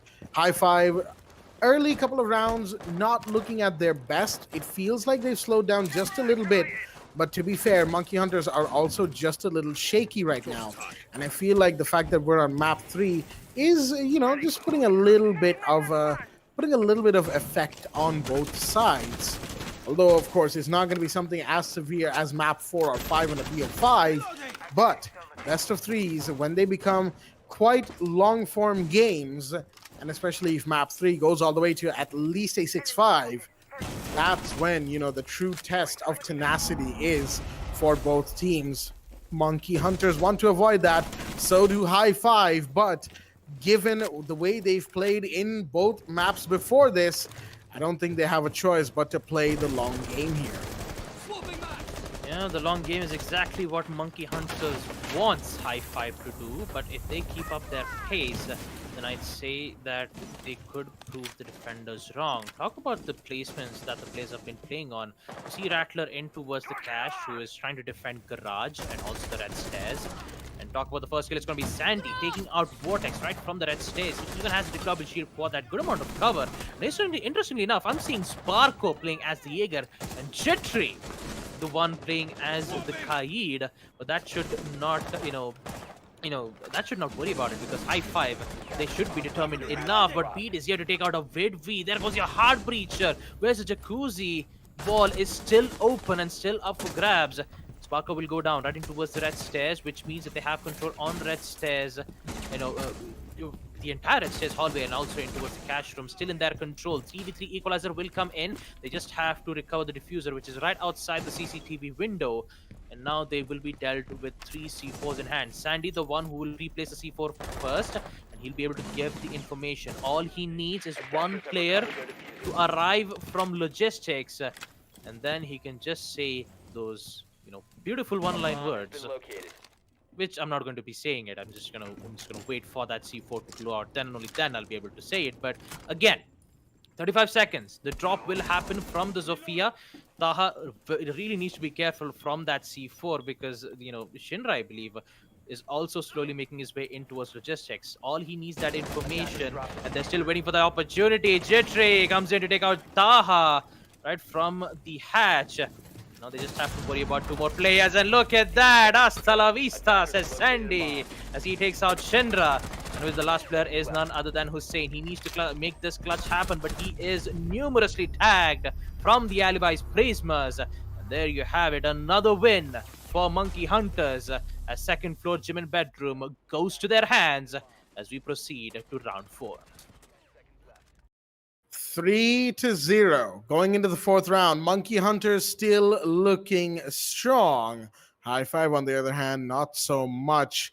Kind of feels like they're not all there just yet. They might be tired, and the fact that both sides have had 7-5s before this, admittedly quick 7-5s, but 7-5s nonetheless, will have taken a toll on them. So too on Monkey Hunters, but Monkey Hunters have been on so many BO3s, not to say that High5 haven't, but Monkey Hunters know what to do here to conserve energy as and when required. High5 on the other side, not so much, as I don't know, I'm not getting that feel from them, especially after the end of the Oregon match. I mean, the end of the Oregon match was something else. We've already described it aplenty, so we don't need to dwell on the past anymore. But what the point of the matter is that High5 might just not be there in the mental game right now. And that, of course, would be extremely, inopportune for them if they allow this match to get away from them in this situation. Now, of course, we're going to see a very extended roam hold all the way up to 2nd floor, but Curiously enough, no castle and no Mozzie. We've got an Aruni, of course, a minor change. Still no castle, though. They're going to be making use of regular barricades and going accordingly. Now, of course, things are going to change depending on how this round ends up going. Did that actually catch the Muse Jammer? I believe it should have. No, it actually hasn't. All right, then. And the other Mute Jammer towards Jacuzzi Wall also needs to be taken care of. You can see that High Five are very adamant in taking care of the roamers, and for that they need all of these breaches. And Sandy is up here, admittedly, so is Rattler. They're going to be the ones coming under fire very, very shortly. Indeed, High Five, however, need to be careful because they've been losing gunfights despite doing the right things for clearance. Oh, Sandy, careful. The hatch above him has just been broken. The sledge is close. Well, sledge is close, that I have to give Jack, but if it looks like Monkey Hunters wants to challenge those angles, especially the one Sandy is holding on to right now. Talk about Shinra's performance, was doing so good, and Hussein doing so well in taking out Rattler, exactly knowing what kind of push that they're going to make. He'll be able to succeed taking out Rattler, and look at that, another kill from Shinra. He knew exactly where Sandy's location was, and looks like High Five might be able to get this win on Basement side. Two of the players down, Sandy and Rattler, two of the main important players on the side of Monkey Hunters who've been doing so much work when it comes to erasing top players such as Taha, Shinra and Hussein. Currently, they are the ones who are still alive thanks to Hussein, and now they just have to worry about this execute. And talk about time, they only have a minute left. And not to mention, they still have a power play operator called as Echo. A total of 2 yokai drones, which can immediately disable the attacker who is going in for that defuse. And talk about B taking out a Vidvi, putting themselves in a 4v3. If they have one more kill, then that means it has been equalized. C4 preference ready from Beat. He's just waiting for that information from the main stairs. Meanwhile, we see Shinra opening up the hatch in towards Moto. This would cause a huge distraction from Beat, as he will be forced to put this C4 back in his pocket, use his SMG-11, put to greater use, and hold the push coming in towards Church. And now, it's just a matter of patience. The information is in from the attackers, and here comes the drop.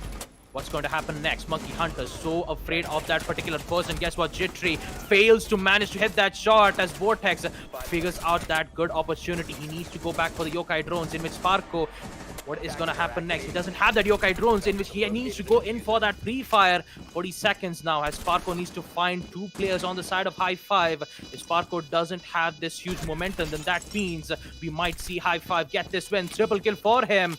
Now he can go in for that defuse, and guess what? He can do it. Is it going to work out? Will we see Hussein go in for that drop? Yes, it does. He has to go in for that pre-fire, and Hussein wins it. So close for Sparko to be clutching it out, but it's going to be Hussein who's going to ruin the dreams for Monkey Hunters to get that huge lead, as we see High Five win on Basement, Church and Arsenal Room. Such a close round, such a good execute from High Five, as they will try to survive this first half, and it's best for them to go in 3-3 equalizer. If they do not go in for this equalizer with the amount of momentum that they have in this previous round, then I'd say that Monkey Hunters have this in the bag. Mind you, it's just one round that High Five have taken. A good round. Do not get me wrong, folks. It is an excellent round that they played right there, taking Monkey Hunters on, challenging them, and winning at that. As we all know, you get an early pick on Monkey Hunters, you will be strong for the round. You get 2 or even 3, then oh boy, things are going to be so close indeed. But at the same time, of course, you gotta remember that the Echo nearly clutched it all out for his team. That would have been huge had that clutch actually happened, but unfortunately there was not enough time to peek Hussein, who immediately went prone after the drop, which was something that I don't think was expected, and that led to the round loss from Monkey Hunters. Otherwise, that was beautiful stuff that we got to see. Well, nearly, so to speak. Again, had that clutch happened, it would have been insane, but the clutch was denied, which was also a pretty good play from the from the attackers. Now, with High Five looking like they might have a little bit more to say. They might have a bit more fight left in them. We're going to get into the 5th round as we have Shinra coming in nice and quickly for the half-wall trick. He knows that doing anything with the mute jammers or stuff like that or throwing grenades in is probably not going to be worth it. So he is just going to go in and get that wall soft and allow a teammate to breach it. Beat. Wait a minute. What is he up to right there? He has got the shotgun mighty close right now, and he will fire one. But he's not going to get one off of that, and he has fallen back to the shield on the red stairs corridor. Interesting decision from Beat right there, but of course that will not affect a whole lot as the wall will now be made soft, and round 5 will continue as normal. Yeah, it will continue. The only difference is that the attackers have the momentum, and this is exactly what High Five requires, especially in the first half on map Clubhouse Vortex. Taking a bit of a damage in towards the stock, in towards the stock entrance. Now he needs to be careful. C4, which deals so much damage to Shinra, but guess what? Hussein comes back again to take out Sandy. The Melusi is down, and I believe that was in towards CCTV, who just made a decision to go very aggressive. But guess what? Who is that one particular defender who is not going aggressive? Well, we all know that is Jittery.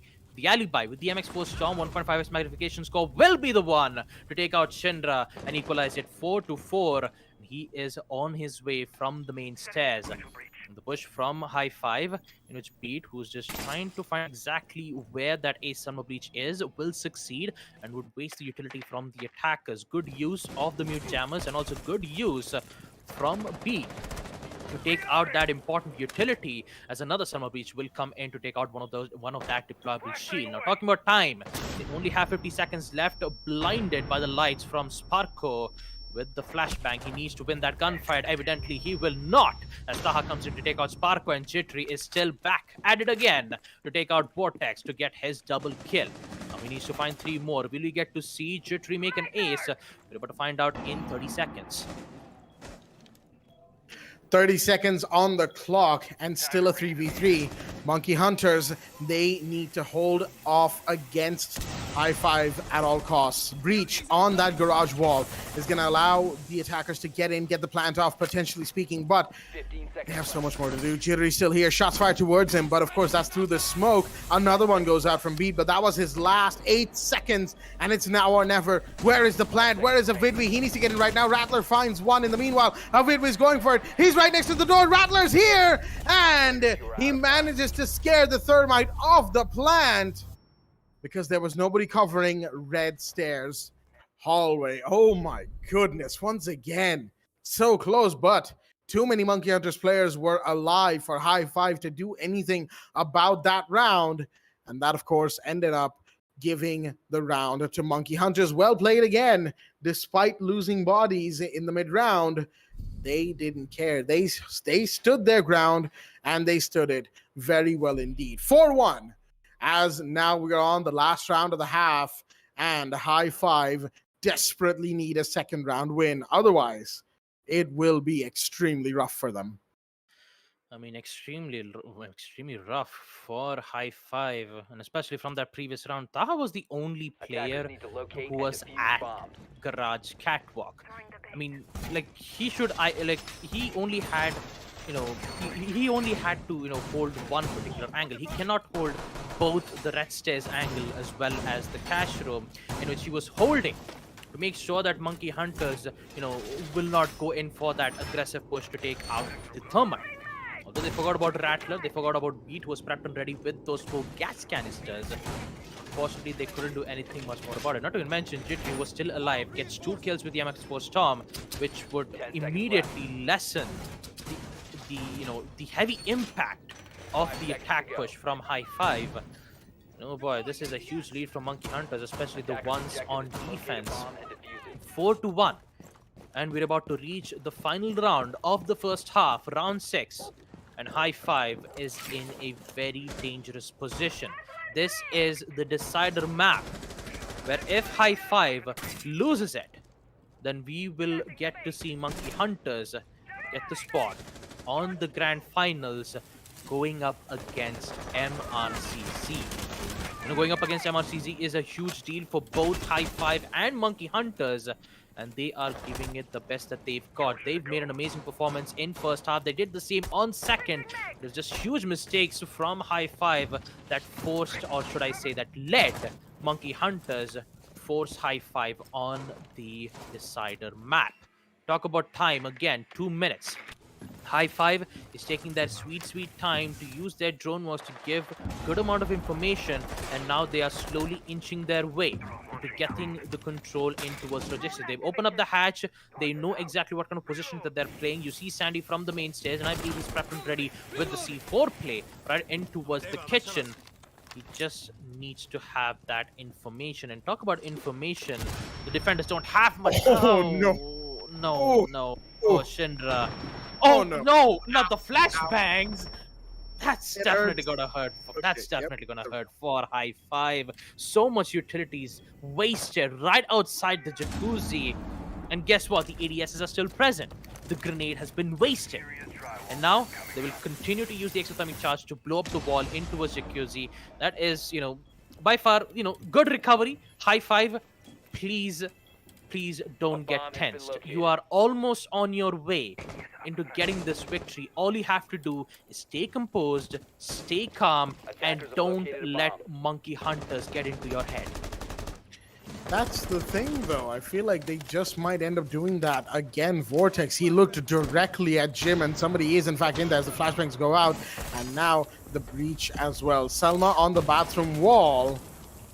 As in the meanwhile, Sparko is holding down logistics. Bathroom wall, of course, being open means that a lot of bedroom becomes kind of difficult to hold. And there we go. Hussein's going to prove exactly that. But that's somewhere else. That's on a run out towards construction. Wait a minute. Is somebody down below? There is. Taha is going to see that. And, oh, dear me, he's going to get taken down as a result. Jittery takes a bit of damage, but so does Hussein, who is fighting everybody right now. Jittery's back into sight as Vortex finds beats in the meanwhile. There is so much happening. Jittery now with the double, but he's going to get taken down from the entry coming in from Hussein. As of it, we find Sparko. It is all now up to Sandy. Does he know where the plan's happening? No, he doesn't. C4 is going to go out. Will that find him? It's very close. It finds him. Diffuser's been dropped. It needs to be picked up. 1 second. He has to go for it. Hussein does. Just about extending the timer, but Sandy can just come in, waltz in. Can he get the kill? No, he doesn't. The Claymore from Hussein! From the drone hole, from beyond the grave, is gonna be the one to save the round. And he did everything right to Sandy. Just couldn't get to the planter in time. Had he been a second early, he might have seen the Claymore. He could have gone from anywhere else, but he decided the hallway was probably his shortest route and went and fell victim to the Claymore. Oh no, that is such a sad way to end a potential 1v2 right there. Sandy, I feel for you, but that Claymore was placed for a reason. And oh boy, did it find its life's mission.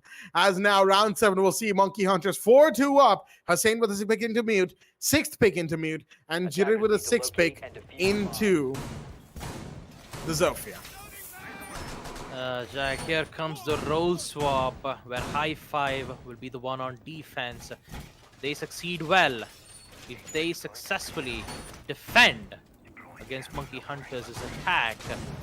And I believe that we might see an equalizer. All they have to do is just 2 rounds to equalize it, and not to even mention, more rounds for, more rounds to, seal the deal and also get the spot. Still, man, such a close round, and also beautiful use of that, Claymore from Hussein. Just placed it right from that drone hole of the jacuzzi hallway. Man, that was absolutely planned. Good use of that Claymore from High Five, and they will somehow survive the first half on 2-4. Now they just have to bring it back up. Talk about bring it back up, they're the ones on defense, so it shouldn't be much of a problem.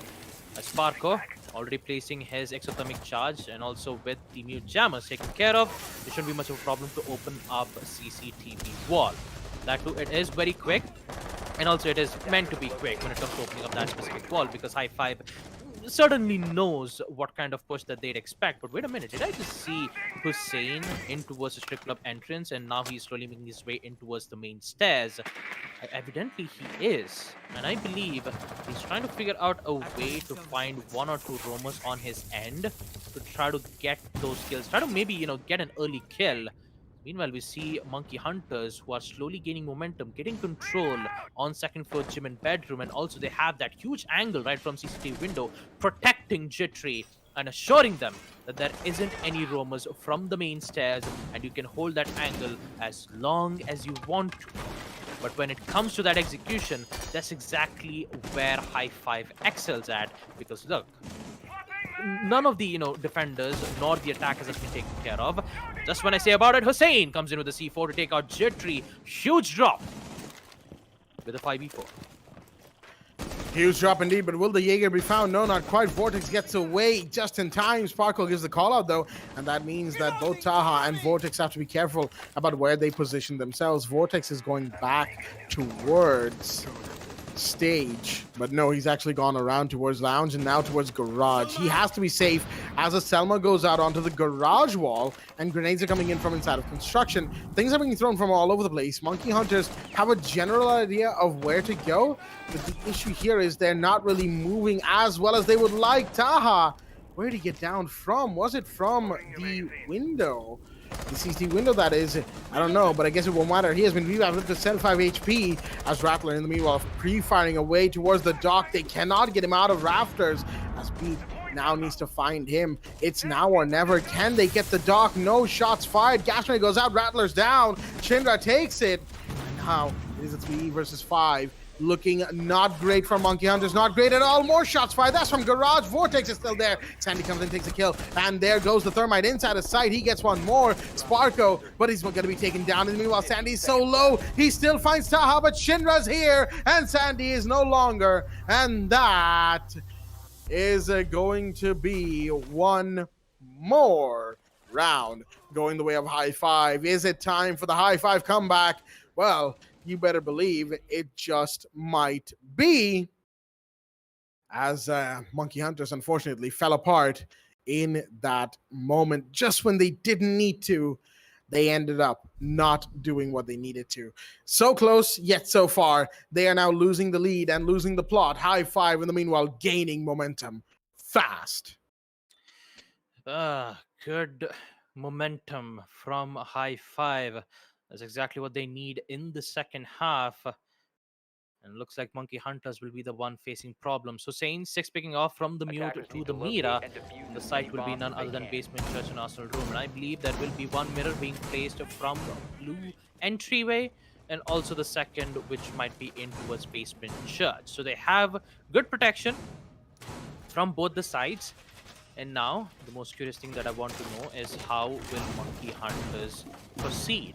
Will they push in towards tunnels, hold an angle from main stairs and go in for the execute right from the hatches on kitchen?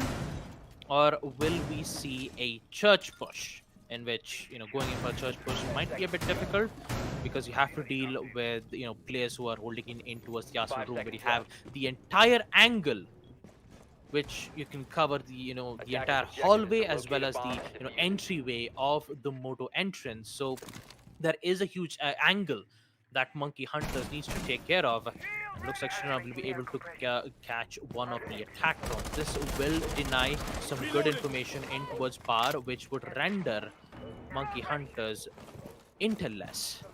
And now, the main problem that they have to be dealing with would be the roamers, I believe. And talk about roamers, I believe that it would be none other than Vortex, who's playing as the Legion. He place some of those blue mines and also proceed to maybe hold an angle some place where the attackers wouldn't have an idea. Although I wouldn't say that he would be in a particular angle, because all of the players on side of Team High Five are nearby towards the side. You see Vortex in blue, who was holding at that particular place, and Monkey Hunters are taking some time to try to find some of the some of the roamers and try to make sure that they wouldn't find any roamers at this point. So everything is going according to plan for High Five. And when I say according to plan, High Five is even, they're going to make it even better by taking out Rattler. A total of 3 Selma breach charges, which could have been used to open up lines of sight, will be the one who gets taken care of. Slowly but surely, things are being taken care of. Rattler off the board. Not too good. Not too good for the side of Monkey Hunters. As in the meanwhile, the Kaid Electroclaw has made sure that the Thermite cannot go and breach Kitchen Hatch. And that needs to be taken care of any time now. If not, then folks, we are in for a big round for High Five. If they equalize here, then overtime is extremely likely. But there is something more to be said than just that. Looks like, yep, there we go. That has been taken care of. That is to say, the Electroclaw. But the breach still won't happen as Shinra finds a nice shot on Jittery. Oh dear me, Jittery being shut down like that is not good for Monkey Hunters. Even worse so than Rattler going down, as that is the Zofia. Tons of utility gone. But most importantly, it's Jittery gone, especially in the late round. They need to... Monkey Hunters, that is, need to somehow reconvene and give themselves a moment where they can work this out. Gas grenades are going out.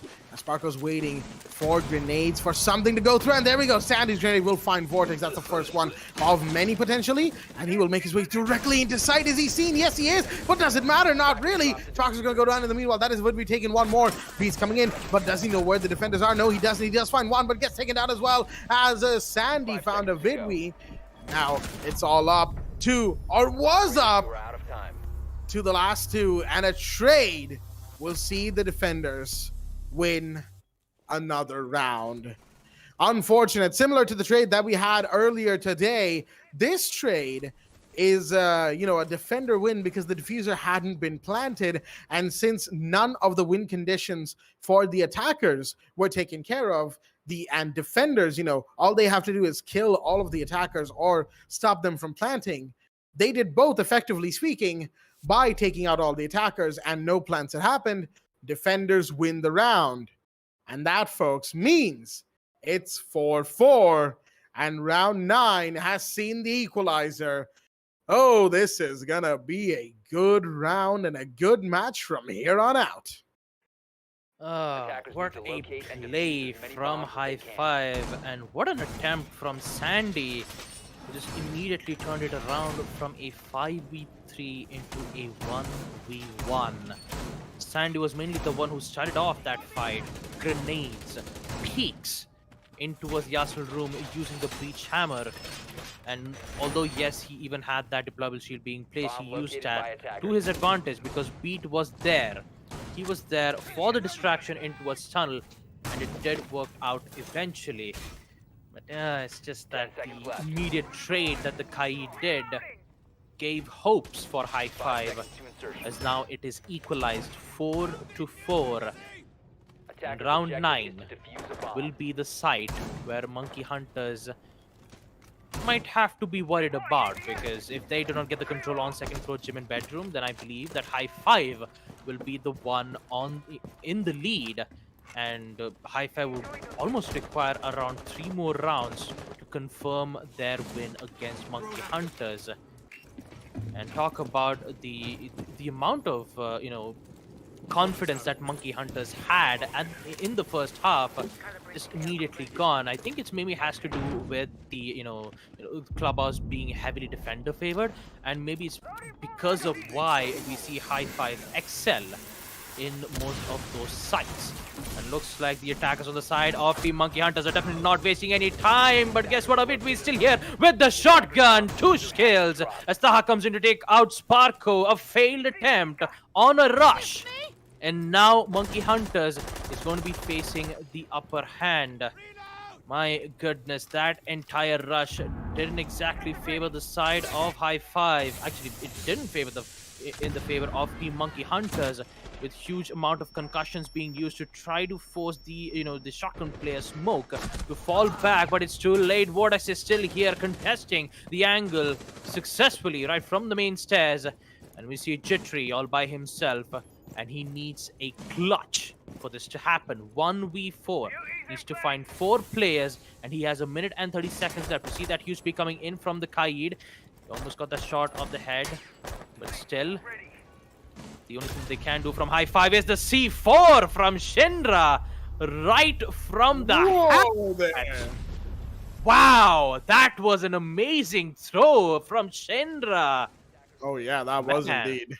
That was an amazing throw from Shinra, and also a good hold from the rush being made from Monkey Hunters, a failed rush at that. And now we see High Five in the lead, 5-4. Will we see High Five get in the lead, or will Monkey Hunters put themselves back into the equalizer 5-5? We're about to find out on site second for CCTV. Let us not forget, folks, High Five not too long ago were 1-4 down, and now they are 5-4 up. They've taken 4 back-to-back rounds, and they are looking like they might just be able to give themselves a huge up. If they win it from here, they will have won so many rounds back-to-back against Monkey Hunters at that. And on the other side, Monkey Hunters on the attack are floundering around and not really showing that same consistency that we saw from them in the last 2 maps. Even earlier this map, while they were on the defense, it's not looking too good. High Five, was it a good decision to go attack first? Well, obviously for decided maps, you don't really decide attack first or defense first like this.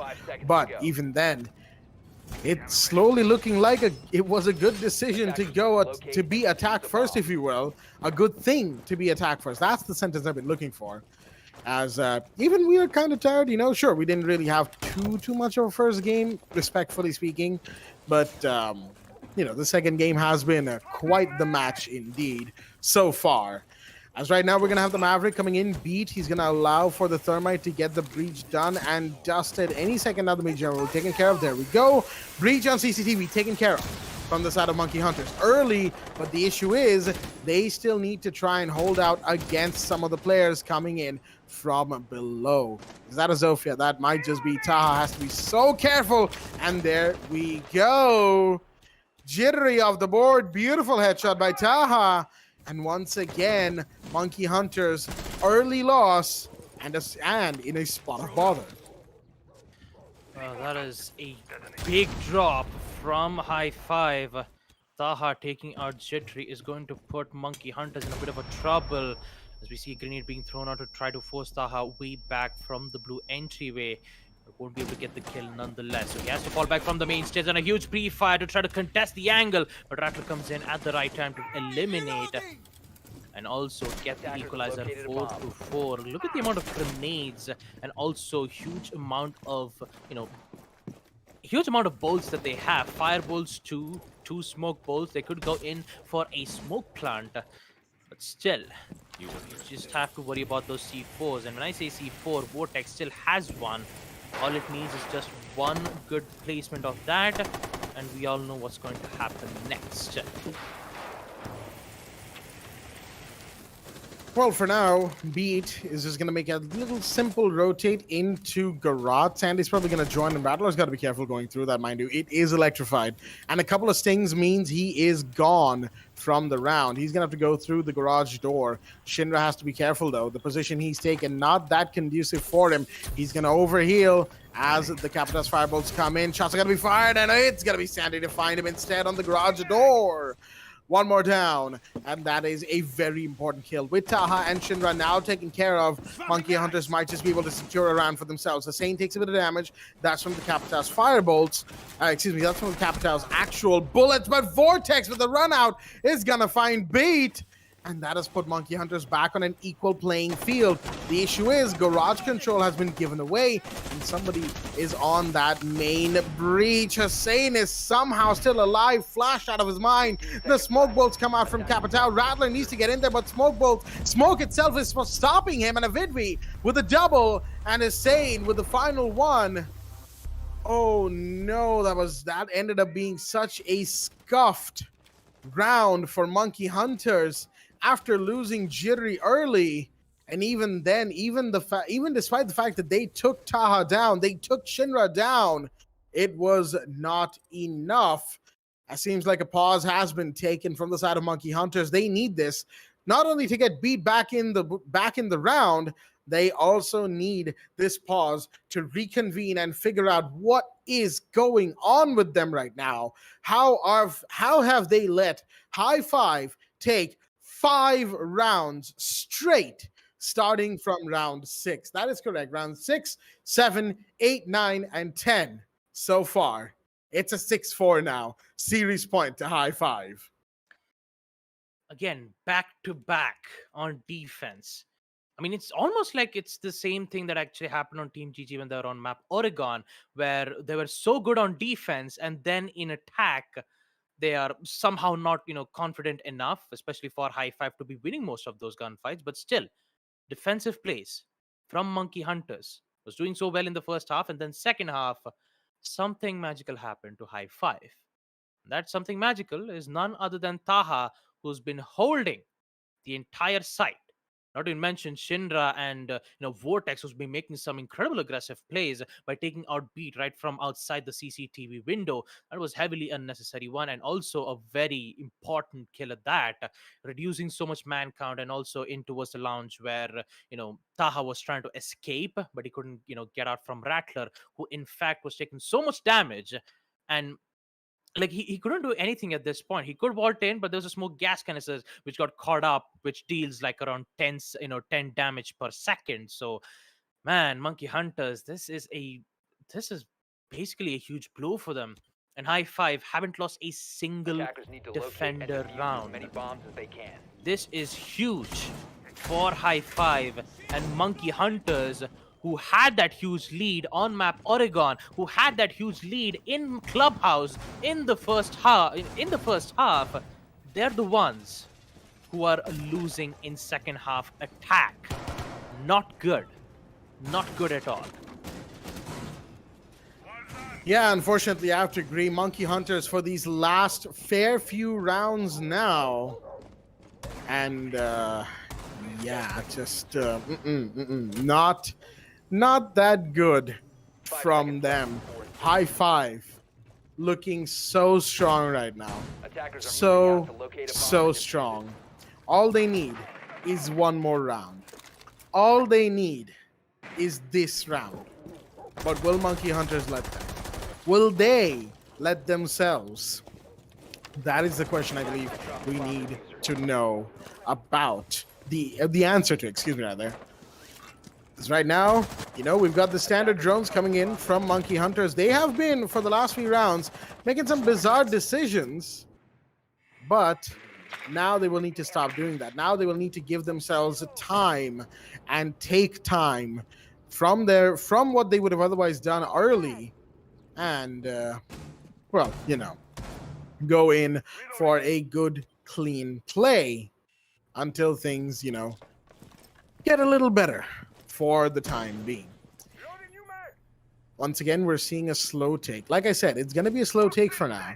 Monkey Hunters will take their time. They will clear out roamers. They will try to wait for High Five to, make a mistake, to peek out, to be aggressive. That's what they want. But High Five is aware. Like we said back on map 1, they've come in after doing a ton of homework on Monkey Hunters. They know what to expect, and they are playing to their strengths accordingly. Well, let's just keep that in mind, that the Hibana has been banned on the side of Team High Five, so they know that they don't have to worry about the Excaros pellets. They just have to worry about the Selma Breach charges, the exothermic charge, not to mention the Maverick's breaching torch, as one of the impact nades will be used to try to eliminate one of them. Another impact nade will come in to deny the push in towards the kitchen hatch, and even with huge opportunities that Monkey Hunters had to take out Vortex, unfortunately they won't succeed, and High Five still has all remaining 5 players. Same thing can be said to Monkey Hunters, because currently there won't be any roamers, except there is one guy right from the blue stairs. Actually, the blue stairs is from Jittery, who is slowly making his way to get that control. So for now, we see Monkey Hunters cornering High Five.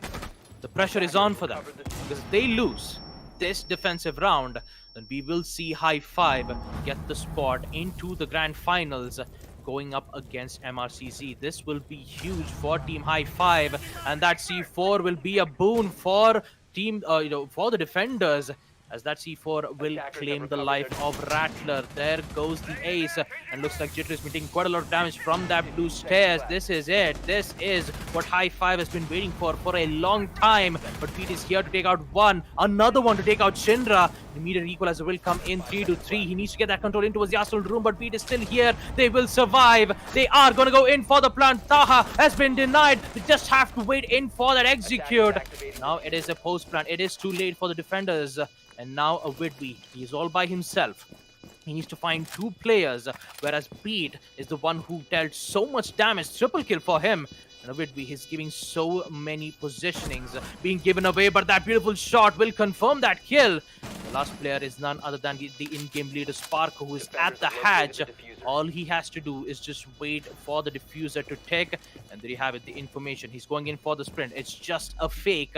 And he just needs to do it more often. Another fake will come in. He's going to stick it for now. The run, the sprint will come in. It's just a fake yet again. And guess what? Monkey Hunters have played this so well. Sparko has played it so well. And Monkey Hunters will survive round 11 Basement Church. Once again, Monkey Hunters. Oh, that was so close. Beat, had he not gone on a rampage right there, things would have been so difficult for the side of Monkey Hunters. They needed him to absolutely demolish the defenders inside the site. If not, I don't think that plant could have gone off. Or even if it did, I don't think Monkey Hunters were making it out of that one alive. As on the other side, High Five, still one round. This is something we were having a lot of fun with and, a lot of tension with yesterday, if all of our viewers remember, between High Five and Team GG. For the longest time, after going 6-0 up against Team GG on the final map of Oregon, High Five was losing the plot. Team GG were coming back. It went from 6-0, 6-1, 6-2, 6-3, 6-4, and only then did Team GG lose a round. High Five finally managing to win and stop the overtime push. Now, it was 6-4. It has now become 6-5. Will they be going for the finisher here, or will Monkey Hunters bring it back? Are we going to see overtime, or is it going to be the third 7-5 of this set? We've only got 3 minutes to find out, folks. This is a lot to take for Team High Five. They've done so much work, like not just making an immediate comeback in the second half. Winning 4 defending rounds in a row is not an easy task for High Five, and that too going up against Team Monkey Hunters. And they have got to end this. They have to end this right here and now, because if they don't, then Monkey Hunters will yet again get another chance. And when I say Monkey Hunters gets another chance, there is high likely, a guarantee that we will see overtime if Monkey Hunters wins this. Keep that in mind. In the previous round, we saw High Five go on Basement Church and Arsenal Room, and even in this particular round, they are going on the same side yet again, doing the same strat. We don't see any roamers being displayed from High Five. They're giving the entire control of first floor, second floor in the hands of Monkey Hunters, and they're just doing their particular work. They're going to open up the hatches. They're going to open up all of the hatches from bar, stock, and kitchen. And now they just have to worry about the execute. And when I talk about the execute, Beat was the one who succeeded, who got triple kill right from that tunnel push. Now, how will this happen? And we're about to find that out with Raptor, who got his first kill, taking out Vortex. That is actually huge, because Vortex was trying to figure out a way to take out the attacker who was trying to open up the hatch. And this is going to pay a very huge boom for Monkey Hunters, knowing that they had the advantage. That it will be. Advantage being taken here and now is extremely important. Vortex off the board. However, they still have 4 defenders to worry about. They still have plenty of angles and lines of sight to worry about. this round is far, far from over, as things are going to heat up even more. Shinra on dirt. He's going to see that drone, can't catch it. His position given away, which means somebody's about to push up inside the dirt. He's got to be so careful. That angle can be a little weird. You know, your head can be taken clean off just from over the shield if you're not careful. He's got his C4 ready. He's got away, but no, he unfortunately, you know, lobs it too high. But he can still use that. Hussein will find Jittery in the meanwhile. Huge drop right there, but there we go. He's going to get refragged by Sandy coming down the main stairs. It's the Sledge who is now looking for a lot more. Taha finds the Rattler. Flashbang comes down. Shinra is still around underneath the kitchen hatch. 9 seconds, and a Vidwi will find Sparko. The diffuser has been dropped. There goes Sandy onto a Vidwi. There goes Taha onto Beat, and it's all up to Sandy. Can he find even one? No, he can't. Taha will finish it off, and it's a 7-5, and it's a 7-5 in favor of High Five. Had to take a bit of an extended pause there. I absolutely ran out of breath saying that, folks, but it does not matter. High Five are your winners of the second semifinal after a fantastic game. Look at that scoreboard. 16 to Hussein, 11 to Taha, 10 to Avidwi, and the rest following up the rear. Monkey Hunters gave it their all. They gave it a damn good shot, but it was just not enough. Once they started losing momentum on the second half, there was only so much they could do to bring it back. 4-2 on the first half to Monkey Hunters, 5-1 to High Five on the second half. What a play. What a match. What a round. Beautifully done. Constantly trading kills. Constantly refragging. Constantly trading rounds. You take a round, all right, the next round we'll take it. And then the next round is back to Monkey Hunters. Back to them. And all of that, so on and so forth.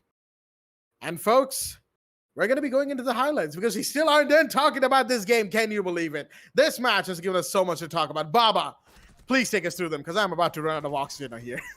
The same thing, I mean, I can understand, Jack, because this entire match on Clubhouse is a lot to talk about, especially Monkey Hunters, who had that huge advantage in the first half. They looked very confident for the past 3 rounds on defense, and looks like Map Clubhouse was quite possibly heavily defender favored at this point. And man, do they, delivered it so well on the second half. Team High Five, what a recovery, what a comeback. And what a plays from Vortex and Taha. Some amazing, gun plays being displayed from these 2 players. Not even mention Hussein, who made that clutch happen on round 4, Basement Church and Arsenal Room. Without Hussein,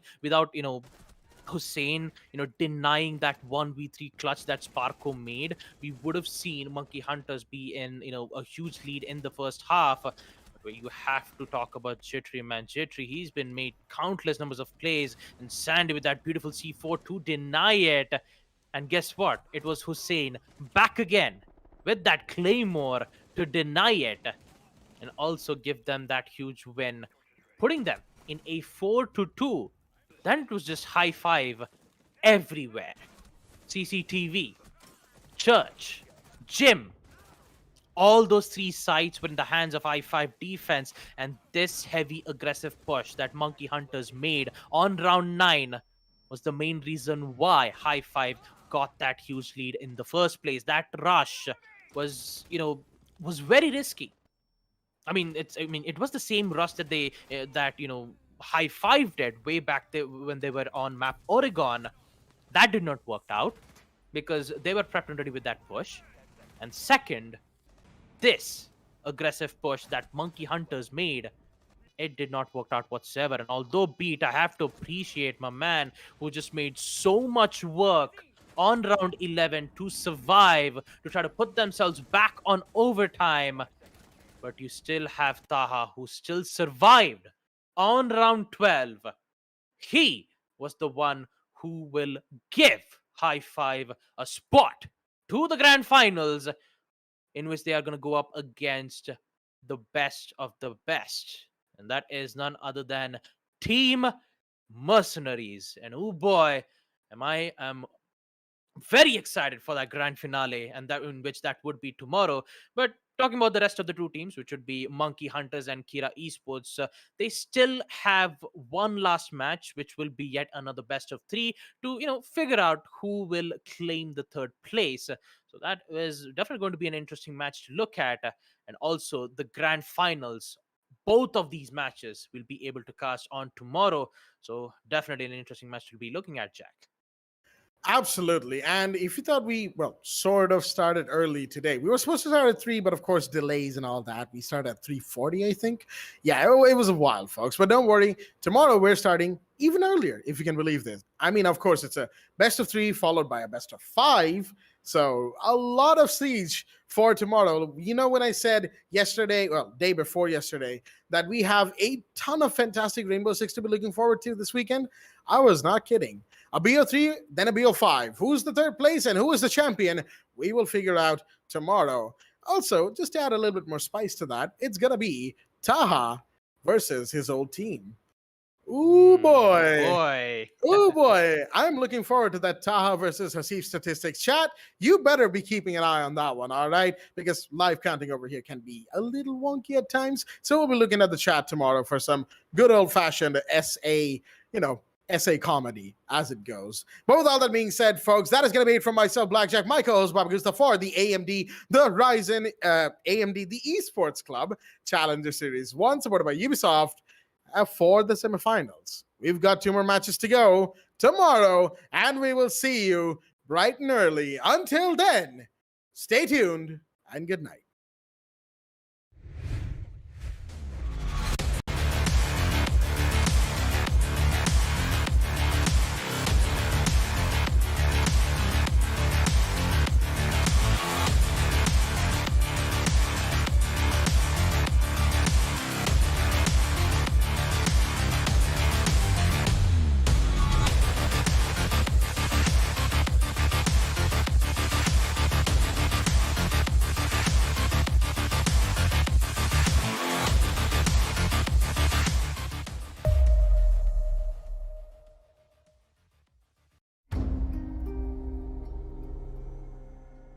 The partnership with AMD has been great. In Far Cry 6, the team has built the most ambitious open world in franchise history, filled with lush tropical environments and decaying urban landscapes. To push the visual fidelity of our game and immersive gaming experience, we've been collaborating with AMD to implement next-gen rendering techniques like DirectX ray tracing and AMD Fidelity Effects features. When implementing these next-gen features, we were challenged because we want the majority of players to have an enjoyable, smooth experience without having to turn their settings down. Using upscaling technology like AMD Fidelity Effects Super Resolution helps us address this problem because it means more players can enjoy Far Cry 6 with their graphic settings cranked up and without compromising frame rate. FSR is a cutting-edge spatial upscaling solution.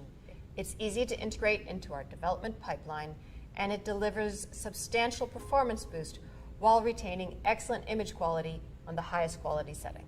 Additionally, we believe AMD's GPU Open and the support for open standards and platforms drive innovation forward. We can't wait until October 7th when players will finally get the chance to see all the hard work we've put into Far Cry 6. It's very exciting that we're getting closer to showcasing to players the game, powered by the latest AMD technologies.